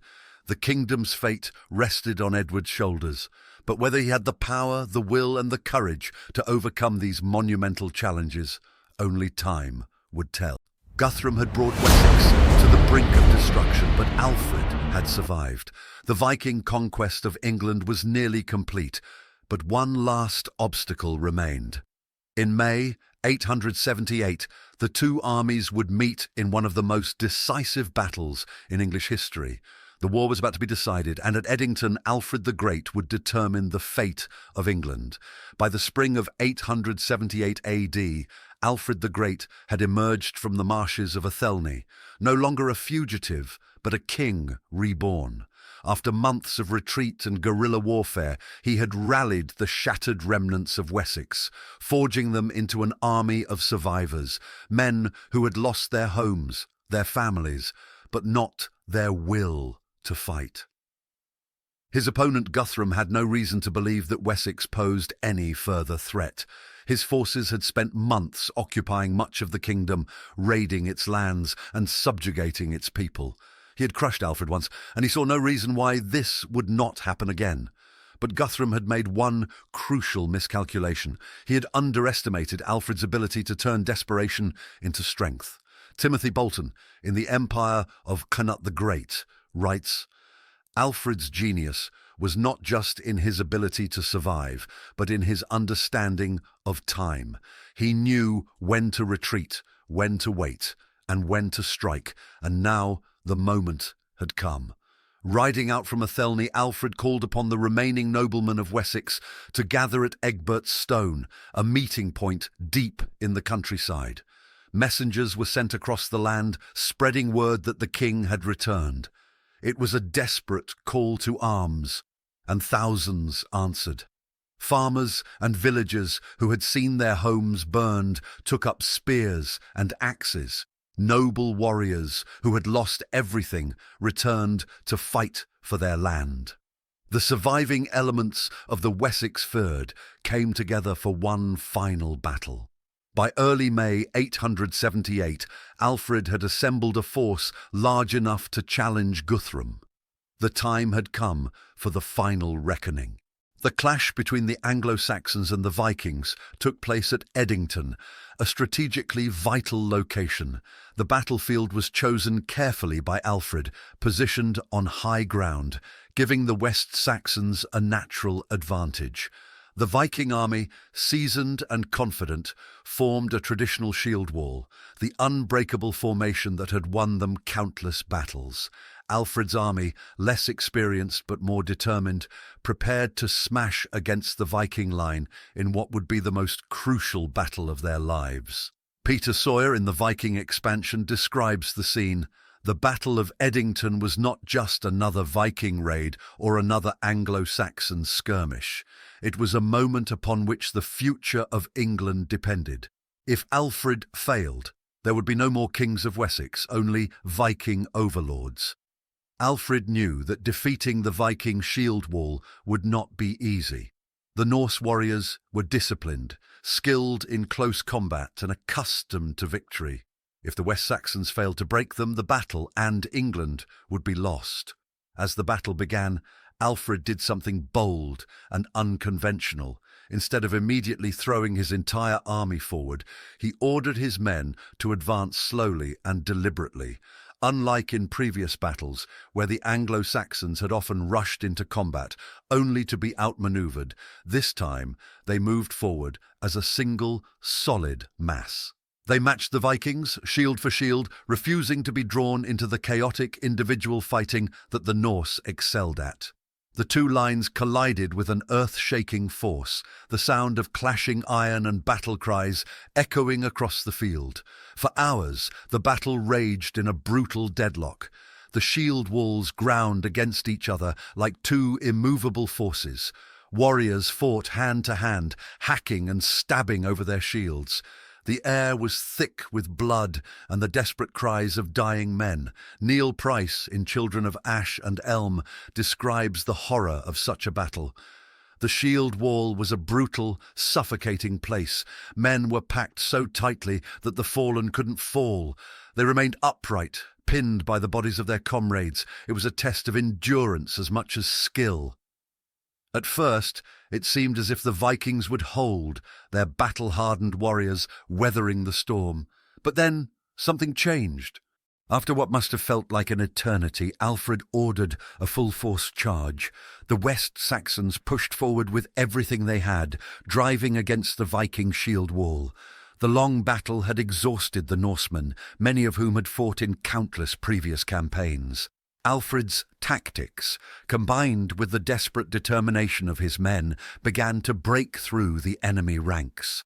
Slowly, the Viking wall began to buckle. The shield formations started to falter, gaps appearing in their once impenetrable defence. Guthrum, realizing that his army was on the verge of collapse, tried to rally his warriors, but the West Saxons pressed harder. The Vikings began to retreat, falling back toward their stronghold. The Anglo-Saxons surged forward, cutting them down as they fled. What had begun as a battle of survival had now turned into a decisive victory for Wessex. Timothy Bolton, in The Empire of Nut the Great, writes, "For the first time in years, the Vikings were not the ones dictating the terms of battle. They were not the unstoppable force. They were the ones running." By the end of the day, the battlefield was littered with the dead. The West Saxons had won, but Alfred knew that the war was not over yet. The surviving Vikings retreated to their fortress, hoping to hold out for reinforcements. But Alfred was relentless. He surrounded the stronghold, cutting off supplies and escape routes. The siege lasted for 2 weeks, with the Vikings trapped inside. Finally, starving and exhausted, Guthrum was forced to surrender. Eleanor Parker, in Dragon Lords, describes Guthrum's surrender as the moment the Viking tide was finally checked. Guthrum, who had once seemed invincible, now stood before Alfred, not as a conqueror but as a man defeated. But Alfred did not execute Guthrum. Instead, he did something unexpected. He offered terms of peace, on the condition that Guthrum convert to Christianity. The Viking warlord, recognizing that he had no other option, agreed. In a symbolic act of submission, Guthrum was baptized, taking the Christian name Athelstan. The war was over, for now. The Battle of Edington was not just a victory, it was a moment that saved Anglo-Saxon England. Alfred had done what no other English ruler had done before. He had decisively defeated the Viking invaders. Guthrum's surrender marked the beginning of a new era, the establishment of the Danelaw and the survival of Wessex as an independent kingdom. But the Viking threat was not gone. Alfred had won a battle, but the war for England's future was far from over. Under the Treaty of Wedmore, the Vikings and Saxons divided England. The north and east became Danelaw, ruled by Viking law. The south remained under Anglo-Saxon control. Gareth Williams, in Viking Britain, writes, "The Treaty of Wedmore was not a Viking defeat. It was a Viking foothold. The north was now theirs. The Vikings had not just come to raid, they had come to rule." The Battle of Edington in May 878 AD was more than just a military engagement. It was the moment when the fate of Anglo-Saxon England was rewritten. Alfred the Great had led the West Saxons to victory, proving that the Viking advance was not unstoppable. But victory on the battlefield did not mean an end to the war. The great heathen army had been crippled, but not annihilated. Timothy Bolton, in The Empire of Nut the Great, describes the situation. By the summer of 878, the great heathen army was no longer an army. It was a broken remnant of its former self, isolated and desperate. Alfred had not just won a battle, he had outlasted an empire. With no other choice, Guthrum surrendered, but what happened next was unexpected. Instead of executing Guthrum and his remaining warriors, a fate that many expected, Alfred offered them peace. But it was a peace on his terms.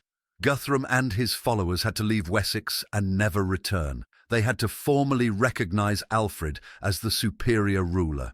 Guthrum had to convert to Christianity and accept baptism. This final condition was the most symbolic of all. Viking warriors were pagans, dedicated to the old gods of Odin and Thor. To force their leader to submit to Christian baptism was a humiliating but politically brilliant move by Alfred. Gareth Williams, in Viking Britain, an exploration, explains the baptism of Guthrum was not just about religion, it was about submission. It was a psychological victory for Alfred, a statement that he had not only defeated his enemies, but had forced them to acknowledge the legitimacy of his rule. On Whit Sunday, 878 AD, in a quiet ceremony at Alla, Guthrum was baptized, taking the Christian name Athelstan. Alfred himself stood as his godfather, further cementing their new relationship. It was an act that signalled the beginning of a new order in England, an order that would lead to the creation of the Danelaw. The peace agreement between Alfred and Guthrum was not just a truce, it was a complete reorganisation of England's political landscape. Over the next few years, a formal treaty was drafted, known to history as the Treaty of Alfred and Guthrum. This document officially divided England into two spheres. Wessex and its allied territories remained Anglo-Saxon. The eastern and northern parts of England, now under Viking rule, became known as the Danelaw. The treaty outlined fixed borders, setting the boundary at Watling Street, a major Roman road running from London to Chester. Everything to the west of this line remained under Alfred's rule. Everything to the east became the domain of the Danes. Peter Sawyer, in the Viking expansion, describes this as a remarkable political settlement, unprecedented in Viking history. It was not a tribute agreement, nor was it a temporary ceasefire. It was the recognition of a new reality. The Vikings were no longer invaders, they were now rulers. The Danelaw was born. The creation of the Danelaw was one of the most radical shifts in early medieval England. For the first time, England was divided not just by political control, but by culture, language, and law. The Danelaw was not just a Viking-occupied territory, it was a region where Norse customs, governance, and legal systems took root, permanently influencing the development of English society. Language, Norse words merged with Old English, leading to linguistic influences that persist in English today, e.g. thrift, window, knife. Law and justice. The Danelaw operated under Danish legal traditions which were distinct from those of the Anglo-Saxons. Land ownership. Viking settlers established new farming communities, with land ownership patterns differing from those in Wessex. City growth. Norse traders revitalized towns, turning places like York into thriving commercial centres. Eleanor Parker in Dragon Lords explains, the Danelaw was not just a conquered land, it was a hybrid world where Viking and Anglo-Saxon influences fused together, creating a new cultural and economic reality. Though politically divided, England was now a land of two peoples, their histories forever intertwined. One of the most striking consequences of the Danelaw was the transition of the Vikings from raiders to settlers. Many Viking warriors chose to remain in England rather than return to Scandinavia.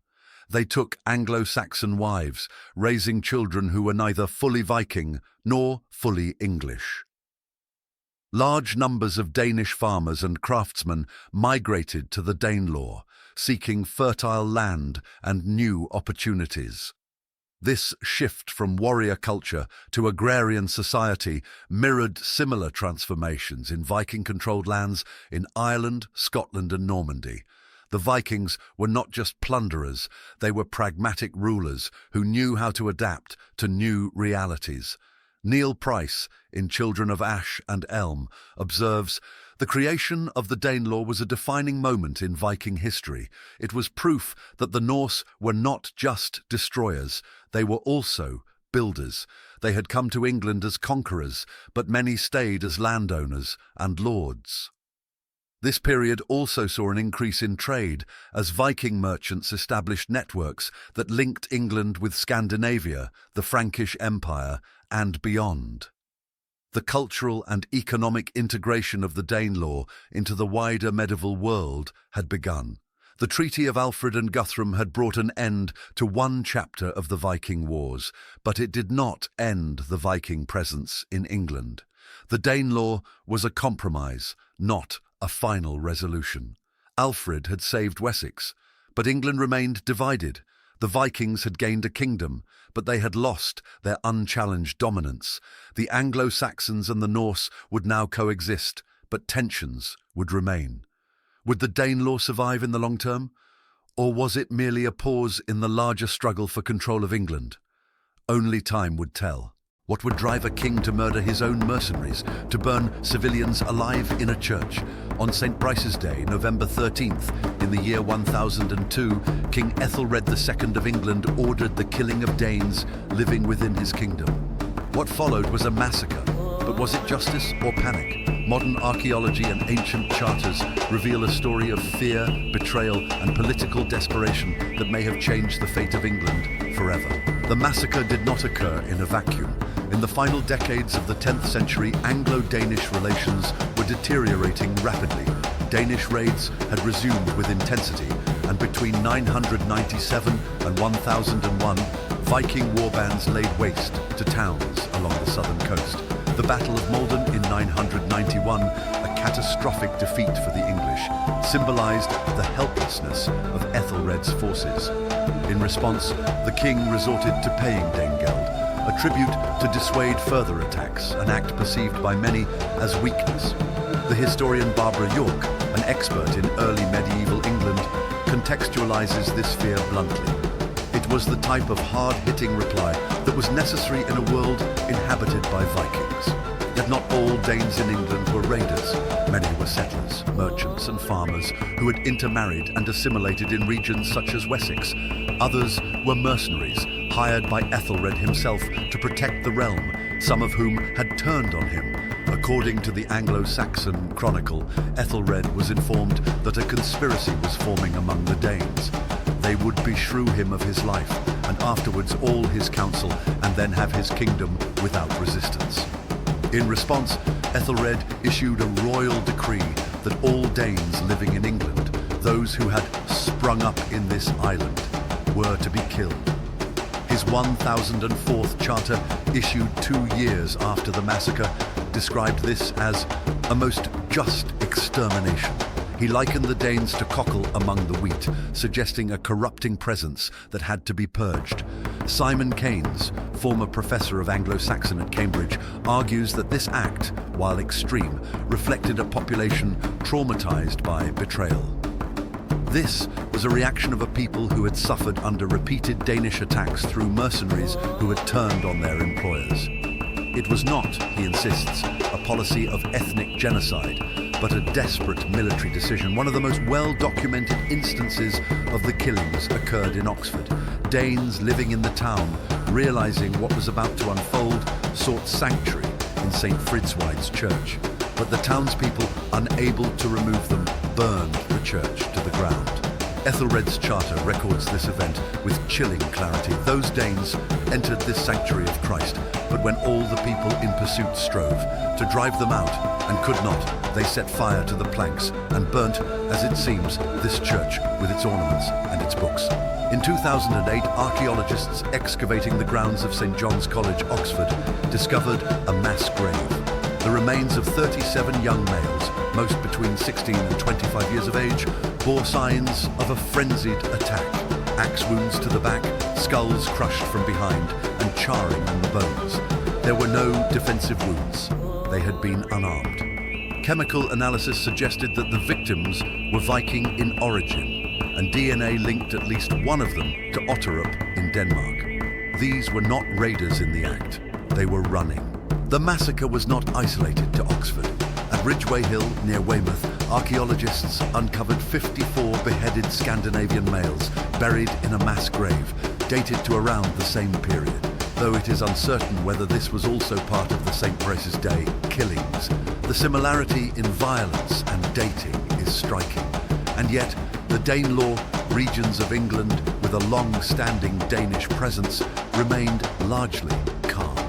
This, combined with charters and land grants Ethelred later made to Danes, leads many scholars to conclude that the massacre was localized, targeting military-aged men in areas where threats of treachery were highest. Historian Levi Roche, in his biography of Ethelred, warns against viewing the massacre as strategic genius. These purges bred suspicion and division at a critical moment, and in the end, Ethelred's death was soon followed by the conquest of England by the Danish ruler Canute. Among the dead, historical accounts claim, was Gunhilda, the sister of King Svein Forkbeard of Denmark, and her husband Palig Tokason, a former ally of Ethelred. Whether this is true or apocryphal, the Danish response was real. Svein invaded England in 1003, ravaging southern towns with renewed fury. Ethelred's power dwindled rapidly. By 1013, Svein forced Ethelred into exile. By 1016, Swein's son, Canute the Great, was crowned King of England. The massacre intended to secure Ethelred's kingdom may have accelerated its collapse. Historians remain divided. Some view Ethelred's order as reckless and destabilizing, while others consider it a grim but calculated move given the circumstances. Ian Howard and Barbara York both suggest the killings were responses to mercenary betrayal, not an attempt at ethnic cleansing. The massacre was committed in response to the treachery of Ethelred's mercenary army, writes Howard. In contrast, Roche and Anne Williams stress the long-term damage it caused, both politically and morally. Williams writes, "The decree was not aimed at the English of Scandinavian descent living in the eastern shires, but it sowed the seeds of division Ethelred could not control." Even Simon Keynes, sympathetic to Ethelred's plight, concedes, "The events of St. Brice's Day are a stark reminder of how fear and power can shape the darkest chapters of a kingdom's story." The St. Brice's Day massacre remains one of the most haunting episodes of Anglo-Saxon England, not only for the violence it unleashed, but for what it reveals about leadership in a time of fear. It was an act of state-sanctioned brutality, not unlike those found throughout human history. A king, overwhelmed by foreign invasion, internal betrayal, and mounting anxiety, lashed out. He succeeded only in inviting more bloodshed and in paving the way for a foreign ruler to claim his throne.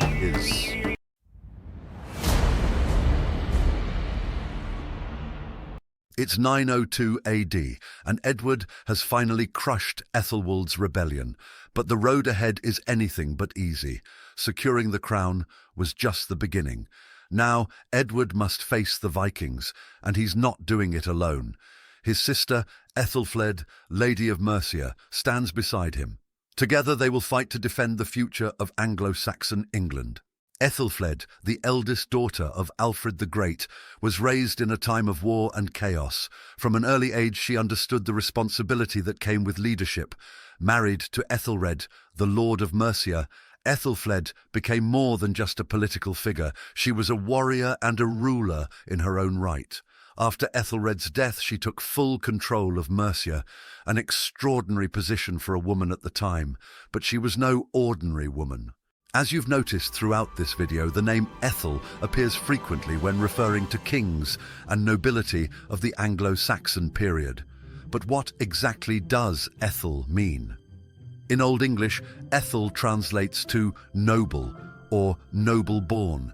It was a common prefix used by many members of the Anglo-Saxon aristocracy, signifying their royal or noble status. For instance, Ethelfled, the daughter of Alfred, means noble beauty, while her husband Ethelred means noble counsel. Similarly, Edward's rebellious cousin Ethelwald means noble ruler. This prefix wasn't just a title. It carried with it the expectation of leadership, responsibility, and, most importantly, a commitment to defending their people. By including Ethel, they were reminding others of their noble lineage and their duty to the Anglo-Saxon world. And just as her name suggests, Ethelfled lived up to her noble roots. She was not just a ruler in name, she was a fierce leader on the battlefield, and in Mercia she earned the respect of her warriors and subjects alike. Ethelfled took on a role that few women of her time dared to claim. With her leadership, Mercia remained strong and resilient against Viking attacks. Wessex and Mercia are under constant attack.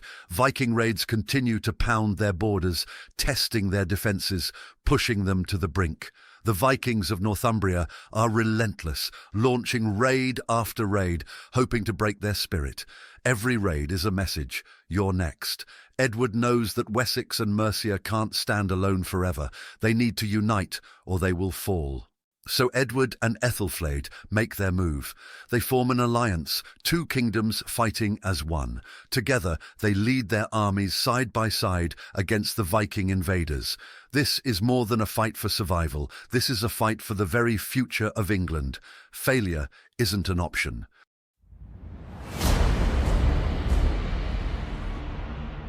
Then comes the moment that will define their reign, the Battle of Tettenhall in 910.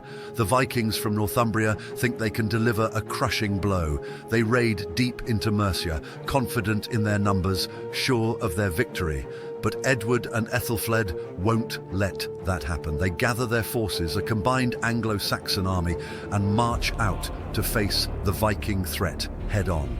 The stakes couldn't be higher. If they lose, the Viking grip on England tightens. If they win, they can start to push the invaders back, reclaiming their lands, their future. The battle was bloody, brutal, and unforgiving. Viking shields clashed against Anglo-Saxon swords, and for a moment it's unclear who would emerge victorious. But in the end, Edward and Ethelfled stand tall. The Viking army was shattered, their defeat devastating. Tettenhall is more than just a victory, it's a turning point. The Viking power in Mercia is broken, but Edward and Ethelfled don't stop there. With the Vikings weakened, they seize the opportunity. Now they go on the offensive. Their next goal, reclaiming Anglo-Saxon lands from Danemark. They push into East Anglia, into Northumbria, building burhs, fortified towns, to secure the lands they take back. These aren't just temporary victories. Edward and Ethelfled make sure their gains are permanent.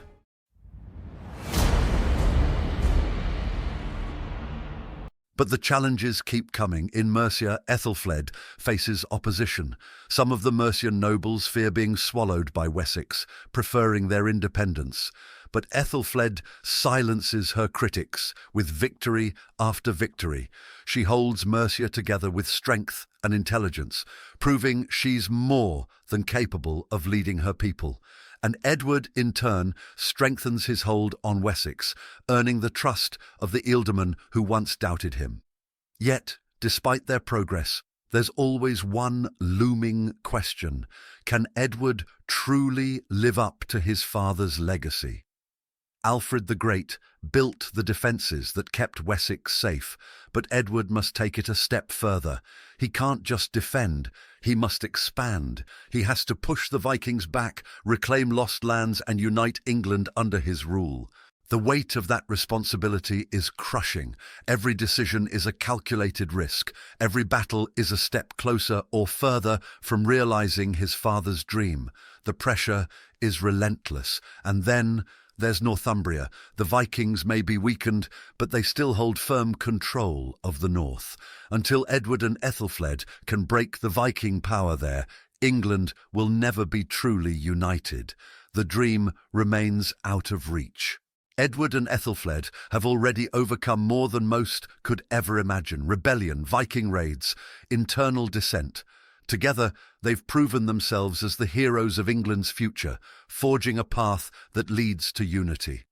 But their greatest challenge is still to come.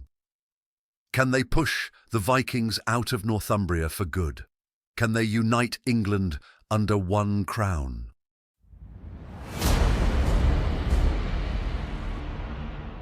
In the early 900s, Ethelfled, Lady of Mercia, proved herself a formidable ruler and military leader, gaining control over several Viking-held territories in Northumbria. Her campaigns against the Vikings, notably her seizure of key towns like Derby and Leicester, were crucial in weakening Viking control in the region. Ethelfled was planning to push further north and take York, but fate intervened. In 918, just as her military success was reaching its height, Ethelfled tragically passed away, leaving Edward with the responsibility of continuing their shared vision of a unified Anglo-Saxon England. Her death was not just a personal blow to Edward, who had worked closely with her to defend and expand their territories, but a political one as well. Mercia was left leaderless, and its future uncertain. Edward acted swiftly, knowing that any delay could result in Mercia falling apart or being vulnerable to Viking retaliation. Within months, he moved to take control of Mercia, asserting his authority over the Mercian nobles who had supported his sister. By securing Mercia's loyalty and uniting it with Wessex, Edward made significant progress toward the unification of England. This also marked the first time since the collapse of Roman Britain that a single ruler effectively governed both Wessex and Mercia. However, the greatest challenge remained. Northumbria was still under Viking control. Edward's final campaigns against the Northumbrian Vikings began in earnest by 920, when he launched a series of offensives aimed at breaking Viking power in the north. He capitalized on the divisions within the Danelaw, where Viking leaders were often in conflict with each other and struggling to maintain control over their territories. His approach combined military pressure with diplomacy, forcing Viking leaders to submit one by one. One significant victory in these campaigns came during the Battle of Bridge, 918. Although primarily fought by Constantine II of Scotland and Ragnall Ua Emer, Edward's support and pressure on Viking territories in the south weakened their position, making the final conquest of Northumbria possible. By 920, Edward's forces moved against the remaining Viking strongholds in Northumbria. His final campaign forced the submission of Viking leaders, including those in York, marking the end of Viking political control in the region. This campaign didn't culminate in a single decisive battle, but rather a series of smaller sieges, skirmishes, and diplomatic agreements that systematically broke Viking power in Northumbria. In the same year, the Welsh kings and the Scots also recognized Edward's overlordship, further solidifying his control over most of England. For the first time, all the major kingdoms, Wessex, Mercia, and Northumbria, were united under a single ruler. Edward had successfully realized the dream that his father, Alfred the Great, had fought so hard to achieve. Edward the Elder's ability to unite Wessex, Mercia, and Northumbria under one crown marked a monumental achievement in English history. With Ethelfled's death, Edward bore the full weight of responsibility in pushing forward the Anglo-Saxon cause. By 920, England stood on the brink of unification, with the Viking threat significantly diminished. Edward's success laid the groundwork for his son, Athelstan, who would later be the first to officially rule over a united England. As Edward the Elder's reign entered its final years, the vision of a united England was closer than ever before. By 920, Edward had successfully asserted control over Mercia, securing the loyalty of its people after the death of his sister, Ethelfled. His influence stretched even further, with the Welsh kings, Scottish rulers, and even the Viking leaders of Northumbria acknowledging Edward's dominance. He had expanded his father's legacy, and for the first time there was a real possibility of uniting all the Anglo-Saxon territories under a single crown. Upon Edward's death, the throne did not immediately pass to his eldest son, Athelstan. Instead, Alfred, Edward's younger son, briefly ruled over Wessex, though his reign was cut short by his sudden death. This opened the way for Athelstan, who ascended to the throne in 925. Athelstan would go on to realize his father's dream of a united England, building upon the foundations laid by Edward. The elder king's legacy lived on through his son's accomplishments, bringing the vision of a united Anglo-Saxon kingdom closer to reality.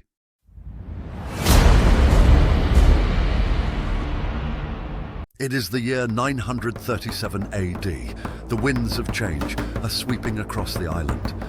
The Battle of Brunanburh is coming, a battle that will decide the fate of England. The great armies are gathering.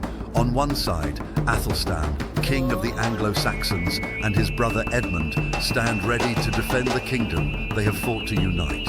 On the other, a mighty alliance of Vikings, Scots, and Irish kings, all intent on breaking the fragile unity that Athelstan has built. The stakes could not be higher. Everything they've worked for is about to be put to the ultimate test. For 5 centuries, the land we now call England was a patchwork of warring kingdoms, the air thick with the clash of swords and the cries of battle. From Lindisfarne to Wessex, the Viking raids, bloody rebellions, and ruthless power struggles tore the island apart. Kingdoms rose and fell, kings were crowned and killed, every ruler clinging to power, every kingdom fighting for survival in a world where only the strongest could hope to endure. The struggles of Alfred the Great, the relentless determination of Edward the Elder, all of them laid the foundations for what was to come. And what was to come was the brutal, bloody, final act, the Battle of Brunanburh.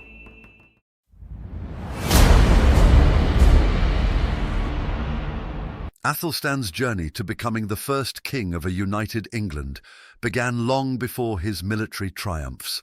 Born around 894 AD, he grew up in a world shaped by both family dynamics and powerful mentors. His father, Edward the Elder, was determined to prepare him for leadership, but the family court was fraught with challenges, including the mysterious disappearance of his mother, Ecgwin, who was likely set aside due to political reasons. According to Sarah Foote, in her detailed biography Athelstan, the First King of England, Ecgwin's disappearance from the court may have been politically motivated, as Edward needed to secure a stronger marriage alliance. Ecgwin's removal from court marked a turning point in Athelstan's early life, leading him to be raised in Mercia by his powerful and influential aunt, Ethelfled, Lady of Mercia. Foote emphasizes the significance of this relocation, noting that Athelstan was effectively raised as a Mercian prince, gaining first-hand knowledge of Mercian politics and governance. Mercia became Athelstan's training ground, where he was shaped by the military strategies and leadership style of Ethelfled, herself a formidable military leader. Frank Stenton, in his classic work Anglo-Saxon England, highlights Ethelfled's pivotal role in the defense of Mercia, stressing her leadership during campaigns against the Vikings. Under her wing, Athelstan learned the complexities of warfare and diplomacy, watching her fortify Mercian towns and navigate alliances, all of which influenced his future reign as king. Beyond his military education, Athelstan was also deeply influenced by his religious and intellectual training. His tutor, Plegmund, the Archbishop of Canterbury, played a critical role in shaping his moral and intellectual outlook. Pauline Stafford, in Unification and Conquest, describes Plegmund's mentorship as foundational, noting that the Archbishop's guidance provided Athelstan with a grounding in both Christian theology and the administration of law, key elements of Athelstan's future reign. Athelstan's exposure to the Mercian court and its warriors, combined with his intellectual education, prepared him for the challenges that lay ahead. Sarah Foote and Frank Stenton both argue that Athelstan's upbringing in Mercia gave him a unique perspective on Anglo-Saxon rule, as he was exposed to two great Anglo-Saxon traditions, that of Wessex and Mercia. This duality not only informed his military strategies, but also his approach to diplomacy, particularly in his dealings with the Vikings and other rulers. Athelstan's early years were a crucible where the pressures of family politics, military strategy, and scholarly education forged him into the leader who would one day unite the fractured Anglo-Saxon kingdoms. Under the mentorship of Ethelfled and Plegmund, Athelstan became both a warrior king and a scholarly ruler, equipped with the skills and vision necessary to forge a united England.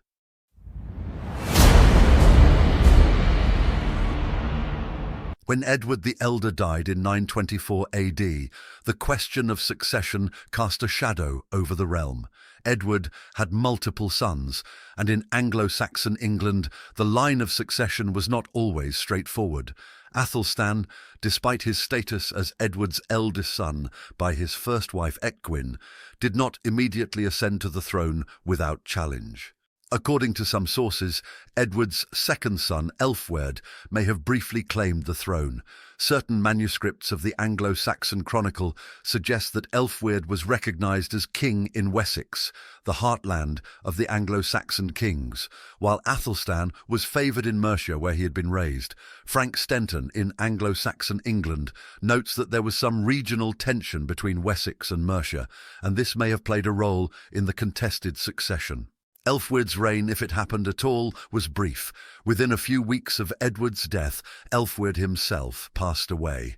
This sudden turn of events left Athelstan in a precarious position. He now had to secure his claim to both Wessex and Mercia, and this was no easy task. The Wessex nobility, wary of Athelstan's close ties to Mercia, were hesitant to accept him as king. Pauline Stafford, in Unification and Conquest, highlights how Athelstan's upbringing in Mercia, despite preparing him for leadership, also created distrust among the West Saxon ealdormen, who feared a shift in power away from their traditional stronghold. Athelstan's coronation in 925 was not immediate, and it took time for him to consolidate his power. Sarah Foote, in Athelstan, the first king of England, notes that Athelstan faced significant opposition from the nobles of Wessex, who may have preferred another son of Edward. However, Athelstan's military experience, his diplomatic acumen, and the support of key Mercian allies eventually allowed him to overcome these obstacles. One significant moment in this power struggle was Athelstan's coronation at Kingston upon Thames, a symbolic location where both Wessex and Mercian kings had been crowned. This ceremony, which cemented his authority, was more than a mere formality. It was a clear declaration of his intent to rule over both Wessex and Mercia, and ultimately all of England. Despite these challenges, Athelstan's rise to power was marked by strategic alliances and key victories that solidified his position as king. He used his Mercian connections and his military prowess to secure the loyalty of the West Saxon ealdormen, and from this point forward he began to build the foundations for a united Anglo-Saxon kingdom.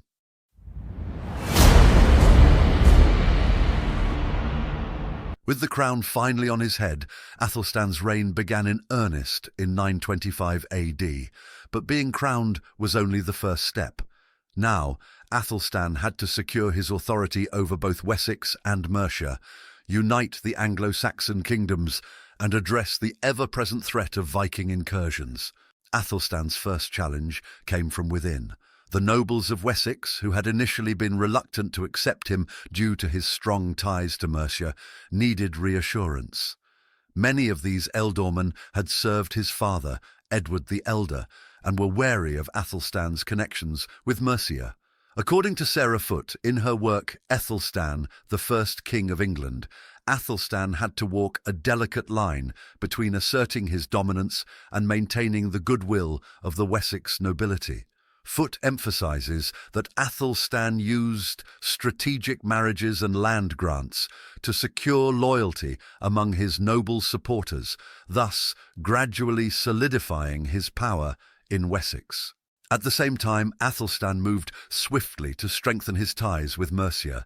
His upbringing in the Mercian court under his aunt, Ethelfled, had already won him the trust of many Mercian leaders, but now, as king, he needed to formalize those alliances.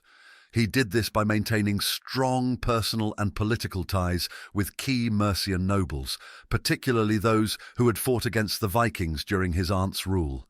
Frank Stenton in Anglo-Saxon England discusses how Athelstan carefully balanced his dual inheritance from Wessex and Mercia, ensuring that both regions saw him as their legitimate ruler.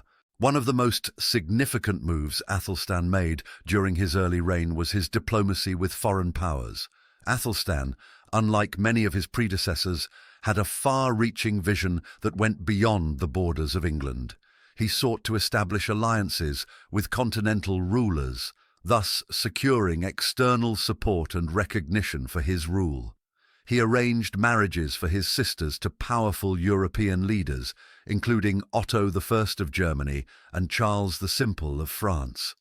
These marriages not only brought prestige to Athelstan's court, but also helped to secure political stability at home, as they created a network of alliances that would discourage Viking raids and other external threats. Athelstan's diplomacy was not limited to Europe. He also worked to secure peace with the Welsh kingdoms. In 927, shortly after securing his rule in both Wessex and Mercia, Athelstan summoned Welsh kings to his court at Hereford and forced them to pledge their loyalty to him. According to Foote, this event marked the first time in recorded history that Wales recognised an English king as overlord. By securing the loyalty of the Welsh princes, Athelstan created a buffer zone between his kingdom and potential Viking raids from the west, further strengthening his position. This combination of internal diplomacy with his nobles and external alliances with foreign rulers set the stage for Athelstan's next major challenge, securing his northern borders and dealing with the Viking presence in Northumbria. As Frank Stenton argues, Athelstan's early reign was marked by his ability to balance military force with diplomacy, ensuring that England remained stable while he consolidated his power. The battle for unity, however, was far from over. While Athelstan had secured peace with the Welsh and brought stability to Wessex and Mercia, the Viking-ruled kingdom of Northumbria remained a constant threat. The next chapter of Athelstan's reign would be defined by his campaign to bring Northumbria under his control and complete the dream of a united England.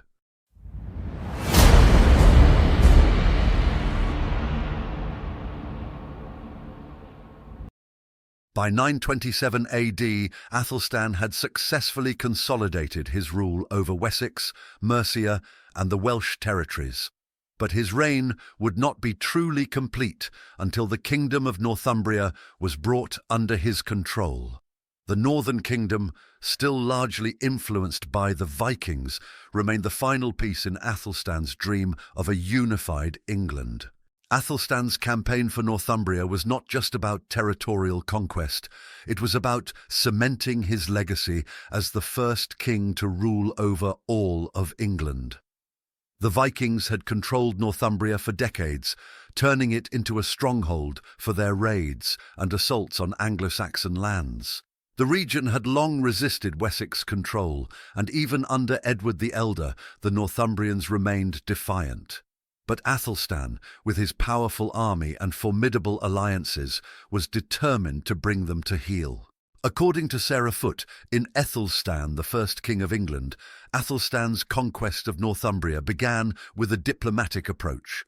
In 927, he managed to secure the surrender of the Viking king of York, Sihtric, through negotiation. Athelstan arranged a marriage alliance with Sihtric by offering his sister as a bride.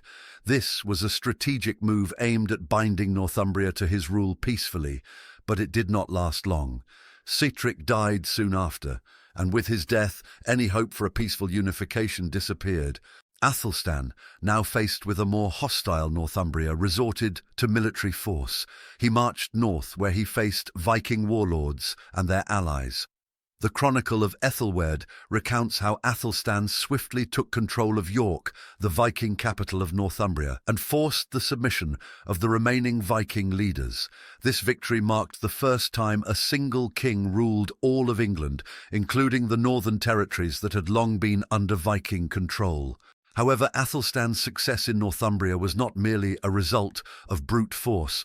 Frank Stenton in Anglo-Saxon England emphasizes that Athelstan's genius lay in his diplomacy and ability to forge alliances.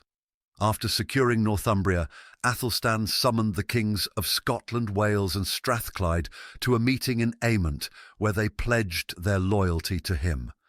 By bringing these rulers under his overlordship, Athelstan extended his influence well beyond England's traditional borders, making him one of the most powerful rulers in Western Europe at the time. Despite these successes, the north remained a volatile region. Viking raiders continued to pose a threat, and many of the northern leaders resented Athelstan's dominance. This tension would eventually culminate in the Battle of Brunanburh, where Athelstan faced a grand coalition of Vikings, Scots, and Welsh forces. But for now, Athelstan's campaign in 927 solidified his control over Northumbria, allowing him to claim the title King of all Britain. The conquest of Northumbria marked a turning point in Athelstan's reign. He was no longer just the king of Wessex and Mercia, he was the undisputed ruler of England, the first Anglo-Saxon king to unite all of the kingdom's major regions under one crown.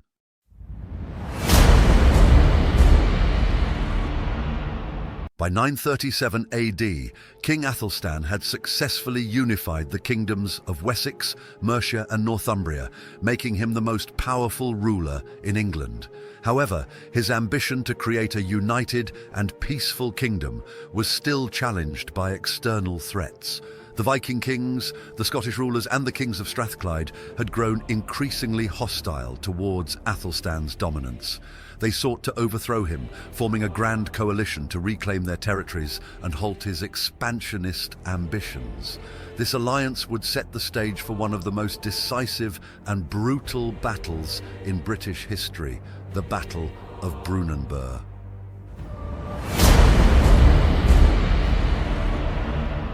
The Battle of Brunanburh was not merely a skirmish, but a monumental confrontation between Athelstan's English forces and a powerful coalition of enemies. The coalition was led by Olaf Guthfrithson, the Viking king of Dublin, who sought to reclaim Northumbria and restore Viking dominance in the north. Constantine II, King of Scotland, who saw Athelstan's growing power as a direct threat to his kingdom. Owain, King of Strathclyde, who feared being subsumed under Athelstan's rule.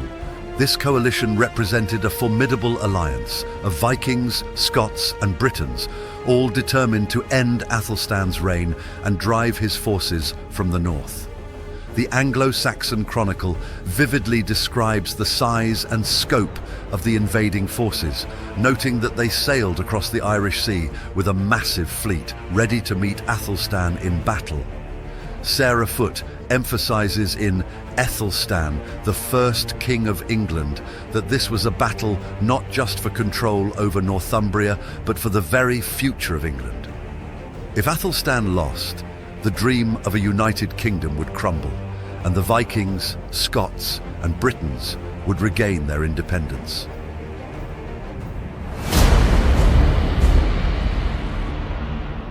The precise location of Brunanburh remains a matter of historical debate, though many scholars suggest it was located somewhere in northern England, likely in the vicinity of modern-day Merseyside or Cheshire. Wherever the battlefield lay, it was large enough to accommodate the massive armies of both sides. Athelstan, aware of the impending invasion, moved quickly to meet his enemies on the battlefield. He assembled a force composed of Anglo-Saxons, Mercian warriors, and men from Wessex, all of whom were fiercely loyal to their king. His army was well-trained and battle-hardened, having faced years of conflict against Viking invaders.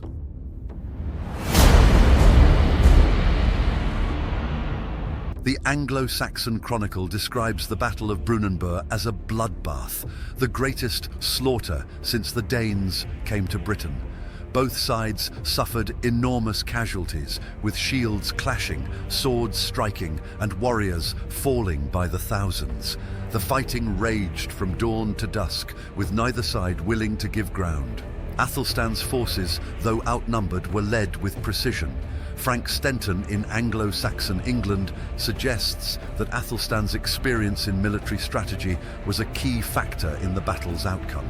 He positioned his men strategically, making the most of the terrain and using his elite Anglo-Saxon warriors to punch through enemy lines at critical moments. The Viking and Scottish forces, despite their overwhelming numbers, were divided in their command. Olaf Guthfrithson and Constantine II struggled to coordinate their armies effectively, allowing Athelstan to exploit weaknesses in their ranks. The chronicle notes that Athelstan's forces were particularly effective in countering the Viking tactic of shield walls, breaking through with fierce charges that shattered the enemy formations. As the battle wore on, the Anglo-Saxon forces gained the upper hand.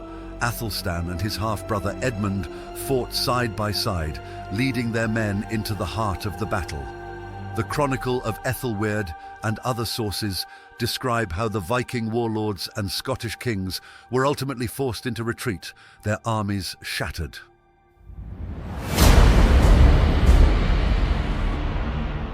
The Battle of Brunanburh was a decisive victory for Athelstan. Olaf Guthfrithson fled back to Ireland, and Constantine II was forced to retreat northward, humiliated and defeated. The Anglo-Saxon Chronicle commemorates this moment with a grand poem celebrating Athelstan as the ruler of all Britain, praising his triumph as a victory for the English people. The defeat of this grand coalition cemented Athelstan's authority over Northumbria, and for the first time, England stood united under one king. This victory marked the pinnacle of Athelstan's reign, securing his legacy as the first king of a united England. Sarah Foote argues that the Battle of Brunanburh was a watershed moment in the history of Britain. Not only did it establish Athelstan's rule over England, but it also signalled the end of Viking ambitions in the north. The defeat was so severe that the Viking threat in Britain began to decline, leading to a period of relative peace and stability under Athelstan's successors. The Brunanburh poem, recorded in the Anglo-Saxon Chronicle, captures the emotional weight of the battle and the significance of Athelstan's victory.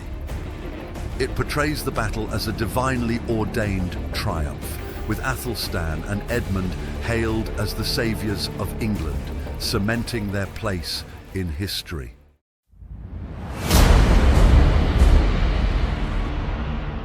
After his triumphant victory at the Battle of Brunanburh, Athelstan's reign entered its final phase. Though his grip on power was now secure and his status as the first king of a united England was cemented, the last years of Athelstan's life were not without challenges. His health began to deteriorate, and the pressures of maintaining control over a vast and newly unified kingdom weighed heavily on him. Athelstan spent the next 2 years working to strengthen his kingdom's defences, particularly in the north, where the Viking threat, though diminished, was never fully eradicated. He continued his policy of diplomatic relations with foreign rulers, consolidating alliances with the kings of Scotland, Wales, and even rulers on the continent. These alliances were vital in ensuring that no major rebellion or invasion would disrupt the fragile peace that England now enjoyed. However, Athelstan's reign was not without its dissenters. In 939 AD, just 2 years after his greatest victory, Athelstan died at the age of 45. He passed away at Gloucester, and his body was buried at Malmesbury Abbey, a place he had long favoured, and to which he had made significant donations during his lifetime. His death was a profound moment for the kingdom, as Athelstan left no legitimate children to succeed him. His half-brother, Edmund I, ascended to the throne after him, but the unity Athelstan had forged was now vulnerable. Athelstan's legacy as a statesman, military leader, and unifier of England endured long after his death. He had brought Wessex, Mercia, Northumbria, and other regions together under a single crown, creating a vision of England that would inspire future kings and leaders for generations. His policies of legal reform, military strength, and religious patronage helped establish England as a centralized state, laying the foundations for the English monarchy. As historian Frank Stenton emphasizes, Athelstan's reign was the pinnacle of Anglo-Saxon power, but it also marked the beginning of a more tumultuous period in English history. Although he had unified the kingdom, the death of Athelstan left a power vacuum that his successors would struggle to fill.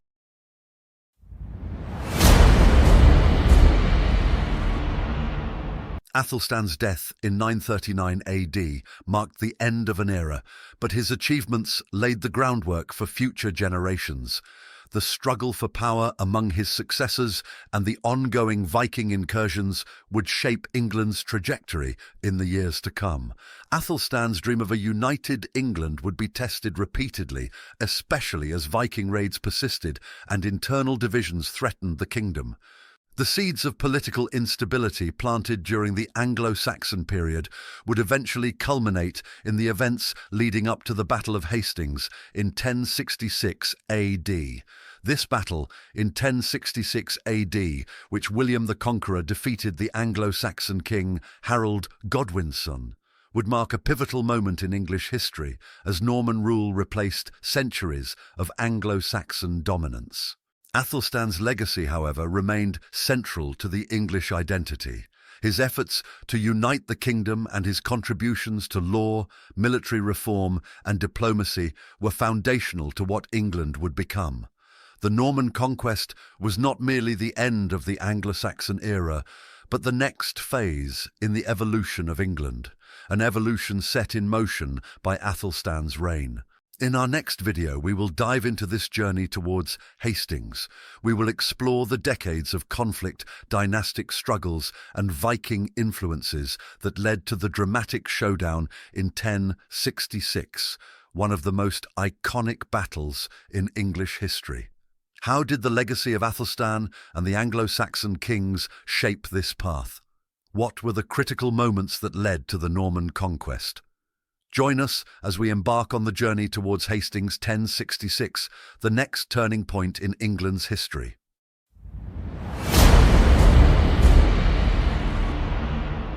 After 500 years of struggle, bloodshed, and endless battles, England has finally emerged. From the early days of fragmented Anglo-Saxon kingdoms to the rise of iconic figures like Alfred the Great, the road to unity was paved with warriors' blood and defined by the threat of invasion, especially from the great heathen army.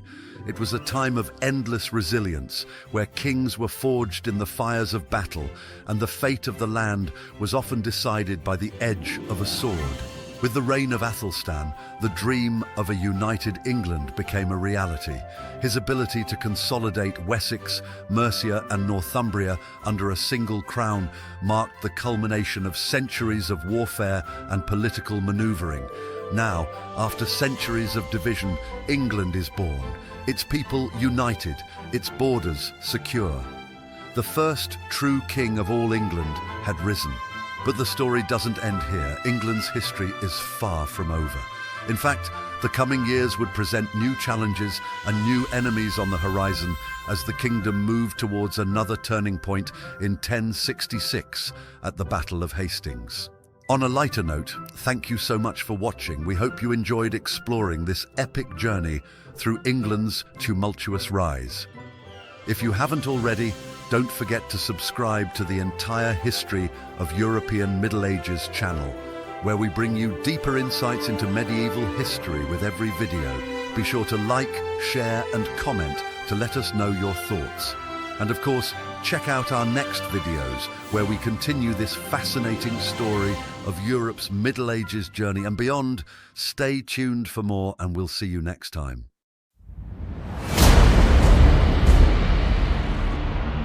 The Viking Age in England did not end with the creation of the Danelaw. Though Alfred the Great had secured a fragile peace, the desire for total Norse control of England had not faded. The Danelaw remained Viking in culture and governance, but the rest of England remained under Anglo-Saxon rule, led by the kings of Wessex. For over a century, tensions simmered beneath the surface. The Danelaw's Viking rulers had assimilated into English society, intermarrying with Anglo-Saxon nobility, yet the dream of a united North Sea empire, one where England, Denmark and Norway would be ruled by a single Norse king, persisted. In 1013 AD, that ambition was reignited when the Danish king Svein Forkbeard launched a full-scale invasion of England. Unlike the great heathen army of the 9th century, which had sought to carve out Viking settlements, Svein's goal was clear. He intended to claim the English throne for himself. Svein's invasion was swift and devastating. He led his forces directly into the heart of England, burning towns, toppling strongholds, and forcing King Ethelred the Unready into exile. By December 1013, Svein had achieved the unthinkable. He had been declared King of England, the first Viking ruler to claim the entire country, but his reign was short-lived. Svein died suddenly in February 1014 before he could consolidate his power. His unexpected death threw the conquest into chaos. The exiled King Ethelred returned, reclaiming his throne, but in Denmark, a young prince swore to finish what his father had started. His name was Knut the Great. Peter Sawyer, in the Viking expansion, explains, Svein Forkbeard's conquest was the culmination of over a century of Viking ambition. His sudden death was a setback, but his son Knut would prove to be an even greater ruler. Knut was no ordinary prince. Raised in a warrior culture, he had spent his youth fighting alongside his father in campaigns across the North Sea. By the time he launched his invasion of England in 1015, he was already an experienced military commander, hardened by battle, and determined to succeed where his father had failed. In September 1015, Knut landed in England with a massive fleet, launching a relentless campaign of conquest. His forces marched through the country with ruthless efficiency, seizing control of major Viking strongholds in the Danelaw. By early 1016, he had defeated multiple Anglo-Saxon armies, proving that his invasion was no mere raid. It was an organized, calculated bid for power. Standing in his way was King Edmund Ironside, the son of Ethelred, who had now become the last hope for Anglo-Saxon resistance. Edmund was a fierce warrior, earning his epithet Ironside for his unwavering determination in battle. He refused to surrender England without a fight. The war between Knut and Edmund culminated in one of the most decisive battles in English history. The final clash between Edmund Ironside and Knut took place at Asandun, in what is now Essex. This was not just another battle. This was the moment when Anglo-Saxon England's fate was decided. The Anglo-Saxons fought with desperate ferocity, knowing that their entire kingdom was at stake.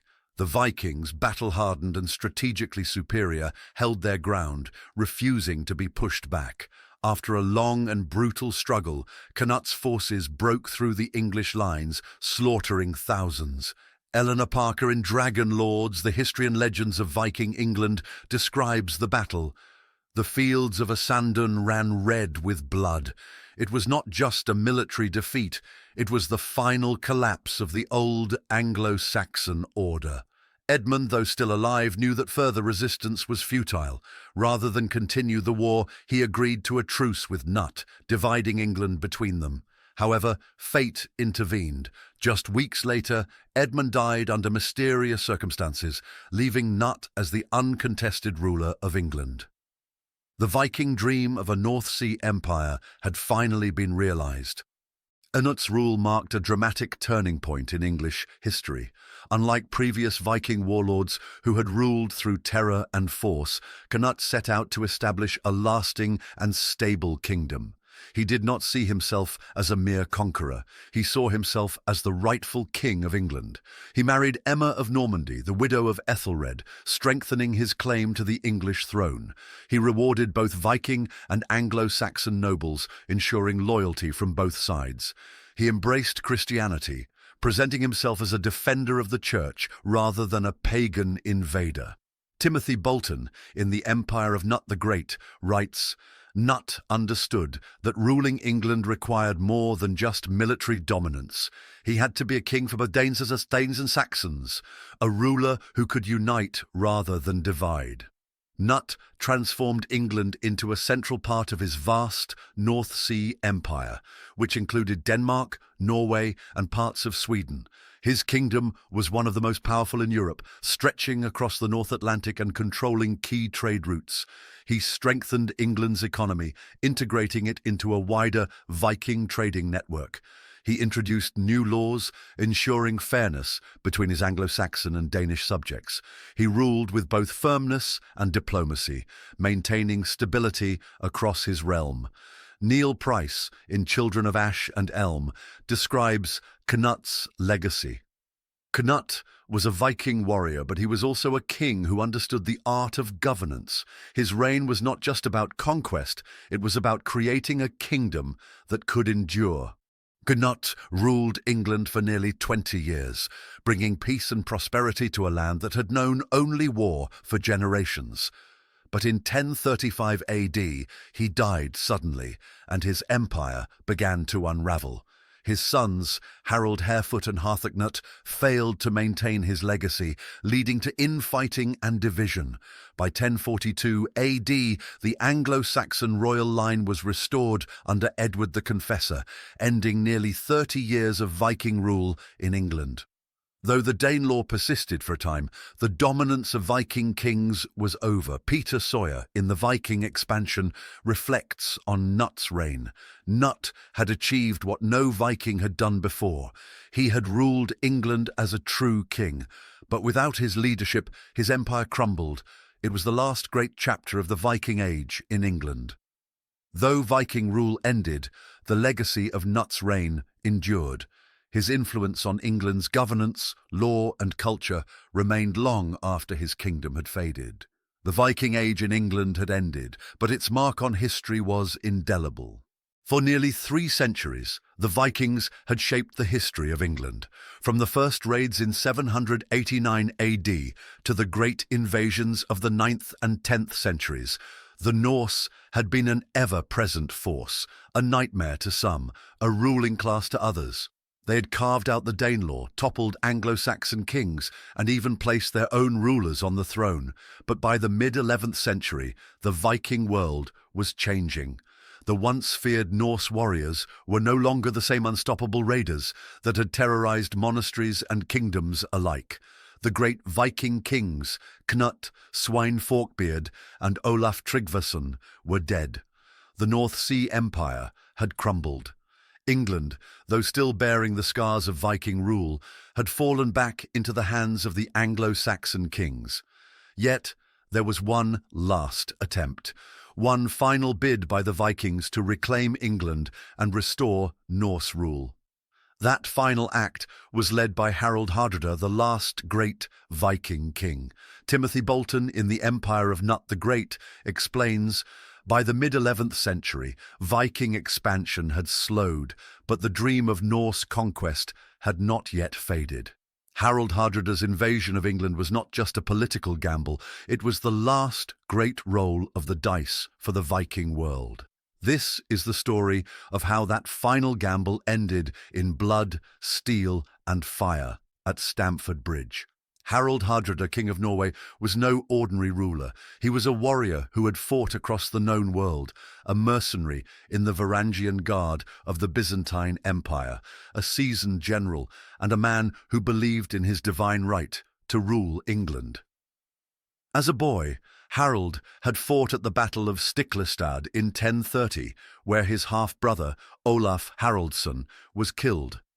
He had spent years in exile, serving as a feared commander in Byzantium, before returning to reclaim the Norwegian throne in 1046 AD.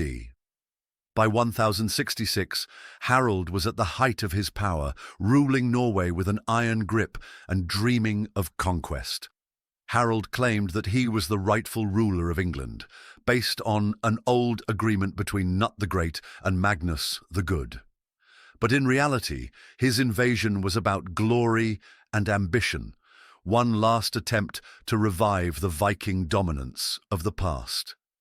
Eleanor Parker, in Dragon Lords, describes Harold as the embodiment of the Viking warrior ideal, a man who had fought in a dozen lands, who had built his power through the sword, and who believed that fate had chosen him to be King of England.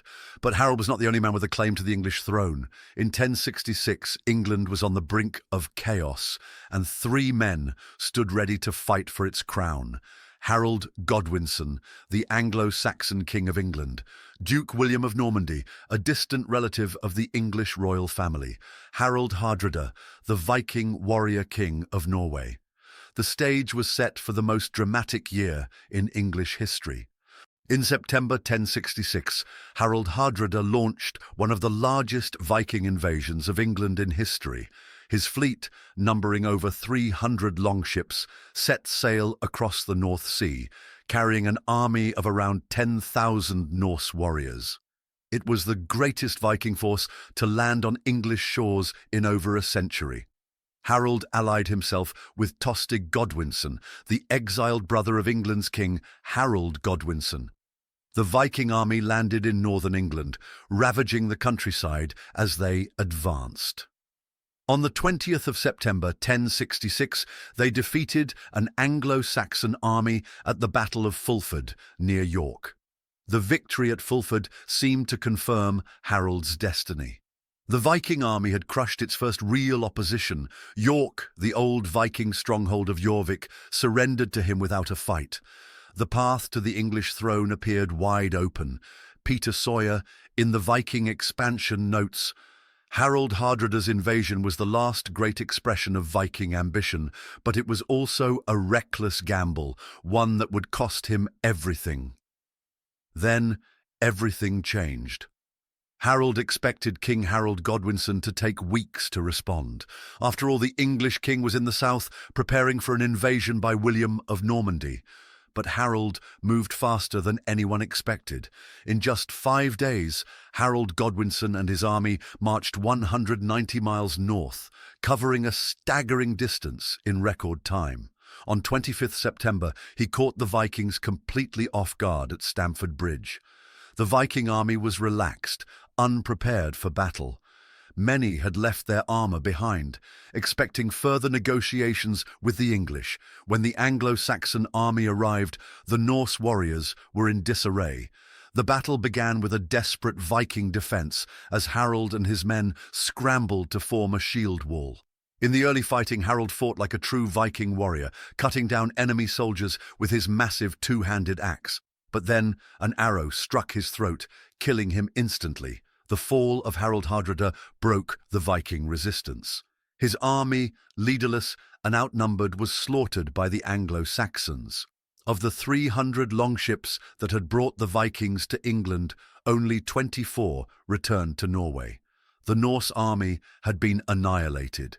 Neil Price, in Children of Ash and Elm, describes Stamford Bridge as the final moment of the Viking Age, a battle that ended with the death of the last great Norse king, and with him the last serious attempt at Viking rule in England. The Viking dream of England was over. Harold Godwinson's victory at Stamford Bridge was short-lived. Just 3 weeks later, on the 14th of October, 1066, he faced William the Conqueror at the Battle of Hastings. The English, exhausted from fighting the Vikings, were defeated by the Normans. Harold Godwinson was killed, and William became King of England. With this, the old Anglo-Saxon and Viking worlds faded, replaced by a new Norman order. Though Viking raids would continue for a few more years, the age of Norse rule in England was over. England had fallen not to the Vikings, but to the Normans, a people who, ironically, were descended from Vikings themselves. Peter Sawyer, in The Viking Expansion, reflects, Stamford Bridge was the end of the old world. It was the last time a Viking army would fight for the throne of England. After 1066, the Vikings no longer shaped the fate of this land. The Viking Age in England began with a raid in 789 AD. It peaked with the Danelaw, the reign of Cnut, and the invasions of 1066. It ended with the deaths of Harold Hardrada and Harold Godwinson. After Stamford Bridge, the Viking world never again threatened England. The Norse had left their mark, but their time as conquerors was over. The Viking Age had ended.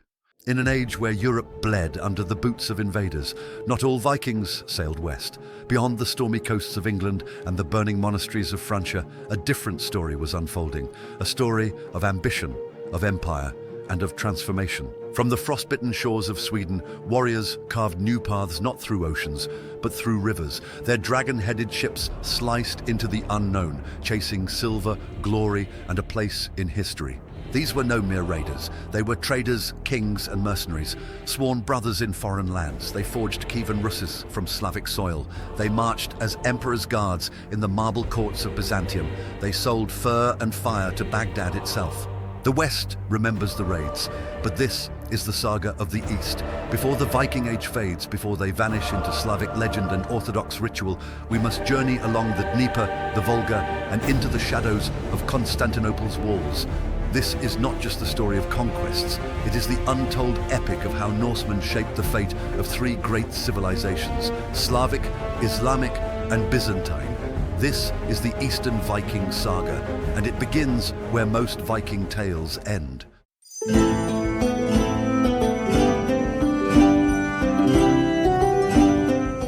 Before the name Russia echoed in the halls of power, before Orthodox cathedrals crowned the skyline of Kiev, there was a forgotten beginning.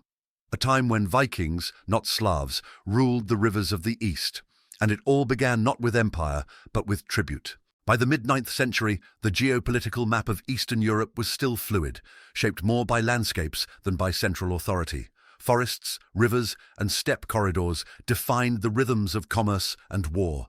Into this space came the Varangians, a term used in the East to describe Norse adventurers, traders, and warriors, primarily of Swedish origin. These men were known to the Greeks as Varangoi, to the Slavs as Variagi, and to themselves as Verangiar, a word that, in Old Norse, meant those sworn by an oath. Simon Franklin, professor of Slavonic studies at University of Cambridge, in his book The Emergence of Russ, 750 to 1200 writes, the Russ were not merely interlopers, they became architects of a political system that would outlive their own cultural identity. By the way, let's explore shortly where the term Rus, a term foundational to the history of Russia, Ukraine, and Belarus, came from.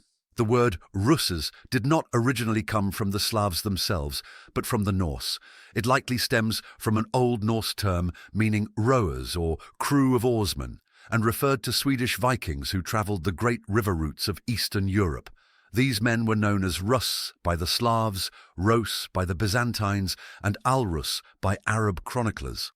Long before the rise of Russia, these were the Norse adventurers who gave the land its name.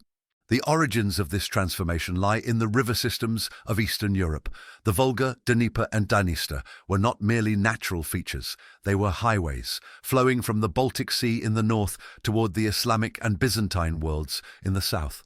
It was along these routes that the early Norse settlers, later called the Russ, began to build their influence. The primary chronicle, a 12th century East Slavic compilation often attributed to the monk Nestor, recounts a key legend. In 862 AD, the local Slavic and Finnic tribes of the Novgorod region invited a Varangian chieftain named Rurik to rule over them. The chronicle states, "Our land is great and rich, but there is no order in it. Come to rule and reign over us." Though the historical accuracy of this invitation is debated, the political reality is clearer. The arrival of Scandinavian elites brought military cohesion, hierarchical governance, and commercial acumen. From their early base in Ladoga and later Novgorod, the Rus established a loose but expanding system of control over the Finno-Ugric and Slavic tribes of the north. Jonathan Shepherd is a British historian specializing in early medieval Russia, the Caucasus, and the Byzantine Empire. Regarding those events, he writes, "The Volga and Dnieper systems were not frontiers, but bridges, linking Scandinavia, Byzantium, and the Caliphates. From Ladoga, Rurik's successors pushed southward. Around 882, Oleg of Novgorod, a relative of Rurik, seized control of Kiev, a strategic stronghold on the Dnieper River. By uniting the northern Rus's lands with this key southern hub, Oleg laid the foundations of a new polity, Kievan Rus. This consolidation was more than military. Kiev allowed the Varangians to insert themselves directly into the lucrative trade networks flowing toward Constantinople and Baghdad. The city became a nodal point between three civilizations, the Norse north, the Slavic forest zones, and the imperial south. Here, Byzantine silk, Abbasid silver, and Slavic furs crossed paths. It is important to understand that this state was not centralized in the modern sense. Kievan Rus was a confederation of tribute-paying principalities, loosely bound by blood, fear, and trade. Yet, its cultural and political influence would prove lasting. Florin Curta, professor of medieval history at the University of Florida, in his book The Making of the Slaves from 2008, writes, "The Norse in the East did not merely assimilate, they redefined the meaning of rulership and territory in the Slavic world. This fusion was most visible in language and elite identity. While Norse personal names dominated in the earliest records, Rurik, Oleg, Igor, within a generation they began to adopt Slavic titles and customs. This process, described by scholars as cultural creolization, did not signal immediate Norse disappearance, but rather adaptation. The warrior elite maintained Scandinavian burial customs and weapons well into the 10th century, even as they married into Slavic nobility and adopted local languages. Rune stones found in Sweden further illuminate this eastward migration. Many commemorate the deaths of young men who never returned from Ostervägar, the Eastern Way. Places like Gardariki, the land of towns, appear frequently in these inscriptions, a Norse term often equated with the Slavic lands around Novgorod and Kiev. Peter Heather, professor of medieval history at King's College, London, notes, "The runestones of Sweden speak to a generation of men for whom the East was a land of opportunity and death." Economic motivations drove much of this expansion. Viking settlements in the West had been shaped by land, hunger, and raiding. In the East, it was commerce that defined Varangian activity. They moved amber, wax, honey, and most crucially, slaves downriver in exchange for silver dirhams, minted in Baghdad, and often found hoarded in Gotland and other parts of Scandinavia. Thomas S. Noonan, professor of history and anthropology from University of Minnesota, writes, "Russ's silver hoards are a direct record of a vast commercial engine driven by the demand of the Islamic world. Yet, it was not all trade. From the very beginning, tribute and coercion were key tools of Russ's rule. The chronicle notes that the Varangians took tribute from the Slavs and Chuds, often violently. This duality, merchant and marauder, defined their presence. The complex geography of the region also played a role. The river portage system required deep local knowledge and political negotiation. In many ways, the early Russes functioned as intermediaries, both culturally and commercially, between steppe and forest, between Christendom and Islam, between Scandinavia and Byzantium. Archaeological finds from Gniozdovo, Staraya Ladoga, and Novgorod confirm the existence of bustling trading settlements with mixed populations, combining Scandinavian, Slavic, and Finnic elements. Norse-style weapons and jewellery appear alongside Slavic ceramics and Byzantine coins. The burial grounds of these communities show both inhumation and cremation, a clear sign of overlapping traditions. By the early 10th century, the Russes had begun to establish diplomatic relations with Byzantium itself. In 911, a treaty was signed between Oleg and Emperor Leo VI.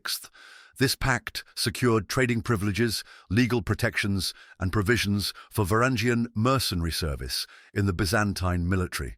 The Russes' elite had become recognized actors on the world stage. Angeliki E. Liu, former professor of Byzantine history at Harvard University, notes, "The Russes emerged as a political force not merely by conquest, but by embedding themselves in the diplomatic economy of Byzantium." By the time of Prince Igor and his widow Olga, Kievan Rus had shifted from a loose Norse tribal colony into a true regional power.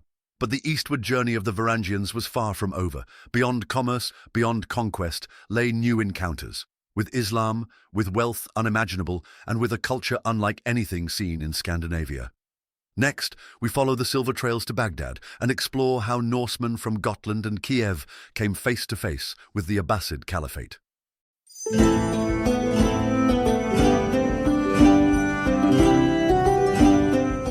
They came not to conquer, but to trade, yet the impact of their presence rippled across two continents. Before the Crusades, before Marco Polo, there was another link between Europe and the Islamic world, a northern one, forged not by diplomats, but by tattooed traders from the forest of Russ. Few remember it, but behind every hoard of silver buried in Swedish soil lies a forgotten connection to Baghdad. By the early 9th century, a remarkable transformation was underway in Eurasia. While Western Europe reeled from Viking raids and fragmented polities, the Abbasid Caliphate, headquartered in Baghdad, stood as the most powerful cultural and economic force in the world. A metropolis of learning, wealth, and innovation, Baghdad was not only the political capital of Islam, but also its commercial heart, drawing in goods from China, India, East Africa, and, curiously, Northern Europe. Into this world entered the Russ, Norse-speaking traders who had by now established themselves in the riverine corridors of Eastern Europe. Their motivation was clear: silver. The Abbasid economy, unlike the gold-based systems of Byzantium or the barter-heavy structures of Northern Europe, was silver-driven. Silver dirhams, minted in Samarra and Baghdad, became the most coveted currency in the Viking world. Thomas S. Noonan notes, Islamic silver fueled the Viking Age. The dirham was not just a coin, it was a catalyst. The Volga trade route became the primary axis of this exchange, beginning near Novgorod and passing through key trading centers like Gniozdovo and Bulgar on the Middle Volga. The route connected the Baltic Sea with the Caspian Sea and, by extension, with the Abbasid world. Archaeological evidence supports the scale of this trade. Over 85,000 Islamic silver coins, many from the 9th and 10th centuries, have been discovered in Scandinavia, especially in Gotland, the Swedish island that served as a linchpin for Eastern trade. Neil Price is a professor in the Department of Archaeology and Ancient History at Uppsala University in Sweden. In his monumental work on Viking history, Children of Ash and Elm, from 2020, he wrote, "The sheer volume of dirhams found in Sweden suggests not occasional contact, but an entrenched, long-term economic relationship." But this relationship was not one of equals. The Abbasids regarded the northern peoples as barbaric but useful, suppliers of fur, amber, and above all, slaves. The Russ, for their part, had little interest in cultural assimilation.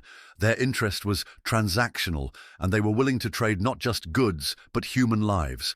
The Arab geographer Ibn Khordadbeh, writing in the 9th century, notes that the Russes would travel down the Volga with furs, swords, and Slavic slaves, which they sold in Muslim markets. From Baghdad, these slaves were dispersed throughout the caliphate, serving in households, armies, and labor sectors.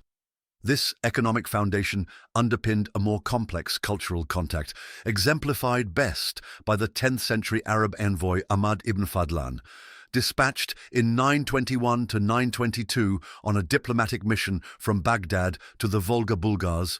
Ibn Fadlan encountered a group of Russ's merchants along the river. His account, preserved in the Risala, remains the most vivid primary source we possess about the Russes from an external observer. Ibn Fadlan's observations are both fascinated and appalled. He describes the Russ as tall, strong, and physically striking. "I have never seen more perfect physical specimens, tall as palm trees, with blonde hair and ruddy skin. Each man has an axe, a sword, and a knife, and never leaves them." He comments extensively on their hygiene, their religious rituals, and most famously, their funerary practices. Ibn Fadlan witnessed the ship cremation of a Russ's chieftain, a ritual involving animal sacrifice, alcohol consumption, and the death of a female slave intended to accompany her master into the afterlife. Though often sensationalized in later Western interpretations, Ibn Fadlan's testimony remains central for understanding how the Norse culture was perceived by the Islamic world. James Montgomery is Sir Thomas Adams's Professor of Arabic at University of Cambridge. Fadlan's account does not merely describe the Russ, it positions them in a moral geography suspended between barbarity and fascination. Not all encounters were peaceful. As the Russ grew wealthier and bolder, some groups abandoned the trading model in favor of direct raiding. In 913, a fleet of 500 Russ's ships sailed across the Caspian Sea and attacked the Iranian coast near Gorgan, plundering towns and enslaving inhabitants. On their return journey, however, they were ambushed by Khazar forces, allies of the Abbasids. Most were killed or enslaved in turn. A second expedition in 943 saw the Russes capture Barda, the capital of the region of Aran, modern Azerbaijan. There they remained for several months, wreaking havoc until an outbreak of dysentery forced their withdrawal. Jonathan Shepherd in The Emergence of Russes writes, "The campaigns of 913 and 943 illustrate the duality of Russes' expansion, economic penetration coupled with opportunistic violence." These violent encounters should not obscure the broader picture. Most Rus's contact with the Islamic world was economic, not military. By the late 10th century, Scandinavian presence in the Volga basin declined, coinciding with the Christianization of Kievan Rus' in 988 under Vladimir the Great. As Orthodox Christianity replaced Norse paganism and Byzantine models of governance replaced tribal structures, the need for long-distance expeditions decreased. Yet the legacy of this contact endured. The silver from Baghdad not only fueled the Scandinavian economy, it helped finance state building in Eastern Europe. Kievan Rus, unlike its Western Viking contemporaries in England or Normandy, was not just a military enterprise. It was a commercial civilization forged in the intersection between Norse ambition and Islamic prosperity. Florin Kurta, in The Making of the Slavs, notes, "The Russes' connection to the Islamic world is one of the most understudied pillars of medieval globalization. By the dawn of the 11th century, the great silver caravans had begun to fade. The Abbasid Caliphate itself was in decline, and new regional powers emerged. But the memory of the Russ lingered in the dirhams buried beneath Swedish fields, in the Arab chronicles of tattooed giants, and in the Slavic cities they helped raise. In the next chapter, we follow the Varangians into Byzantium, where they would trade their axes for imperial coin and become not conquerors or merchants, but bodyguards to emperors.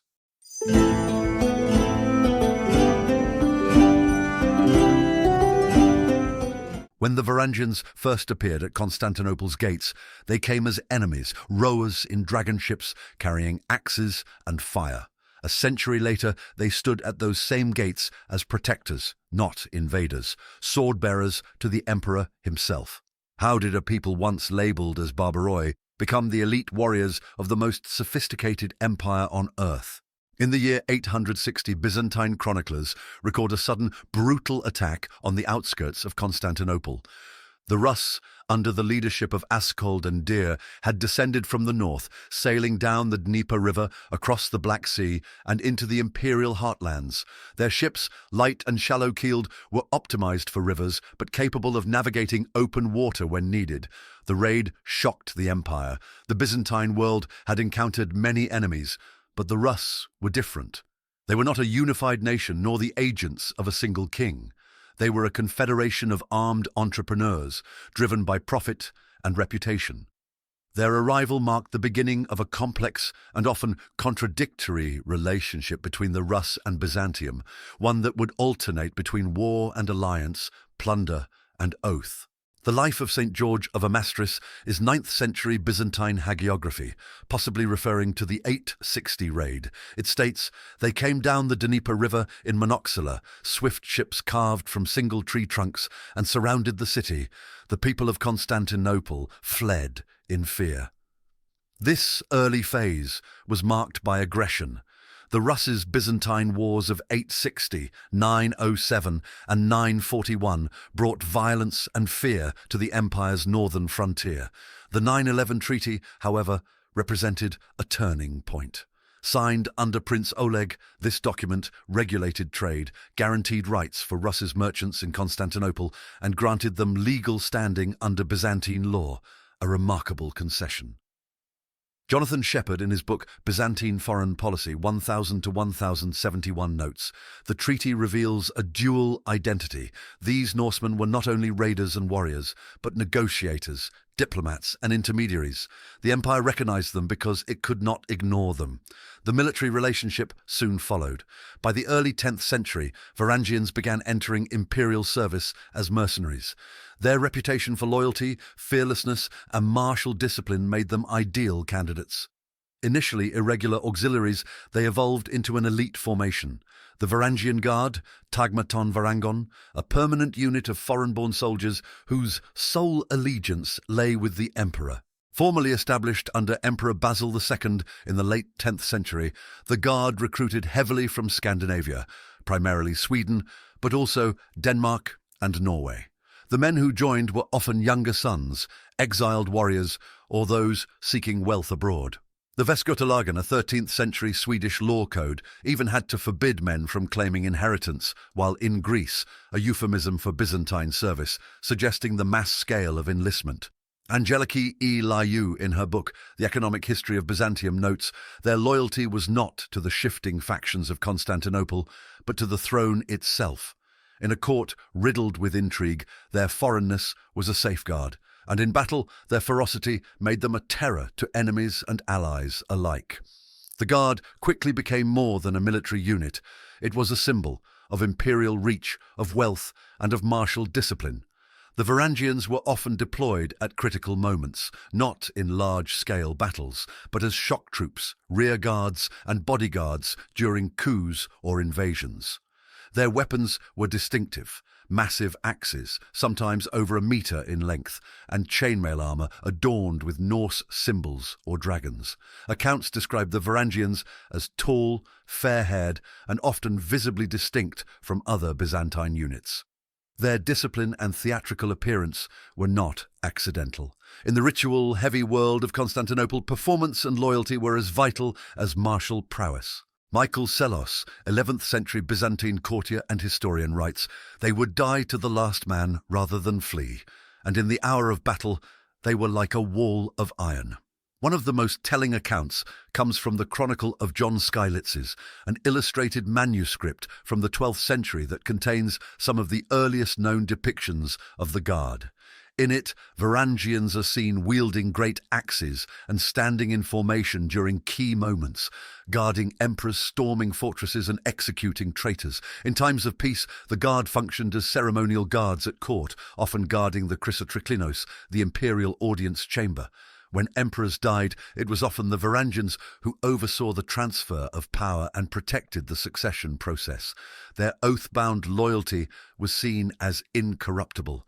Despite their formal allegiance to Byzantium, the Varangians retained traces of their Scandinavian identity. Some brought their own rune masters to carve commemorative stones upon their return. In Sweden, the so-called Greece runestones reference journeys to Miklagardr, the Old Norse name for Constantinople. The runestone U161, now the coat of arms of Täby municipality in Sweden, bears a Byzantine cross and memorializes a man named Ulf who had served in the East. Another runestone describes Ragnvaldr, a captain of the guard, returning to Sweden and raising a stone in memory of his mother. Peter Heather notes, "The runestones are echoes of identity. They speak of glory, distance, and death. In these carvings, Constantinople was not just a city, it was a rite of passage." Over time, the Guard evolved. After the Norman conquest of England in 1066, many Anglo-Saxons fled their homeland and found refuge in Constantinople. From the late 11th century onward, the Guard became increasingly Anglo-Saxon in character, with former English nobles and warriors joining its ranks. This shift did not erase the unit's foundational character, but added new layers. Both Vikings and Anglo-Saxons shared a tradition of oath-bound warrior service, and many were united by a common enemy: the Normans, whose expansion had displaced them. The Verangian Guard remained a critical force until the 13th century. It fought in the Battle of Dyrrhachium, 1081, helped suppress rebellions, and played a key role in the defense of imperial authority. However, with the Fourth Crusade and the sack of Constantinople in 1204, the Guard's importance declined. Some remnants survived in the restored empire, but their role was never the same. Yet even in decline, their image persisted. Norsemen in imperial service, wielding axes for a foreign emperor in a city of marble domes and golden icons. In the ruins of Hagia Sophia, runic inscriptions, simple carvings from anonymous Varangians, remain etched into the marble balustrades. The journey of the Varangians into Byzantium reveals a deeper truth: that the Viking world was never defined by isolation or barbarity. It was a mobile, adaptive, and outward-facing culture, capable of reshaping itself to suit the needs of empire. But as Byzantium's power waned and Kievan Russes Christianized, the Varangians disappeared from the chronicles. Their legacy passed not into myth, but into memory, carved in stone, told in foreign tongues, and buried beneath layers of forgotten silver. Next, we turn to the afterlife of this encounter: how Varangian memory, Norse identity, and Slavic statehood evolved in the centuries after the Viking Age ended.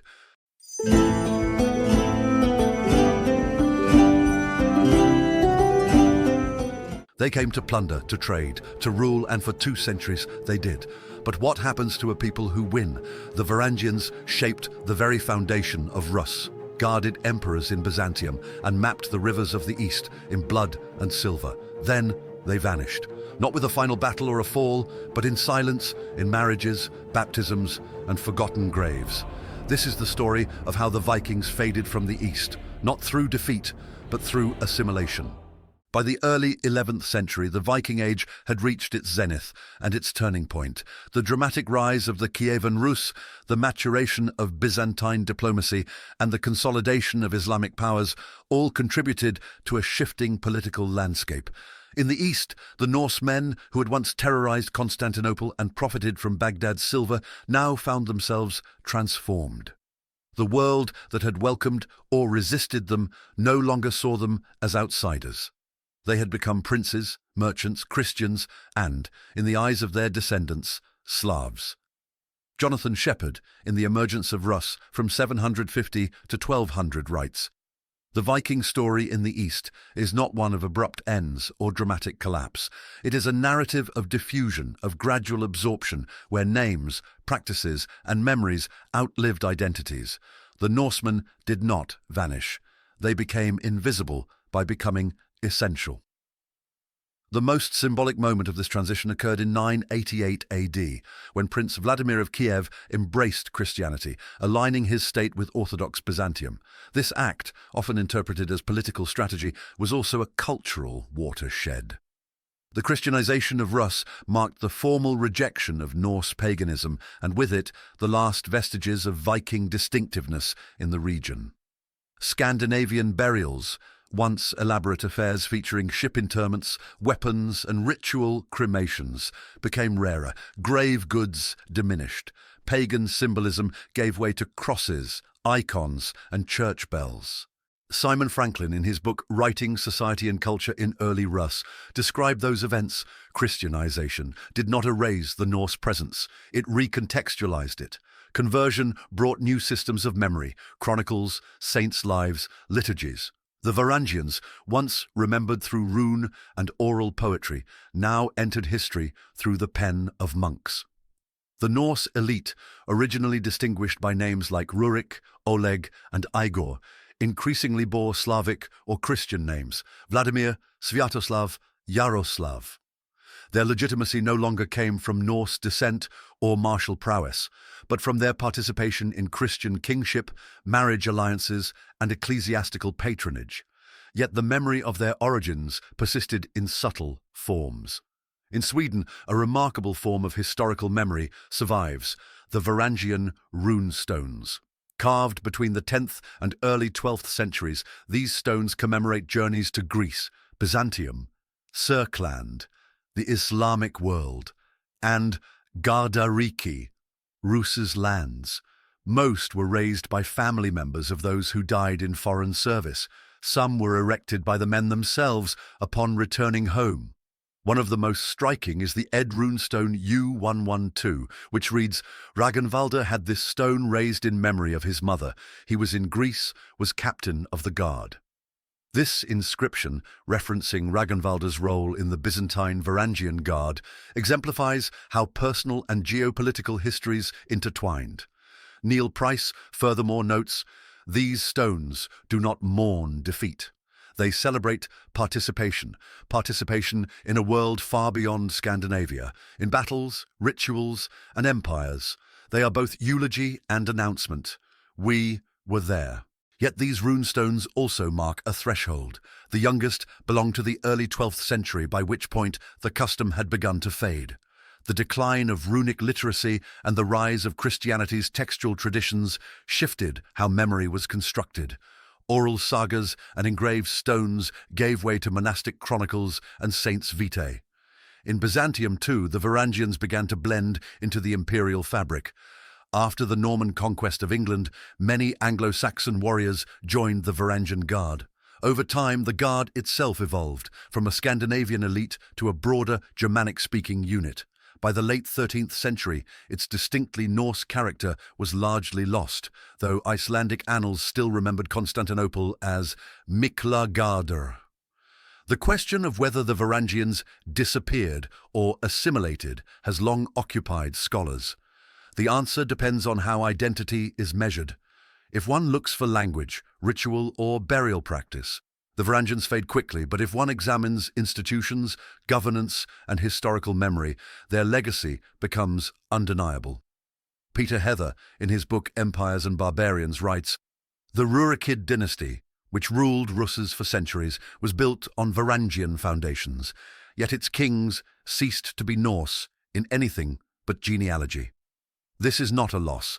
It is the success of state building, where ethnic origin gives way to political legitimacy. By the mid-11th century, the Scandinavian influx into Russes had largely ended. The routes down the Volga and Dnieper were no longer filled with Varangian traders. Instead, Russes' princes sent envoys and armies along them. The political centre had shifted from Varangian raiders to Slavic Christian monarchs. What remains of the Varangians is found not in identity but in historiography, in how others wrote them into history. The primary chronicle, compiled in the early 12th century, frames the Varangians as founders. Rurik is portrayed not as a foreign conqueror, but as the chosen prince of the people, a bringer of order. Yet this retrospective view masks the messiness of cultural contact. The chronicle, written by Christian monks, smooths over the pagan past, the violence of conquest, and the contradictions of assimilation. Florin Curta, in The Making of the Slavs, writes, "The chronicle's depiction of the Varangians is as much about 12th century identity as it is about 9th century events. In remembering them as legitimate founders, it sanctifies the existing order. Myth becomes history, conquest becomes inheritance. This transformation from outsider to founder, from pagan to proto-Christian, reflects the larger narrative of medieval state formation. The Vikings, who once stood outside Christendom's moral universe, had become part of its political architecture. By the time Ibn Battuta passed through the steppes in the 14th century, the Varangians were no longer mentioned. Their axes, once feared in Byzantium, had given way to the swords of Slavic princes and the doctrines of Orthodox monks. Yet in the stone of Sweden, the marble of Hagia Sophia, and the pages of the chronicle, their memory endured. They did not leave ruins nor a written literature of their own, but they left behind structures, political, military, and cultural, that persisted. The end of the Viking Age in the East was not a collapse. It was a transformation, from raiders to rulers, from pagans to Orthodox Christians, from Norsemen to Slavs. The Varangians became part of the very worlds they once disrupted. In the end, their greatest conquest was not territory, but legacy.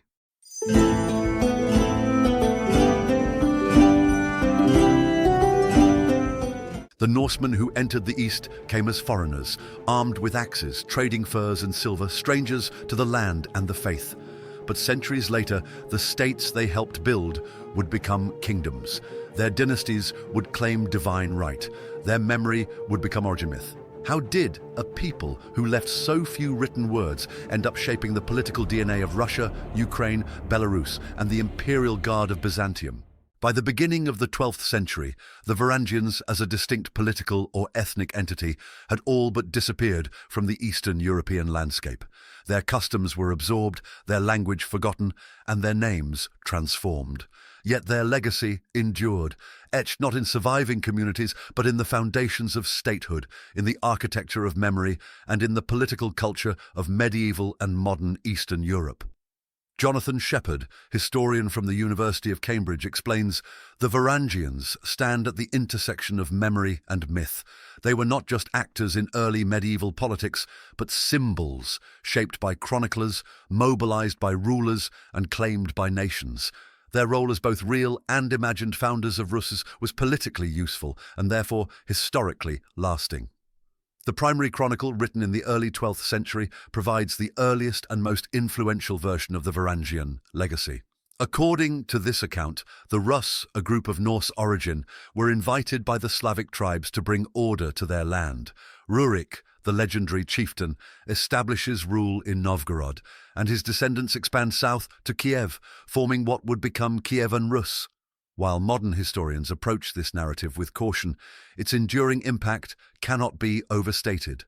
The chronicle does not merely record history, it constructs a foundational myth, one in which foreign leadership is legitimized through invitation, order, and continuity.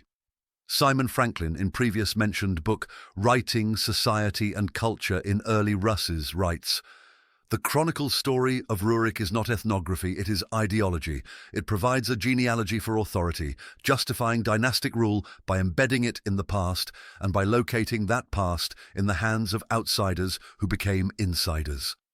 The Rurikid dynasty, which ruled parts of Eastern Europe until the late 16th century, anchored its authority in this narrative. Whether or not Rurik existed as described, his symbolic presence provided a frame of legitimacy. From Vladimir the Great to Yaroslav the Wise, Russ's rulers invoked their Varangian descent not to appear foreign, but to assert a lineage of power, stability, and martial strength.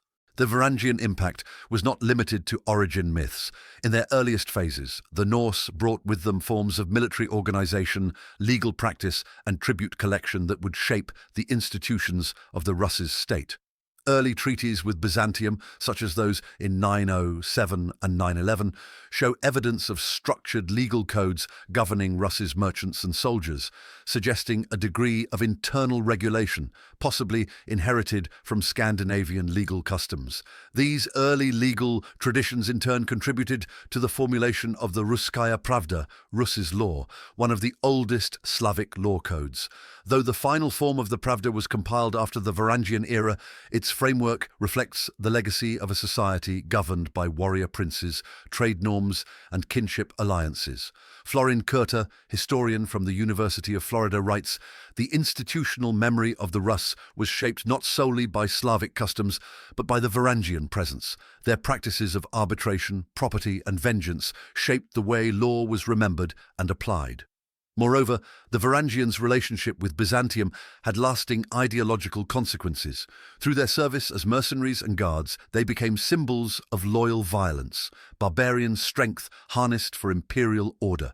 The Verangian Guard, once composed of Norse warriors, became a metaphor for incorruptibility, invoked long after the Norse had vanished from its ranks. Angeliki E. Liu furthermore notes, the Guard was not merely functional. It was symbolic, representing loyalty beyond politics, devotion to the throne rather than the court. It was the mythology of the outsider turned enforcer, a role Byzantium found repeatedly useful. As modern nation-states began constructing their own historical narratives in the 19th century, the Varangians became a contested symbol. In Russia, the Rurikid legacy was embraced as the cornerstone of imperial identity, connecting the Romanov dynasty to a mythic past of order and sovereignty. In Ukraine, the story of Kiev's early rulers became central to a national story of independence and cultural distinction, and yet both narratives relied on the same foundational myth, that the Norse had come, ruled, and then vanished, leaving behind a people and a state transformed. Peter Heather writes, in different centuries and different regimes, the Varangians have been viewed as foreign invaders, civilizing heroes or proto-national founders. Their true historical significance lies not in what they were, but in how they were remembered. This selective memory was visible in the iconography of power. Tsarist Russia commissioned paintings of Rurik's arrival. Soviet scholars, by contrast, downplayed the Norse element, emphasizing instead the Slavic roots of Kievan Rus. In Scandinavia, the eastern journeys of the Vikings became part of national folklore, celebrated in runestones, museums, and historical reenactments. In Sweden, the Gris runestones and Sörkland stones remain among the most tangible relics of the Varangian age. These stones, many erected in the 11th century, commemorate journeys to Byzantium and the Islamic world. Their language is Norse, but their references are global. They describe service in Miklagardr, mention commanders of the Verangian Guard, and occasionally lament the loss of sons who met death in Sörkland. Neil Price, in his monumental work Children of Ash and Elm, writes, "These inscriptions are not mere personal memorials. They are public performances of memory embedded in a landscape that the men left behind. They narrate not only death, but worldliness, declaring that even the smallest village was connected to Constantinople." Even in Constantinople itself, the Norse left their mark. In the upper galleries of Hagia Sophia, faint runic inscriptions can still be seen, scratched into the stone by anonymous Varangians. They do not record theology or politics. One simply reads, Halfdan was here. It is a stark contrast to the grandeur of the basilica, a pagan name etched quietly into Christian marble. Yet it speaks volumes. The story of the Varangians in the East ends not in conquest or destruction, but in transformation. They are among history's most successful intermediaries, founders who left no manifestos, soldiers who wrote no chronicles, kings whose names dissolved into other languages. But their impact remains in the laws of Kievan Rus, in the swords of the Byzantine emperors, in the runestones of Sweden, in the chronicles of monks, and in the contested myths of modern nations. In the final segment of our journey, we return to the rivers that shaped this world, to reflect on what the Varangians truly were.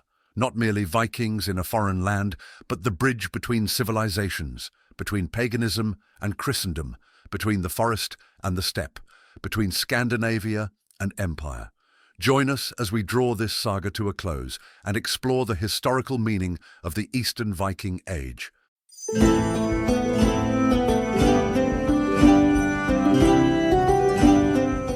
The Viking Age did not end in a blaze of glory. It faded quietly along the rivers of the East. There was no last stand, no final voyage, just silence. But perhaps that is the wrong way to think about endings. What if the real legacy of the Vikings in the East is not what they destroyed, but what they connected, created, and left behind? For over 2 centuries, Norse warriors, merchants, and mercenaries journeyed along the Volga and Dnieper, from the pine forests of Scandinavia to the marble palaces of Constantinople and the minarets of Baghdad. They did not build cathedrals or empires in their own name. They did not leave written chronicles. yet their presence shaped the medieval world in fundamental ways. The Varangians, a term at once specific and evolving, acted as connectors between the Islamic caliphates and Christian empires, between forest tribes and steppe nomads, between the pagan past and the Christian future. Jonathan Shepherd writes, "To write the history of Eastern Europe without the Varangians is to omit the ferryman of its political and cultural transformation. Their ships carried more than goods. They carried institutions, identities, and the rhythms of diplomacy and violence." Historians have often asked whether the Varangians were more than middlemen, whether they imposed real political structures or merely exploited existing ones. But this binary misses the point. Their role was less about domination than intermediation. They built bridges where previously there were barriers. In Kiev and Rus, they imported a hierarchical form of rulership rooted in Norse traditions of elite leadership, fused it with Slavic kinship structures, and later submitted it to Byzantine models of kingship and Christian ethics. The result was not a transplant, but a hybrid political culture, one that endured well beyond their visible presence. The geography of the Eastern Viking Age was defined by rivers, not frontiers. These were open systems, ever-shifting, subject to seasonal rhythms and political tides. The Volga, Dniester, and Dnieper were not mere trade routes. They were corridors of culture where Slavic, Turkic, Norse, and Byzantine worlds met. At key nodes, Novgorod, Kiev, Gnezdovo, Staraya Ladoga, Varangians facilitated more than economic exchange. They enabled cultural contact. They introduced not only silver and weapons, but forms of storytelling, funeral rites, and iconography. Over time, these layered into the evolving identities of the Russes peoples. Neil Price, in Children of Ash and Elm, notes, "The Norsemen did not bring civilization to the east, but they brought motion, and motion brought transformation. They destabilized, but they also connected." In a medieval world of slow movement and local identities, this alone was revolutionary. The Viking ships that sailed east carried amber, furs, and slaves, but they also carried possibility. A man born in Gotland could die fighting for the Byzantine emperor. A youth in Kiev could be buried with Norse weapons and a Christian cross. These lives defy neat categories, and that perhaps is the true character of the Eastern Viking experience. The silence that surrounds the final phase of the Varangian story is partly one of historiography. As Kievan Rus's adopted Orthodox Christianity and Byzantine bureaucratic forms, it no longer recorded Norse deeds or distinctions. The chronicle's narrative shifts. Pagan chieftains give way to pious princes. Genealogy replaces geography. But the memory did not vanish, it simply changed form. In Sweden, runestones tell of men who died in Serkland or served in Greece. In Constantinople, runic graffiti carved into marble columns remain mute but eloquent. In Slavic law codes, echoes of Norse practice linger. In conceptions of Vergild, property, and kinship, Simon Franklin adds, "Historical silence is not absence, it is transformation." The Varangians disappeared from the record not because they were erased, but because they were absorbed into new categories of rulership, faith, and law. The assimilation of the Varangians into Slavic society was not erasure, it was success. They became what they had once ruled. Intermarriage, shared military campaigns, and religious conversion blurred the lines between Varangian and Slav, foreigner and founder. Peter Heather notes, "In the end, the Varangians ceased to be visible because they had succeeded. Their names changed, their gods faded, but their structures endured, in dynasties, in cities, in memories." Modern scholarship emphasizes the fluidity of identity in the medieval world. People did not see themselves in fixed ethnic categories, but in terms of allegiance, family, faith, and opportunity. The Varangians exemplify this. They were Norse by origin, Slavic by adoption, and imperial by service. Their story complicates modern nationalist historiography, which seeks neat origins and clean boundaries. The Rurikid dynasty, descended symbolically or actually from the Varangians, ruled large parts of Eastern Europe until the early modern period. Its longevity is a testament to the success of the political model the Varangians helped shape. princely rule bound by oaths, legitimacy anchored in military power, and later sacralized through Christian kingship. Later, Russian imperial ideology would look back to the Varangians as founders, especially under the Romanovs, who styled themselves as heirs to both Kiev and Byzantium. The Varangian legacy thus extended not only through bloodlines, but through myth-making, iconography, and state ideology. Florin Curta concludes, history remembers the Varangians because states chose to remember them. They were written into the origin stories of empires, not because they were first, but because they were useful. And yet, that usefulness points to a deeper truth, their role as agents of transformation. To speak of the Eastern Viking Age is to speak of a world that defies modern categories. It was neither wholly Scandinavian nor Slavic, neither pagan nor Christian, neither empire nor tribe. It was a world in motion. The Varangians brought with them violence, ambition, and cunning, but also structure, ritual, and roots. They navigated a volatile frontier between civilizations, and in doing so, helped to create new ones. Their story is not one of conquest alone, nor of decline. It is a story of transformation, not just of peoples and powers, but of identity itself. Paul Stevenson, in his monumental work, Byzantium's Balkan Frontier, observes, "The Varangians were not the beginning of Russia, nor were they a footnote to Byzantium. They were something more elusive, a hinge, a moving part in the great machinery of medieval Eurasia. Their world was the river, and like the river, they left a path, not a monument. As we leave the rivers of the East behind, we carry with us the traces of those who rode them, forgotten names, carved stones, silver coins, and the faint impression of axes laid down for crowns. The Eastern Viking Age was never a place. It was a process, a bridge between gods and emperors, tribes and states, memory and myth. In the next and final section, we draw this journey to a close and ask, what does it mean to remember the Varangians today? They came with no flag, no empire followed in their wake, no chronicles bear their voices. And yet, the Varangians changed the world. From the pine-cloaked shores of Sweden to the palaces of Constantinople and the markets of Baghdad, they moved not as conquerors but as connectors. They did not leave kingdoms behind. They left roots, institutions and myths. They passed through Slavic forests, Byzantine courts and Islamic cities, never fully belonging but always shaping. Their story is not just one of raids and riches. It is the story of what lies between war and diplomacy, between paganism and Christianity, between the tribal and the imperial. It is a story that reminds us that history is rarely made by permanence, but by movement. The Eastern Viking Age did not end. It was absorbed. Its people faded not in defeat, but in legacy. And even today, their shadow lingers, in coins unearthed in Gotland, in runes etched into Hagia Sophia's stone, and in the stories we tell about who we are and where we come from. If this journey through the Eastern Viking world gave you a new perspective on history, subscribe for more stories that cross borders and eras. And if you want to explore what happened next, how Kievan Russes evolved, how Byzantium fell, and how memory became myth, watch our other series on the rise of the Orthodox Slavic world and the legacy of the Byzantine Empire. Because sometimes, to understand how nations rise, we must follow the rivers back to where they began. This was the Eastern Viking Saga.